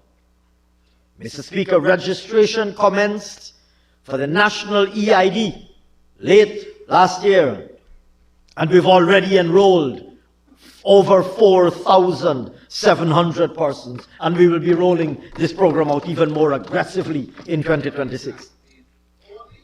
Mr. Speaker, two different ID cards exist, one for citizens and one for legal residents in Guyana who are non-citizens. The resident non-citizen card will be issued to persons who have valid work permits. Mr. Speaker, within the next 5 years, government will deliver a new digital Guyana aligned with world-class standards for more responsive public services. Several initiatives will be advanced towards the realization of digital Guyana. Notable amongst these will include the GovConnect app, which will offer online scheduling of appointments and queue management to afford citizens a more efficient experience in interacting with government agencies. We are rolling out the Citizen Connect app, which will allow citizens to submit complaints or concerns to government. We will roll out Ask Gov, a 24/7 AI assistant, which will answer questions and guide users through government transactions and interactions with government services. Mr. Speaker, going forward, our government will develop a My Guyana Citizen Portal, a single portal through which citizens will access all government services, logging in with their citizen ID. Mr. Speaker, our objective to improve delivery of public services to every citizen, regardless of where they live, will be achieved through, in addition to digital solutions, will be achieved through decentralization of government services. This has already resulted in the operationalizing of integrated service centers being rolled out, with the first one already in operation in Leonora in Region 3 and operating with tremendous success and immense positive feedback. And I have no doubt, Mr. Speaker, that this Honourable House and the people of Guyana will be delighted to know that we will be rolling out and replicating this to other regions during 2026. These centers will offer EID, passport, tax administration, GRO services, all in at a one-stop shop, in one location. Mr. Speaker, we will also continue, of course, to digitize citizen-facing services. Our aim is very simple. We are aiming to ensure that basic services are easily accessible to all Guyanese citizens. Turning to strengthening local government. Mr. Speaker, over the last term, we took deliberate actions to make local democratic organs more efficient, more effective, and more reliable in the delivery of citizen-oriented and community-driven services. We strengthened the governance architecture. We increased financial support. We assisted with capacity by constructing new community markets and the procurement of sanitation equipment and firefighting equipment. And we built training and capacity, we did training and capacity building in financial management and operational efficiency with the aim of building capacity in these local authorities, NDCs in particular. Mr. Speaker, in 2025, we continued these initiatives, upgrading community and municipal markets, LDO buildings, etc. Mr. Speaker, in 2026, we recognize the importance of our premier markets, in particular in Georgetown, Stabroek, and border markets. And in the interest of preserving these historic landscapes, the physical landscape and beautifying our garden city, a responsibility that is not currently being discharged by those to whom this responsibility, or with whom this responsibility rests.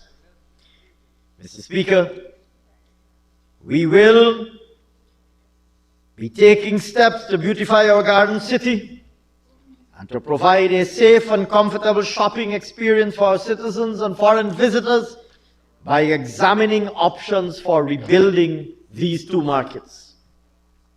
Mr. Speaker, in 2026, the sum of $2 billion is budgeted to commence this activity.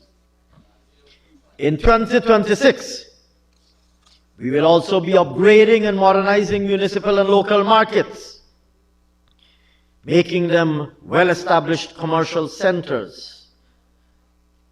We will establish designated vending zones. The sum of $1.9 billion is budgeted for these initiatives. We have in the budget a sum of $550 million to construct 12 additional LDO buildings, We have in the budget a sum of $2.8 billion to provide subventions to LDOs. We have in the budget the sum of $13.6 billion to continue local level environmental and capacity support through the Community Enhancement Workers Program and the National Pathway Workers Project. Mr. Speaker, we will be fully operationalizing the Citizens Help Desk in the NDCs to improve more timely service delivery, and we will be integrating them with the solutions that we are rolling out countrywide. Turning now, Mr. Speaker, to foreign relations and the diaspora. Mr. Speaker,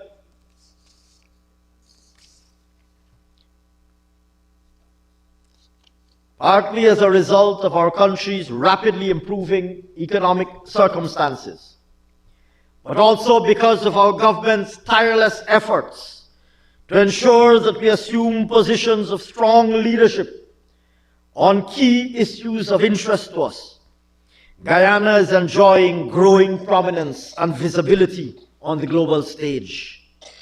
This is exerting new and changing demands of our foreign service, and it elevates the importance of ensuring that we further strengthen our international partnerships at the bilateral, regional, and multilateral levels. Mr. Speaker, the preservation of our sovereignty and territorial integrity is a national responsibility borne by all Guyanese.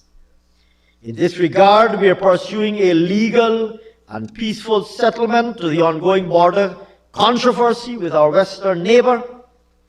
In May 2025, we engaged the International Court of Justice to prevent Venezuela from conducting elections in the county of Essequibo. On August 11, 2025, Venezuela submitted its rejoinder to the ICJ, as was mandated by the court in its order of June 14, 2024. This constitutes the final written pleading in the case, and in accordance with the previous schedule set by the court, we now await the schedule of oral hearings on the merits of the case, which will be followed by its deliberations and the issuance of final judgment. Mr. Speaker, we will spare no effort to ensure that Guyana's interests are protected and defended.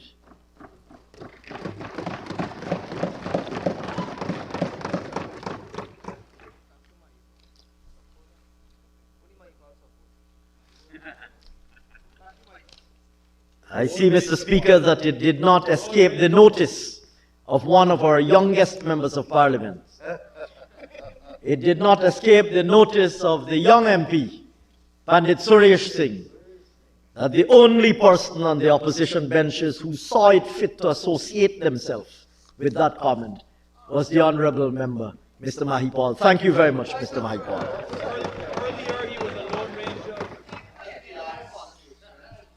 That alone, Mr. Speaker, that alone, sir, speaks volumes. Mr. Speaker, Guyana benefited from leadership at the global level through our seat on the UN Security Council between 2024 and 2025. This presented us with an opportunity to champion initiatives on conflict, climate change, and food security. During this period, Guyana served as the coordinator of the A3+ mechanism within the Security Council.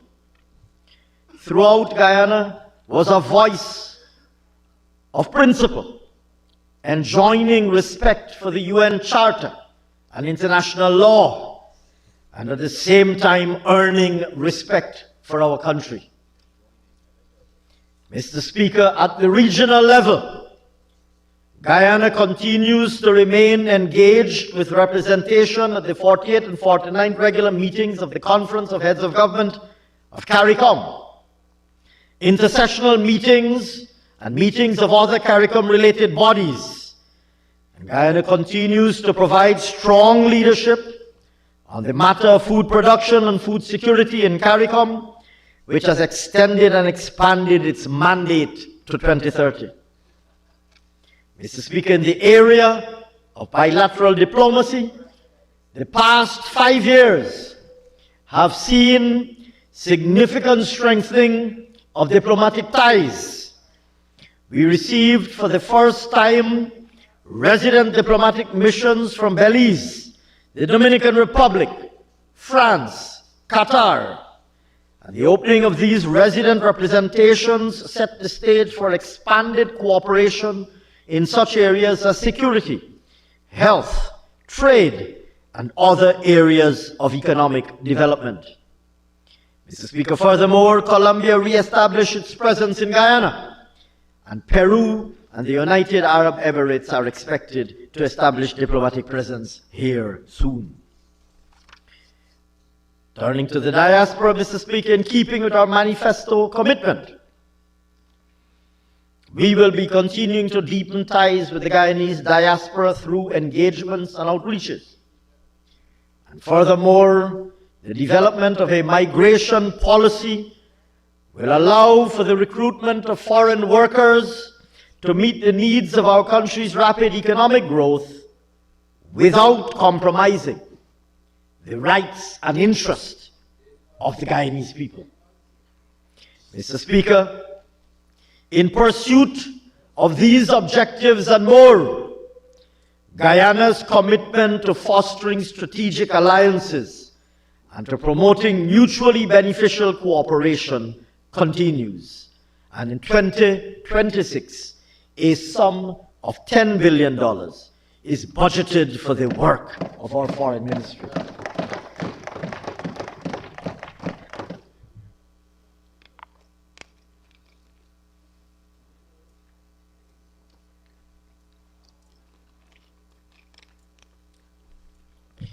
Mr. Speaker, I wish very briefly, sir, to touch on a matter that we often don't speak about. Building a more humane and caring society.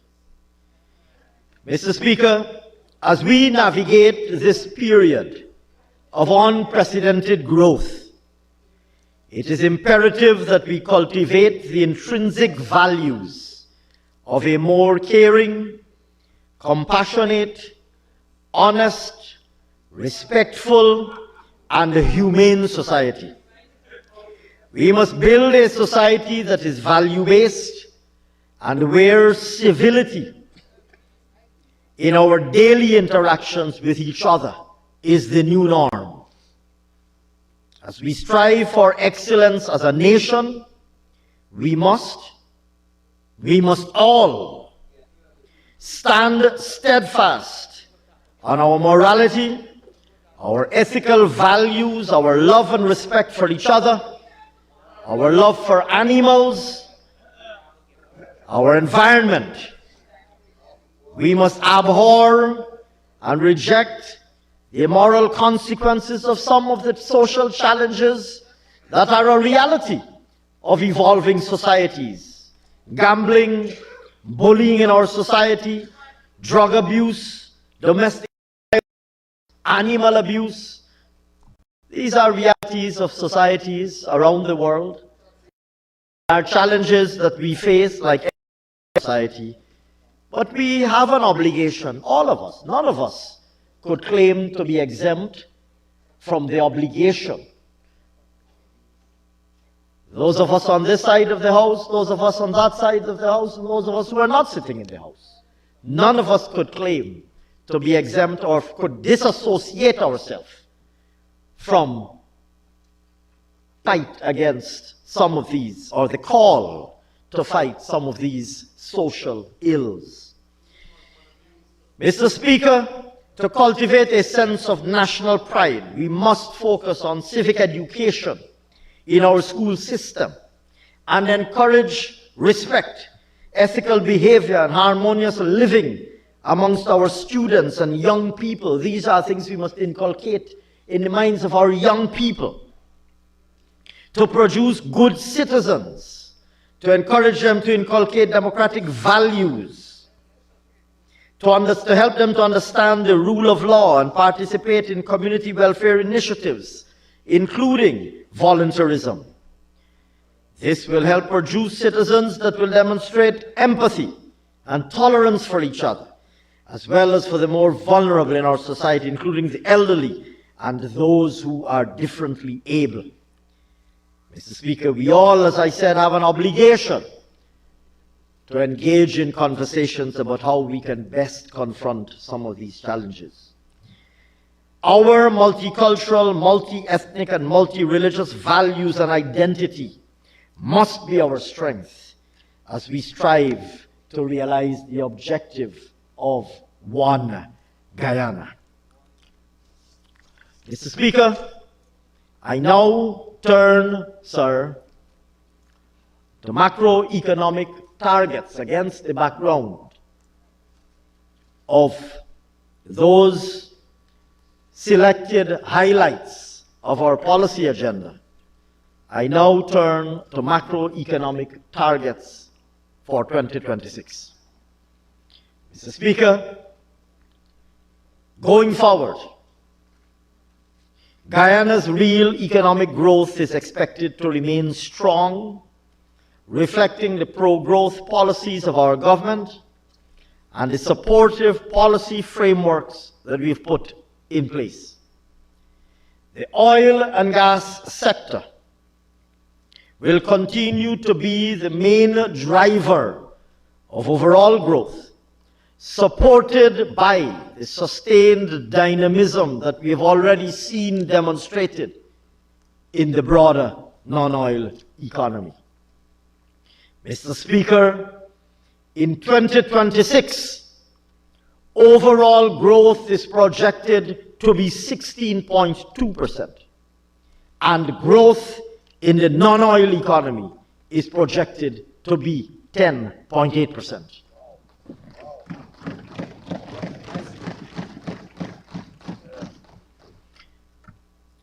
Agriculture, forestry, and fishing. Mr. Speaker, the agriculture, forestry, and fishing sector is projected to grow by 7.6% this year, with expansion expected across all subsectors. The sugar subsector is projected to expand by 67.9%, with a target of 100,041 tons of sugar expected to be produced. The rice sector is expected to grow by 1.8%, with a production target of 827,500 tons of rice set for 2026.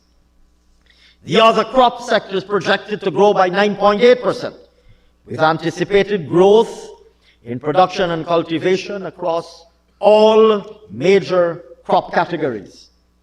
Livestock is expected to grow by 2.6%. Fishing is projected to grow by 2%. Forestry is projected to grow by 7.6%, with a 2026 production target of 592 cubic meters of timber. Extractive industries.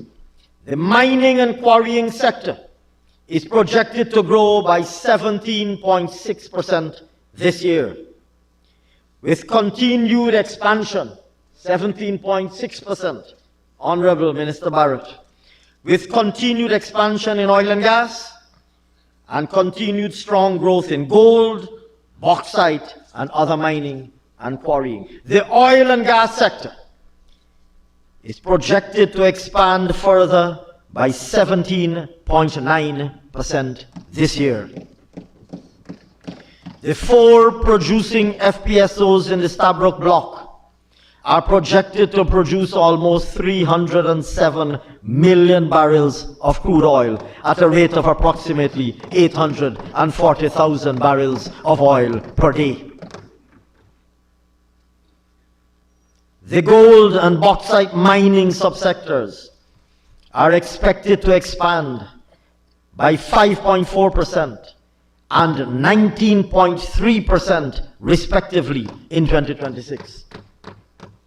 In gold, declarations for this year are targeted at 510,450 ounces, with higher declarations projected for all categories of operators. Bauxite production is targeted at approximately 4.8 million tons for 2026, with higher output expected from both large producers. In other mining and quarrying, growth of 10% is projected, driven by sustained expansion in sand and stone declarations to meet demand from the ongoing construction boom. In manufacturing, growth is projected at 12.9% this year, with expansion expected across all subsectors: sugar manufacturing, rice manufacturing, and other manufacturing, projected to grow at 67.9%, 2.6%, and 13.5%, respectively. Mr. Speaker, in 2026, the strong momentum in the construction sector is expected to be sustained, supported by continued high level of public and private investment, and the sector is projected to grow by 25.4%. In the services sector, growth is targeted at 6.8% for 2026. This year, we expect to see continued growth in key service industries such as financial and insurance activities, wholesale and retail trade and repairs, transport and service and storage professional, scientific and technical services, and administrative and support services. These industries are projected to grow by 11%, 8%, 5.3%, 23.2%, and 6.9%, respectively. Monetary policy and inflation. Mr. Speaker, government's objective in 2026, as in prior years, is to keep inflation low and to maintain exchange rate stability while supporting continued expansion in private sector credit and continued strong growth in domestic economic activity. As such, an inflation target of 2.5% is set for this year. Balance of payments. Mr. Speaker, this year the overall balance of payments is expected to record a surplus of $151.3 million, mainly on account of a projected reduction in the capital account deficit. The current account is expected to record a surplus of $1.7 billion this year, with a projected merchandise trade balance of $8.8 billion. Total export earnings are expected to grow by 1.8% to $20.5 billion, with export earnings from crude oil projected to grow by 0.9% to approximately $18 billion, reflecting projected price moderation. Non-oil exports are projected to increase by 8.6% to $2.5 billion, mainly on account of higher anticipated export earnings of gold and bauxite, both with greater output and favorable price developments. At the same time, Mr. Speaker, import payments are anticipated to increase by 14.2% to $11.7 billion in 2026, with the arrival of the new FPSO expected in the second half of the year. The capital account is forecasted to record a lower deficit of $1.6 billion, underpinned by higher projected disbursements and FDI inflows in 2026. Targets for the non-financial public sector.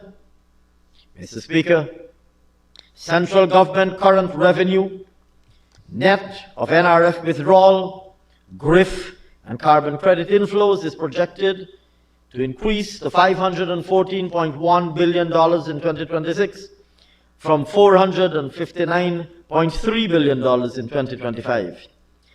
Tax revenues are projected to grow by 11.7% to $486.1 billion, reflecting the continued strong expansion in economic activity in our economy in our productive sectors across all productive activity. Mr. Speaker, the NRF transfer to the national budget in accordance with the NRF Act is estimated at $495 billion for 2026, along with projected carbon credit inflows of $49.7 billion. Mr. Speaker, central government total expenditure is projected to grow by 15.8% this year to reach $1.5 trillion, with the PSIP expanding to $779.6 billion and non-interest current expenditure to $705.1 billion. The PSIP continued to be the engine delivering government's national transformation agenda, pushing deeper into the foundations of daily life by building modern roads and bridges, new and upgraded energy infrastructure, world-class schools and hospitals, affordable housing, and safer communities, as discussed earlier. The central government overall deficit after grants is projected at $448.9 billion for 2026, or 7.7% of GDP. Mr. Speaker, Budget 2026 was crafted to give effect to His Excellency's vision for a modern, prosperous Guyana that provides opportunities for every single Guyanese person. Mr. Speaker, to ensure that we begin to deliver on our 2025 manifesto commitments, Budget 2026 totals $1.558 trillion,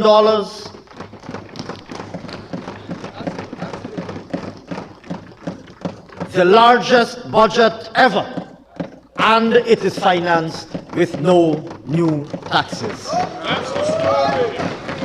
That's the story.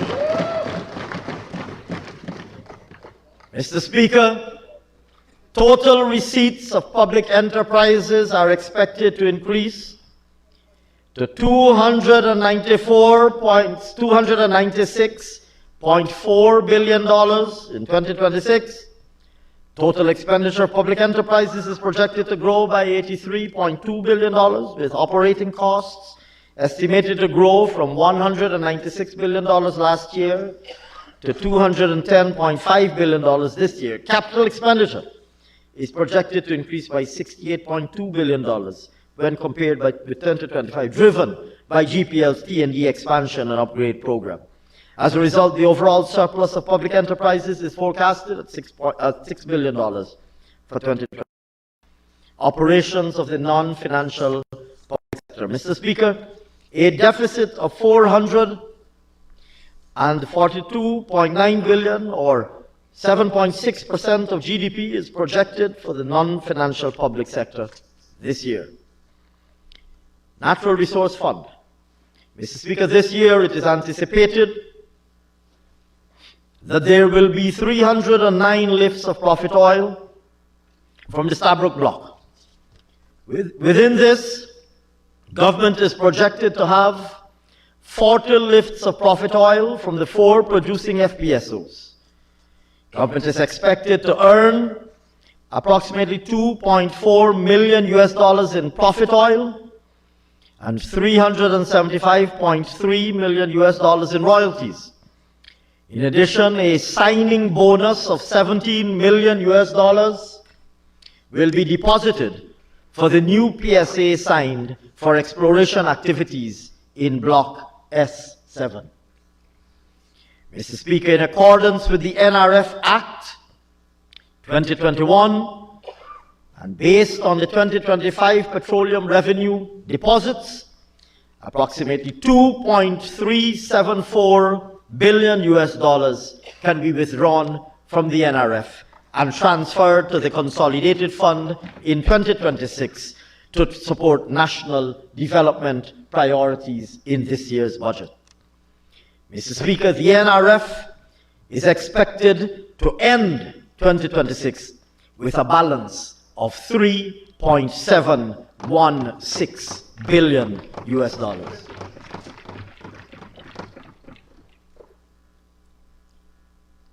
Mr. Speaker, I turn now to measures. Mr. Speaker, since we returned to office in August 2020, our government has implemented deliberate measures that have spurred economic growth and development and increased the disposable income of all Guyanese. Over the last 5 years, we have made conscious investments to diversify the economy, reduce the cost of living, expand access to jobs, and enhance the quality of life for all our citizens. Budget 2026 builds on these 5 years of steady progress and ushers in a new phase of inclusive, diversified growth through creating more opportunities for accelerated job creation, income generation, and human capital development. Against this backdrop, I now wish, Mr. Speaker, to announce the following measures. Promoting productive activity and economic diversification. Special development zones.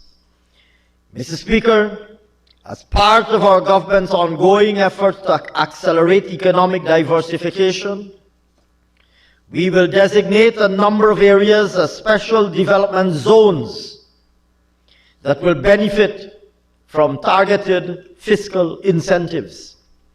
This initiative complements government's wider push to enhance the competitiveness of the manufacturing sector, including the impending reduction in the cost of electricity once the gas-to-energy project comes online, which will significantly lower production costs and improve the viability of large-scale and export-oriented manufacturing operations. Mr. Speaker, these locations will be identified based on a strategy to promote geographically balanced development, taking into account proximity to raw materials and connectivity to domestic markets. This approach is intended to incentivize higher levels of private investment in strategic locations. Agriculture and agro-processing. Mr. Speaker, in alignment with our food security agenda, our government will remove the corporate taxes on agriculture and agro-processing businesses.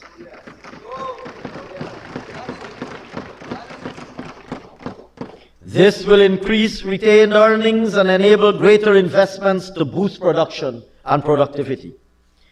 This measure represents yet another step in the transformation of Guyana's agriculture sector, with the objective of increasing diversification and ramping up the scale of production. Revision of export allowance. Mr. Speaker, in support of our forestry value-added subsector, government will expand the list of products eligible for export allowance to include timber value-added products. This will enhance the competitiveness of qualifying exporters and lower their effective costs by reducing their taxes payable, thereby allowing them to price their goods more competitively in international markets. This measure is intended to promote exports and incentivize value-added production.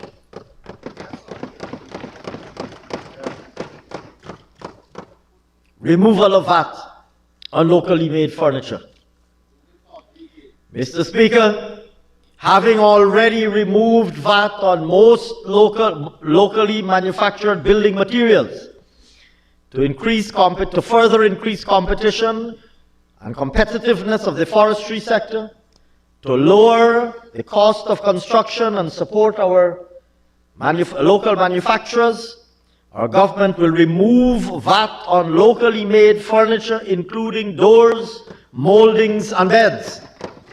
This will boost our local industries on their path to sustainability and competing regionally, as well as, once again, promoting value-added production. Mr. Speaker, returning to the gold industry to encourage local value-added and strengthen opportunities for small and medium enterprises in the jewelry-making subsector. We will extend our support to the local jewelry subsector by removing VAT levied on locally manufactured jewelry.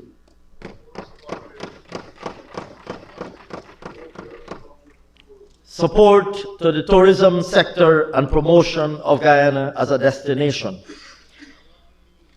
Mr. Speaker, in positioning Guyana as a niche tourism market, particularly for destination weddings, we will remove the 14-day residency requirement for destination weddings, given the rapidly growing demand for Guyana to be a destination for destination weddings.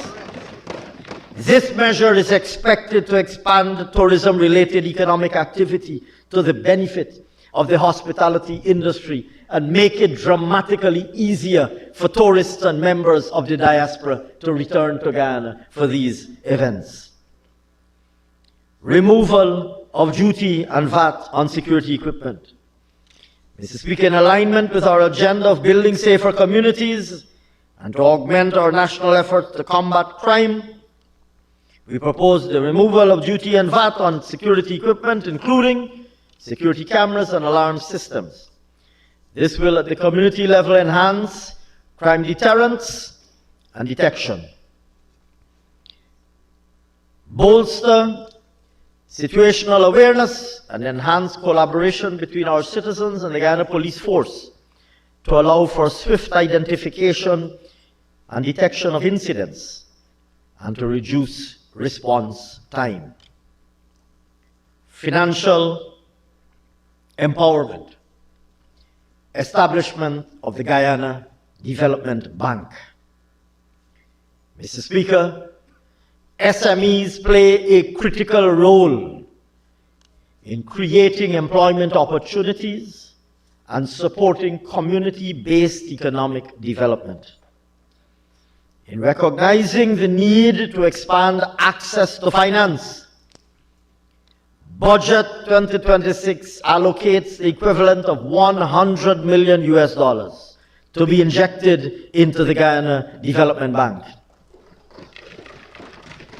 This institution will provide SMEs, young entrepreneurs, women, and persons living with disabilities with access up to $3 million in microcredit loans at zero interest, with zero collateral requirement for targeted investments in specified sectors. A key aspect of this program will be that programs will be paired with membership and training to support the growth and development of the SME sector. Additionally, Mr. Speaker, our government will embrace a co-investment model, effectively sharing the financial risks and providing support so that SMEs may be able to access up to an additional $7 million at preferential interest rates from participating commercial banks. Government will extend to the commercial banks similar fiscal concessions as are granted for low-income housing loans currently. This forms part of a wider initiative to strengthen the ecosystem for SME growth in Guyana. Reducing the cost of home ownership. Increase in low-income mortgage ceiling. Mr. Speaker, since resuming office in 2020, we have made tremendous progress on improving access to housing. and reducing the cost of home ownership. Building on this progress, over the next 5 years, our target is to ensure every Guyanese family has access to affordable housing. It would be recalled that over the last term, we increased the low-income mortgage ceiling at commercial banks from $8 million to $20 million.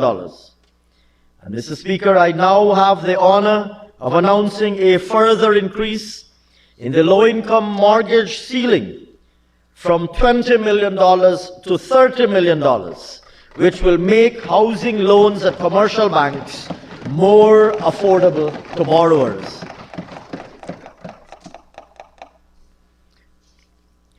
Extending low-income mortgage ceiling window to insurance companies.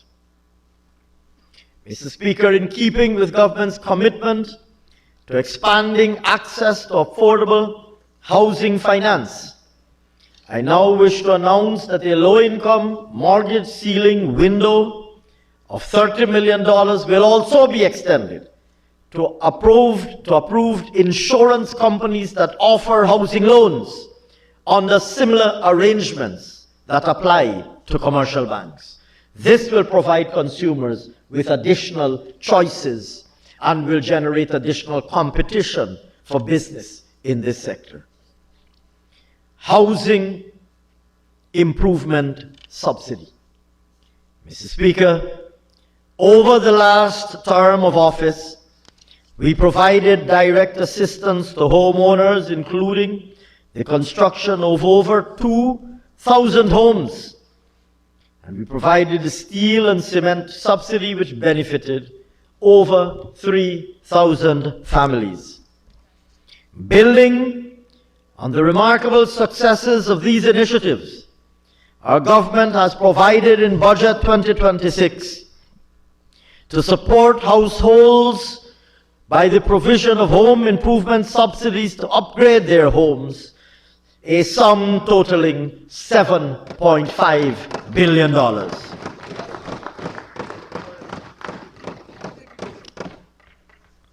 Reducing the cost of vehicle ownership and hinterland transport. 1. Double cab vehicles. Mr. Speaker, double cab pickups play an integral role at both the business and the household level. In an effort to reduce the cost in relation to the importation of double cab pickups, our government will introduce a flat tax of $2 million on double cab pickups less than 2,000 cc, irrespective of age, and a flat tax of $3 million on double cab pickups between 2,000 cc and 2,500 cc, irrespective of age. Removal of VAT on vehicles below 1,500 cc. Mr. Speaker, our government recognizes that in our rapidly modernizing economy, vehicle ownership is not a luxury, but an economic necessity. And furthermore, that with more Guyanese persons with disposable incomes that allow them to become vehicle owners, as was evidenced earlier by the level of vehicle importation and the massive improvement in credit extended by the banking system for the purposes of purchase of vehicles to Guyanese, including very often first-time buyers of vehicles. I now wish, Mr. Speaker, to announce the following. Our government will remove the value-added tax on new vehicles below 1,500 cc. New for this purpose refers to vehicles less than 4 years old. To reduce the cost of importing such a vehicle, it would be recalled, Mr. Speaker, that in Budget 2023, in relation to used vehicles, that is to say vehicles that are more than 4 years old, below 1500 cc, we had already introduced a flat tax of 800,000. We are now extending that by removing the value-added tax altogether from new vehicles below 1500 cc. Hybrid motor vehicles. Mr. Speaker, it would be recalled that in 2023, we removed the value-added tax on new electric motor vehicles as part of our commitment to encourage drivers to transition to lower emission vehicles. Our government will build further on this measure by removing the value-added tax on hybrid motor vehicles below 2000 cc. Mr. Speaker, this measure is yet another reflection of our government's commitment towards low-carbon development and is intended to support the shift, even if it is a gradual shift, towards more environmentally friendly transportation alternatives. All-terrain vehicles. Mr. Speaker, immediately after resuming office in 2020, we removed the value-added tax on all-terrain vehicles which were used for the purposes of mining, agriculture, forestry, manufacturing. And in the following year, Mr. Speaker, we also removed the duty on ATVs for use in the hinterland. Mr. Speaker, I am pleased to now announce that we will simply remove all import duties and taxes on ATVs for all categories and irrespective of purpose of use, to simplify it. Outboard engines. Mr. Speaker, to reduce the cost of transportation within hinterland and riverine communities, we will eliminate all taxes and duties for outboard engines up to 150 horsepower. Easing the cost of living. Mr. Speaker, containing the cost of living. Mr. Speaker, we have maintained a 0% excise tax on petroleum products since March 2022. This has seen us forego an estimated $100 billion in revenue annually. And it has translated into approximately $500 of savings to citizens for every gallon of diesel or gasoline purchased. Notwithstanding the moderation of oil prices now compared to the peak of 2022, I wish to announce, Mr. Speaker, that our government will continue to uphold this measure as a safeguard against the volatility of global energy markets, and in particular as a means of mitigating the transmission of any movement in fuel prices to citizens. Reduction in freight charges. Mr. Speaker, our government acted decisively to cushion the impact of rising international shipping costs since 2021 by reverting freight charges to pre-pandemic levels for the calculation of import taxes. This intervention is estimated to have saved consumers over $28 billion since it was first implemented.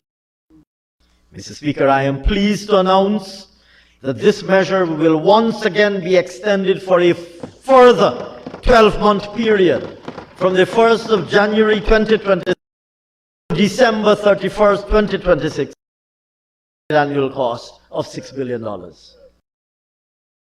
Other cost of living measures. Mr. Speaker, since returning to office, our government has remained closely engaged with households, businesses and other stakeholders across Guyana. These consultations have been pivotal in shaping targeted interventions that provide relief to our most vulnerable while mitigating cost pressures. Mr. Speaker, in 2026, we will maintain this consultative approach, and we have set aside $9 billion to further ease cost of living pressures, ensuring that our interventions remain responsive to the needs of all Guyanese.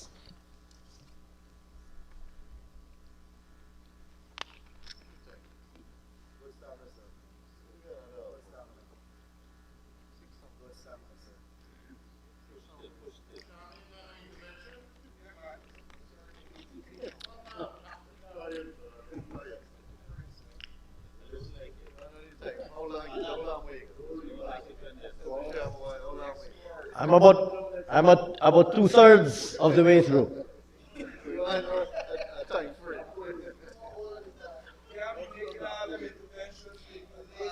Mr.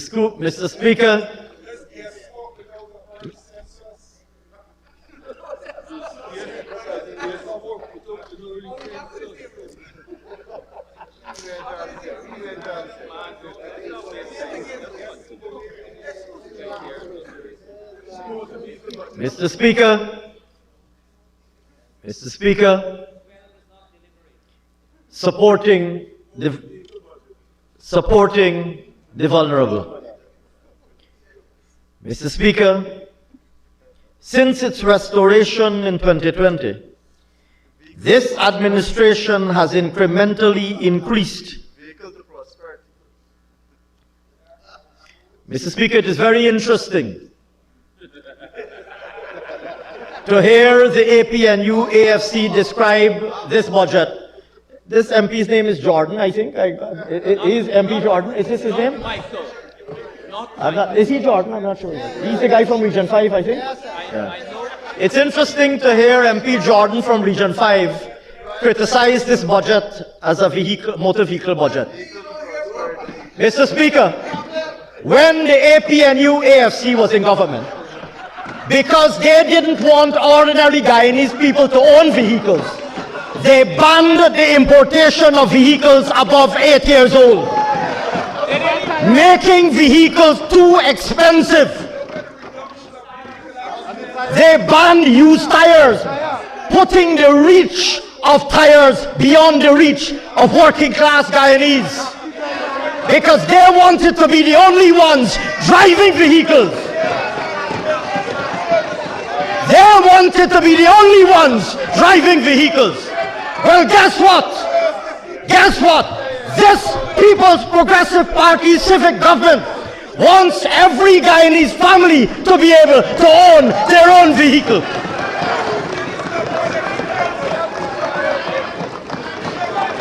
No wonder MP Jordan from Region 5. I want the people of Region 5 to know that he is opposed to ordinary Guyanese people becoming their vehicle owners. No wonder they ban vehicles above 8 years old and ban used tires, because in their heads, vehicle ownership is something that only PNC elites should be driving. Only PNC elites should be driving vehicles. Ordinary Guyanese people must not own vehicles. Well, this People's Progressive Party believes that ordinary Guyanese must become vehicle owners too. Not you alone. Not you alone. So yes, we are making vehicles more affordable for ordinary Guyanese. Yes, we are doing that, and we are proud of doing it.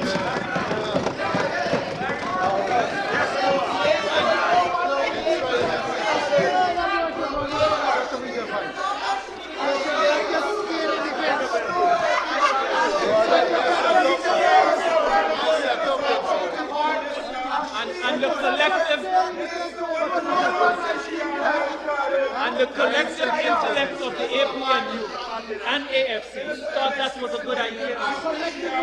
That was a good policy measure. The collective intellectual of the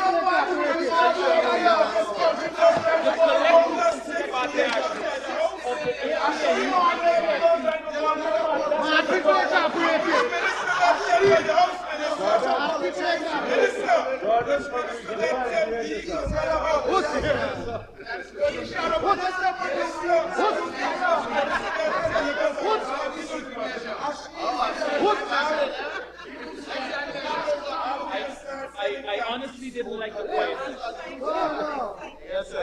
Honestly, it was too quiet for me just now.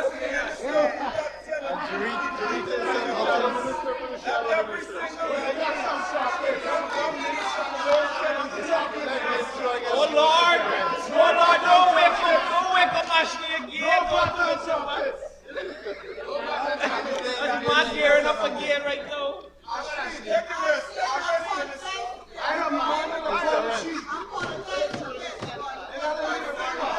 I understand you've been speaking for 6 hours for this parents.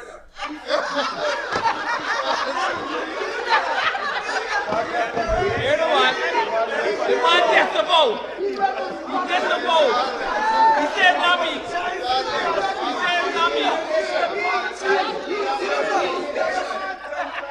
The man threw Terrence under the bus the first chance he gets.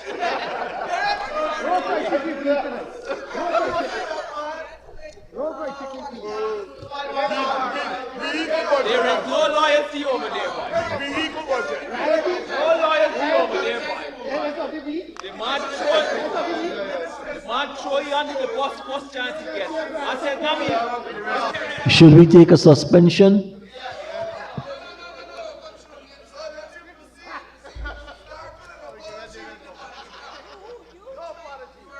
Do I hear, Mr. Speaker, yet another APNU AFC MP begging me to return to my budget speech? You are the one who distracted me into a diversion. You are the one who distracted me into a diversion. You might have thought that you would have learned your lesson by now.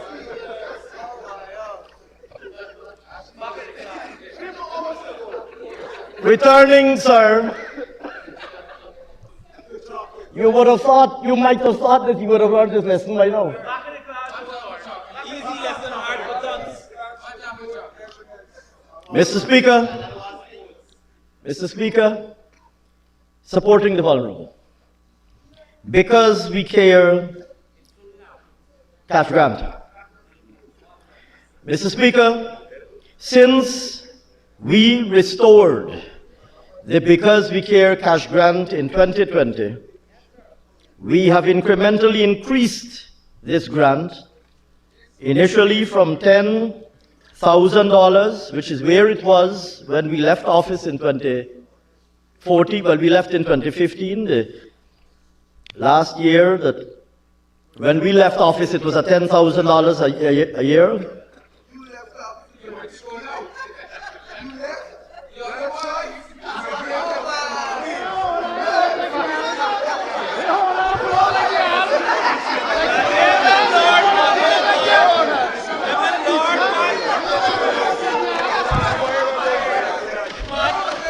Mr. Speaker, in 2015, the People's Progressive Party lost the election. And we promptly demitted office because that's what people do in a democracy. That's what people do in a democracy. In contrast with the electoral hoodlums who lost an election on the 2nd of March 2020 and held on to power until the 2nd of August 2020, holding on with their tentacles, refusing to give up office. The electoral hoodlums that comprise the APNU AFC. In a democracy, when you lose government, you demit office. And that is what the People's Progressive Party did. When you lost, you held on to government like a bunch of desperate electoral hoodlums. And that is why the people of Guyana will never put you back into government.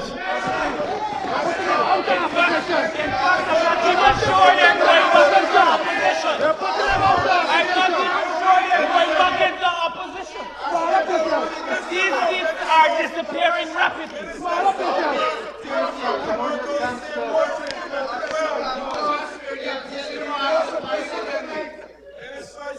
These seats are disappearing rapidly. Hey, the old Alex, hook me back here. Were those same words in 2012?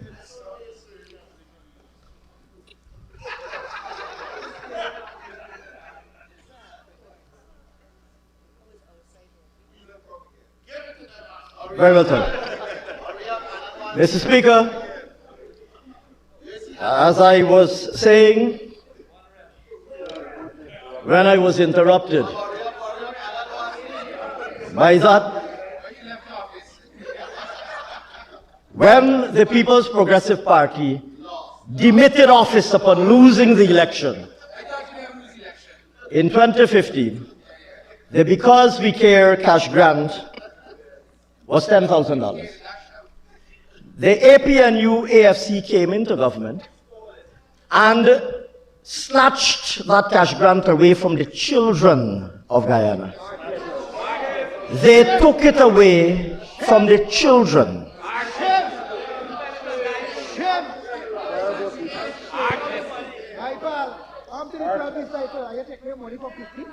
And we said very simply to the people of Guyana, first of all, if we lose an election, we demit an office, because that's what people do in democracies.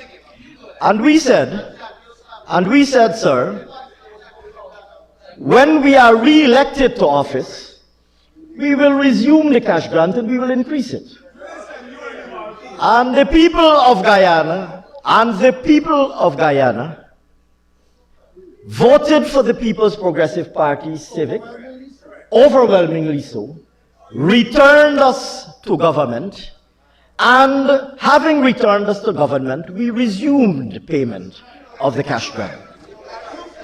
And we not only resumed the payment of the cash grant, but we delivered on our promise to increase it. And so, Mr. Speaker, this cash grant has been not only resumed, but it has now been increased as of 2025 to $50,000 per child. In addition to the $5,000 uniform grant that we've also been paying. Mr. Speaker, I now wish to announce a further increase of the Because We Care cash grant from $50,000 per child, where it is, to $60,000 per child. To the benefit of 206,000 children in public and private schools countrywide. This increase alone will put in the hands of the parents of these children an additional $2 billion of disposable income. And this increase will result in an estimated $12.4 billion in total being transferred to the parents of these children under the Because We Care cash grant. Mr. Speaker, in addition, I am pleased to announce that in keeping with our 2025 manifesto promise, we will be introducing this year an annual transportation support grant amounting to $20,000 per child and totaling $4.1 billion of additional disposable income to parents. Mr. Speaker, as a result of the Because We Care cash grant of $60,000 per child, the uniform allowance of $5,000 per child, and the annual transportation grant of $20,000 per child, these three will aggregate to a total transfer of $85,000 per child.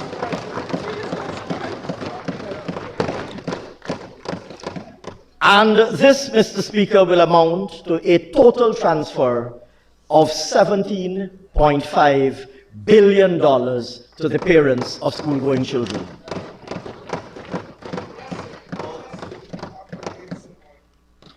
support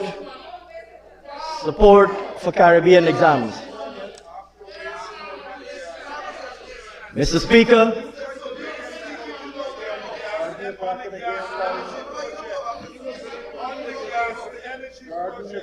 Mr. Speaker, in support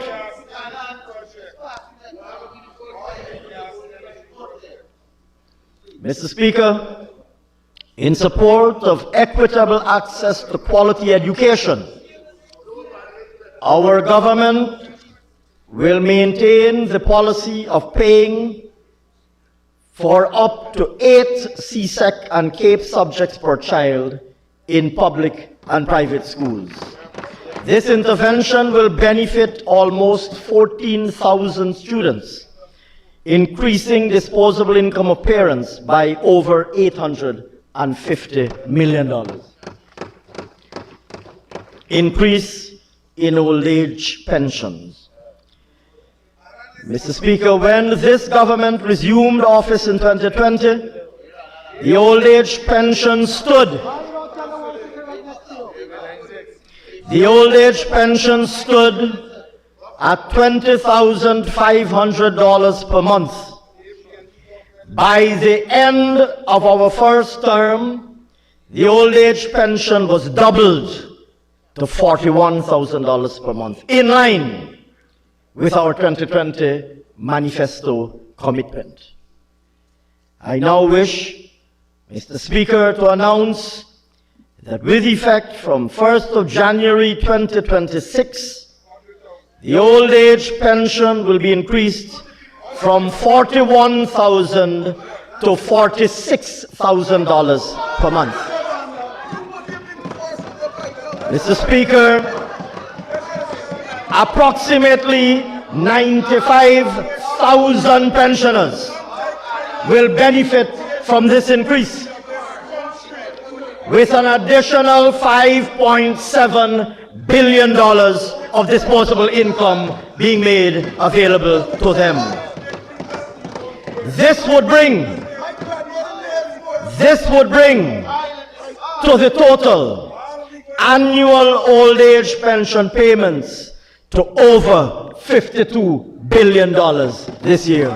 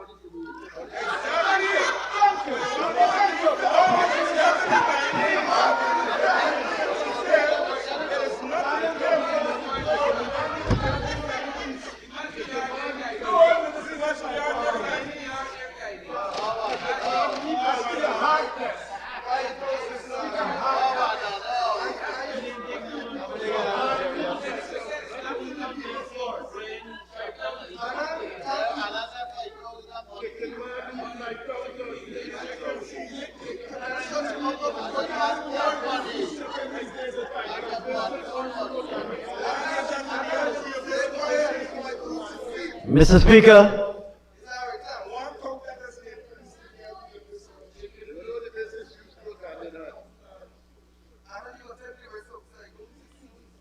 Mr. Speaker, increase in public assistance.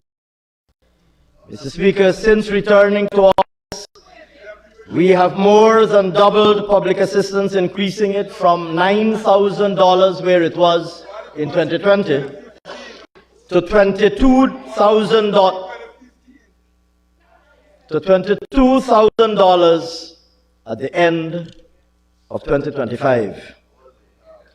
I am pleased, Mr. Speaker, to announce that with effect from January 1, 2026, public assistance will be further increased from $22,000 per month to $25,000 per month. Mr. Speaker, this measure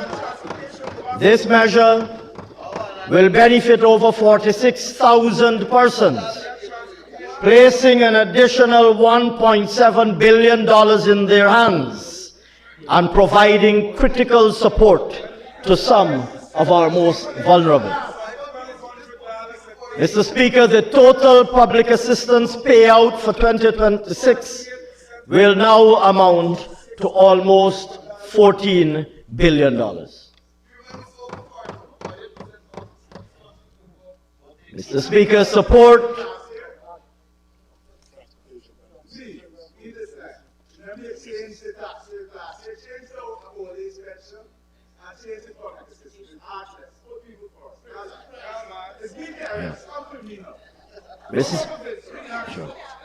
Mr. Speaker, in addition to the increase in the old age pension, we will also be giving, in keeping with our manifesto promise, we will also be giving our old age pensioners an annual transportation grant of $20,000 to every old age pensioner, providing an additional injection of $1.9 billion in support. Mr. Speaker, with the increase in old age pension from $41,000 to $46,000 per month, and with the extending of an annual transportation grant of $20,000 to old age pensioners, together, these measures will see an annual transfer of over $54 billion being paid to our 95,000 old age pensioners. I believe, sir, that I've already announced the increase in public assistance. Support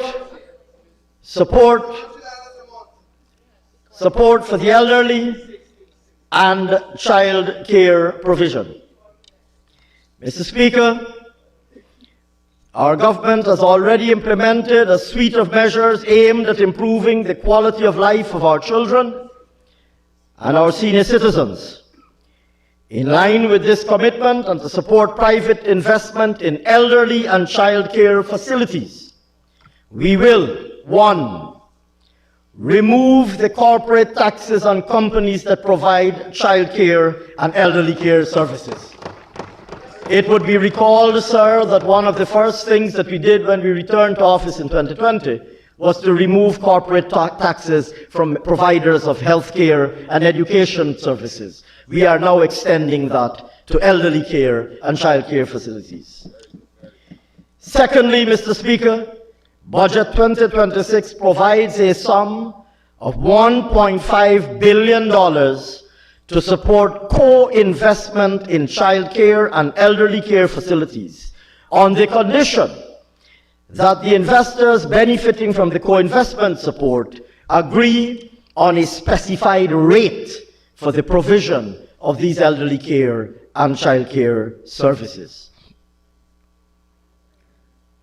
Increasing disposable income.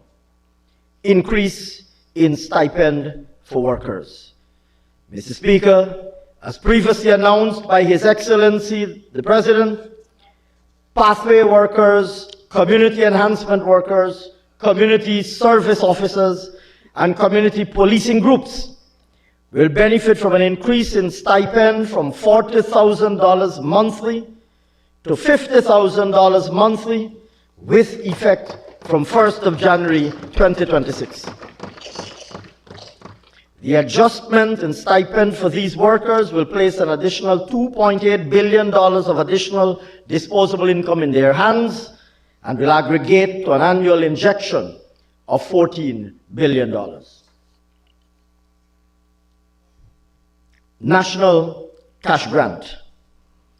Mr. Speaker, in late 2024, this People's Progressive Party civic government initiated for the very first time a national cash grant of $100,000 for every Guyanese citizen aged 18 years and older.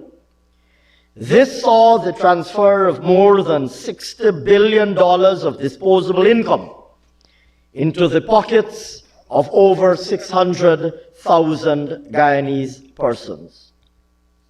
As announced by His Excellency the President, Budget 2026 makes provision for citizens aged 18 and older once again to benefit from a national cash grant of $100,000 each in 2026, for which purpose a total of over $60 billion is expected to be transferred to Guyanese citizens.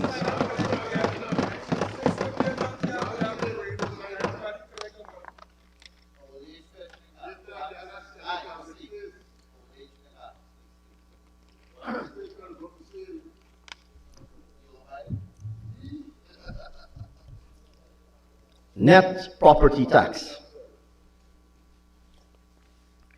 Mr. Speaker, in alignment with government's objective to support the accumulation of savings and assets by individuals, ordinary Guyanese, we will remove the net property tax on individuals, which will increase the disposable income of these persons by over $1.4 billion. And this measure will be applicable from year of assessment 2026. Income tax threshold. Mr. Speaker, by the end of our last term of office, this government had doubled the income tax threshold from $65,000 in 2020, where it was when we came into office, to $130,000 in 2025. We increased it, we doubled it, from $65,000 in 2020 to $130,000 in 2025. Let me say that again, sir. The income tax threshold was at $65,000 a month when we came into office in 2020. We progressively increased it over the years to $130,000 per month by 2025. This resulted in $18 billion in disposable income to all additional disposable income being provided to all workers, and the removal of 60,000 persons from the income tax net. Mr. Speaker, I now wish to announce a further increase of the income tax threshold from $130,000 per month to $140,000 per month, with effect from year of income 2026. Mr. Speaker, this will result in the removal of 5,000 persons from the income tax net and add over $2 billion in disposable income to those workers.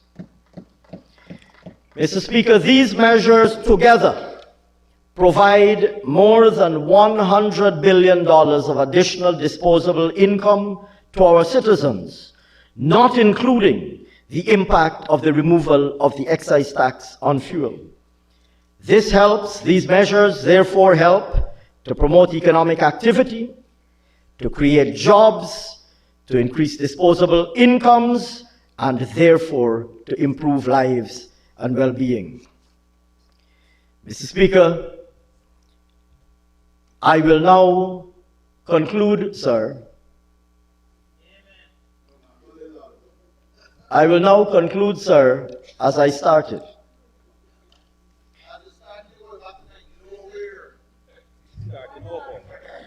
wrong with that? Let's go back to 1978, 73, when y'all rigged it for the elections. You want to go back? We go back?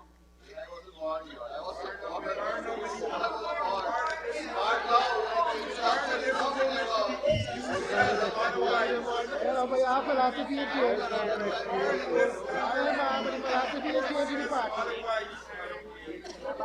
Everybody's showing them on that.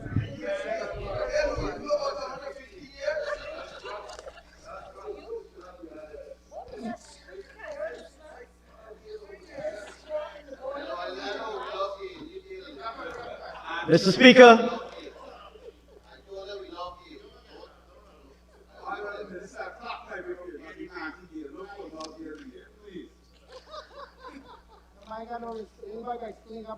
Mr. Speaker, I will conclude as I started.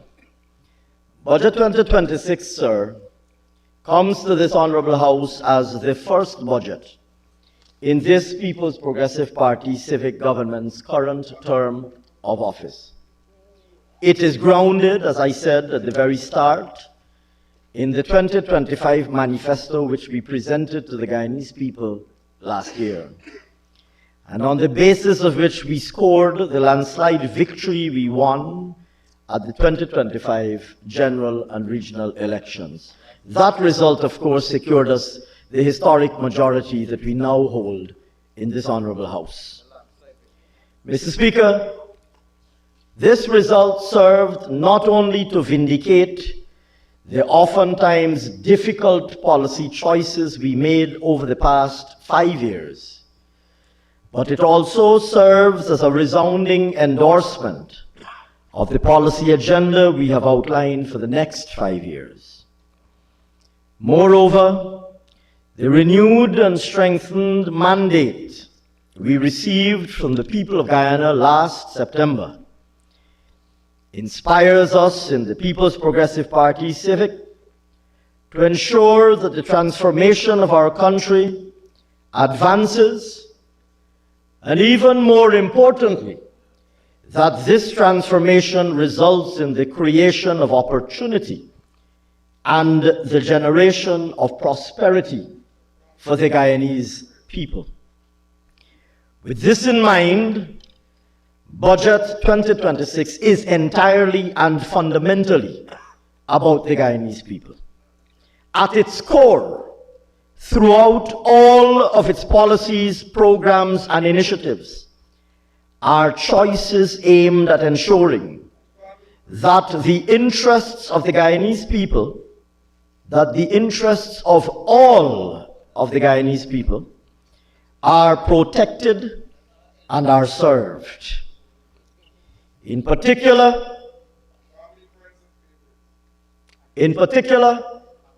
its aim is to ensure that everything that we do as a government results in an identifiable improvement in Guyanese lives or in an identifiable creation of opportunity for Guyanese nationals. This is the litmus test of all that we do as a government.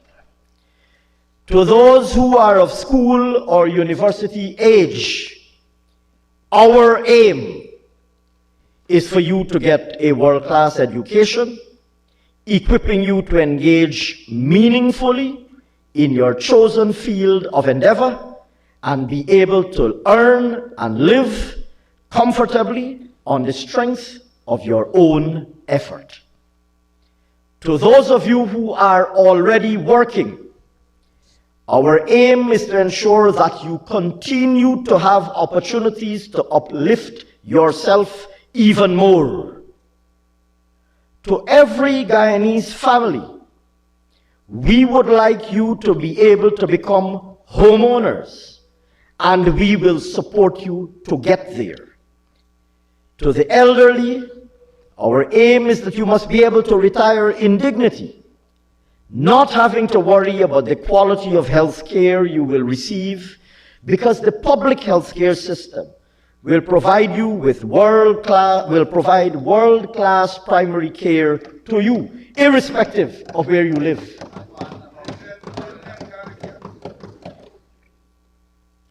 To all who live in Guyana, wherever you might live, our aim is that you must be able to live in comfortable, safe, and modern communities.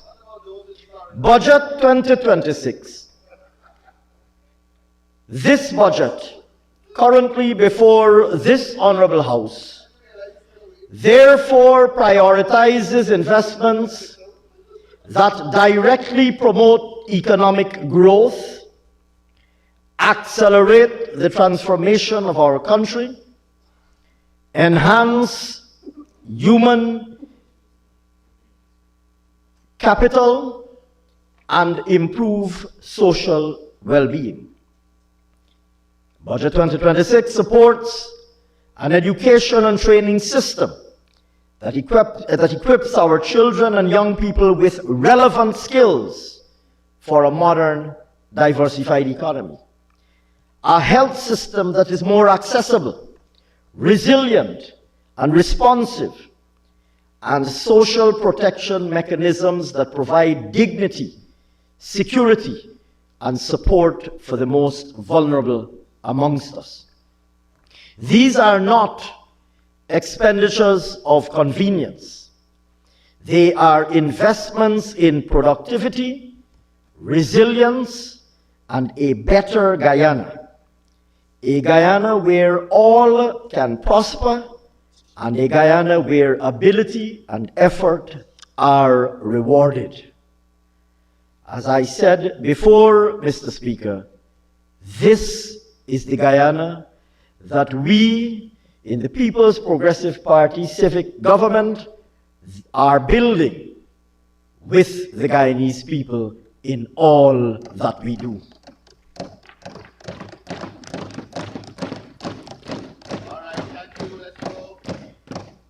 Mr. Speaker, before I conclude, I wish to thank all who would have contributed to the preparation of Budget 2026, including, of course, the various stakeholders who would have provided valuable input and suggestions since we were preparing our manifesto, because the budget is grounded, as it is, in our manifesto. Of course, as well as suggestions that would have been made more recently.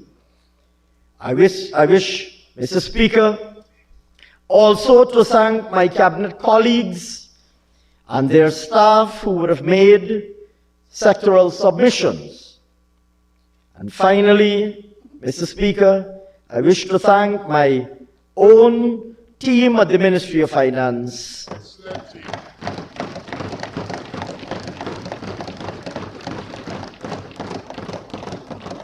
who spared no effort in pulling it all together within the policy framework that we outlined. Mr. Speaker, on behalf of this People's Progressive Party civic government, it is now, sir, my honor to commend Budget 2026 to this honorable House. And I trust that good sense will prevail and it will secure unanimous passage in due course. Thank you very much, sir.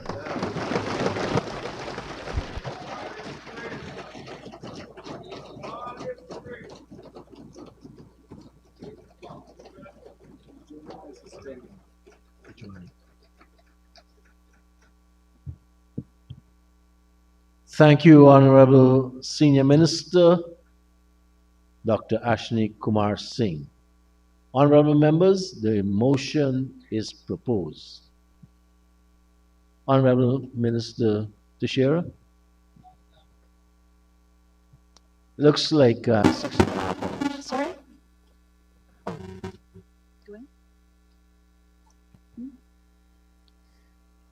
First of all, Mr. Speaker, I just want to congratulate my colleague for his outstanding representation and presentation on behalf of the government of Ghana and the President of Ghana. And we always are amazed at the stamina of our colleague who has surpassed 5.5 hours to 6.5 hours this time. So, and he had told me he was very, very tired, exhausted this morning, and that he was leaving the ministry to try to go home and bathe and come here. He hadn't slept all night. So for a man who hasn't slept for probably several days, I think he did extraordinarily well just standing there and reading it. But more important was the content that he brought and the hope and optimism that we have offered to the Guyanese people. And I know in the debate we will have some interesting discussions. But this life of our people and the quality of life. So I thank Ashni and most of all our President and Cabinet. Mr. Speaker, I'd like to ask that the sitting now be adjourned until February the 2nd. Monday, February the 2nd, we will start the debate then from the 2nd to the 6th to allow us 5 days to debate, and that we will start at 2 o'clock. 2 o'clock? 2 p.m. Thank you, Honorable Minister. I join with you in offering our congratulations to the Honorable Minister. Honorable members, the Assembly now stands adjourned to 2 p.m. next Monday, February 2nd. Have a good night.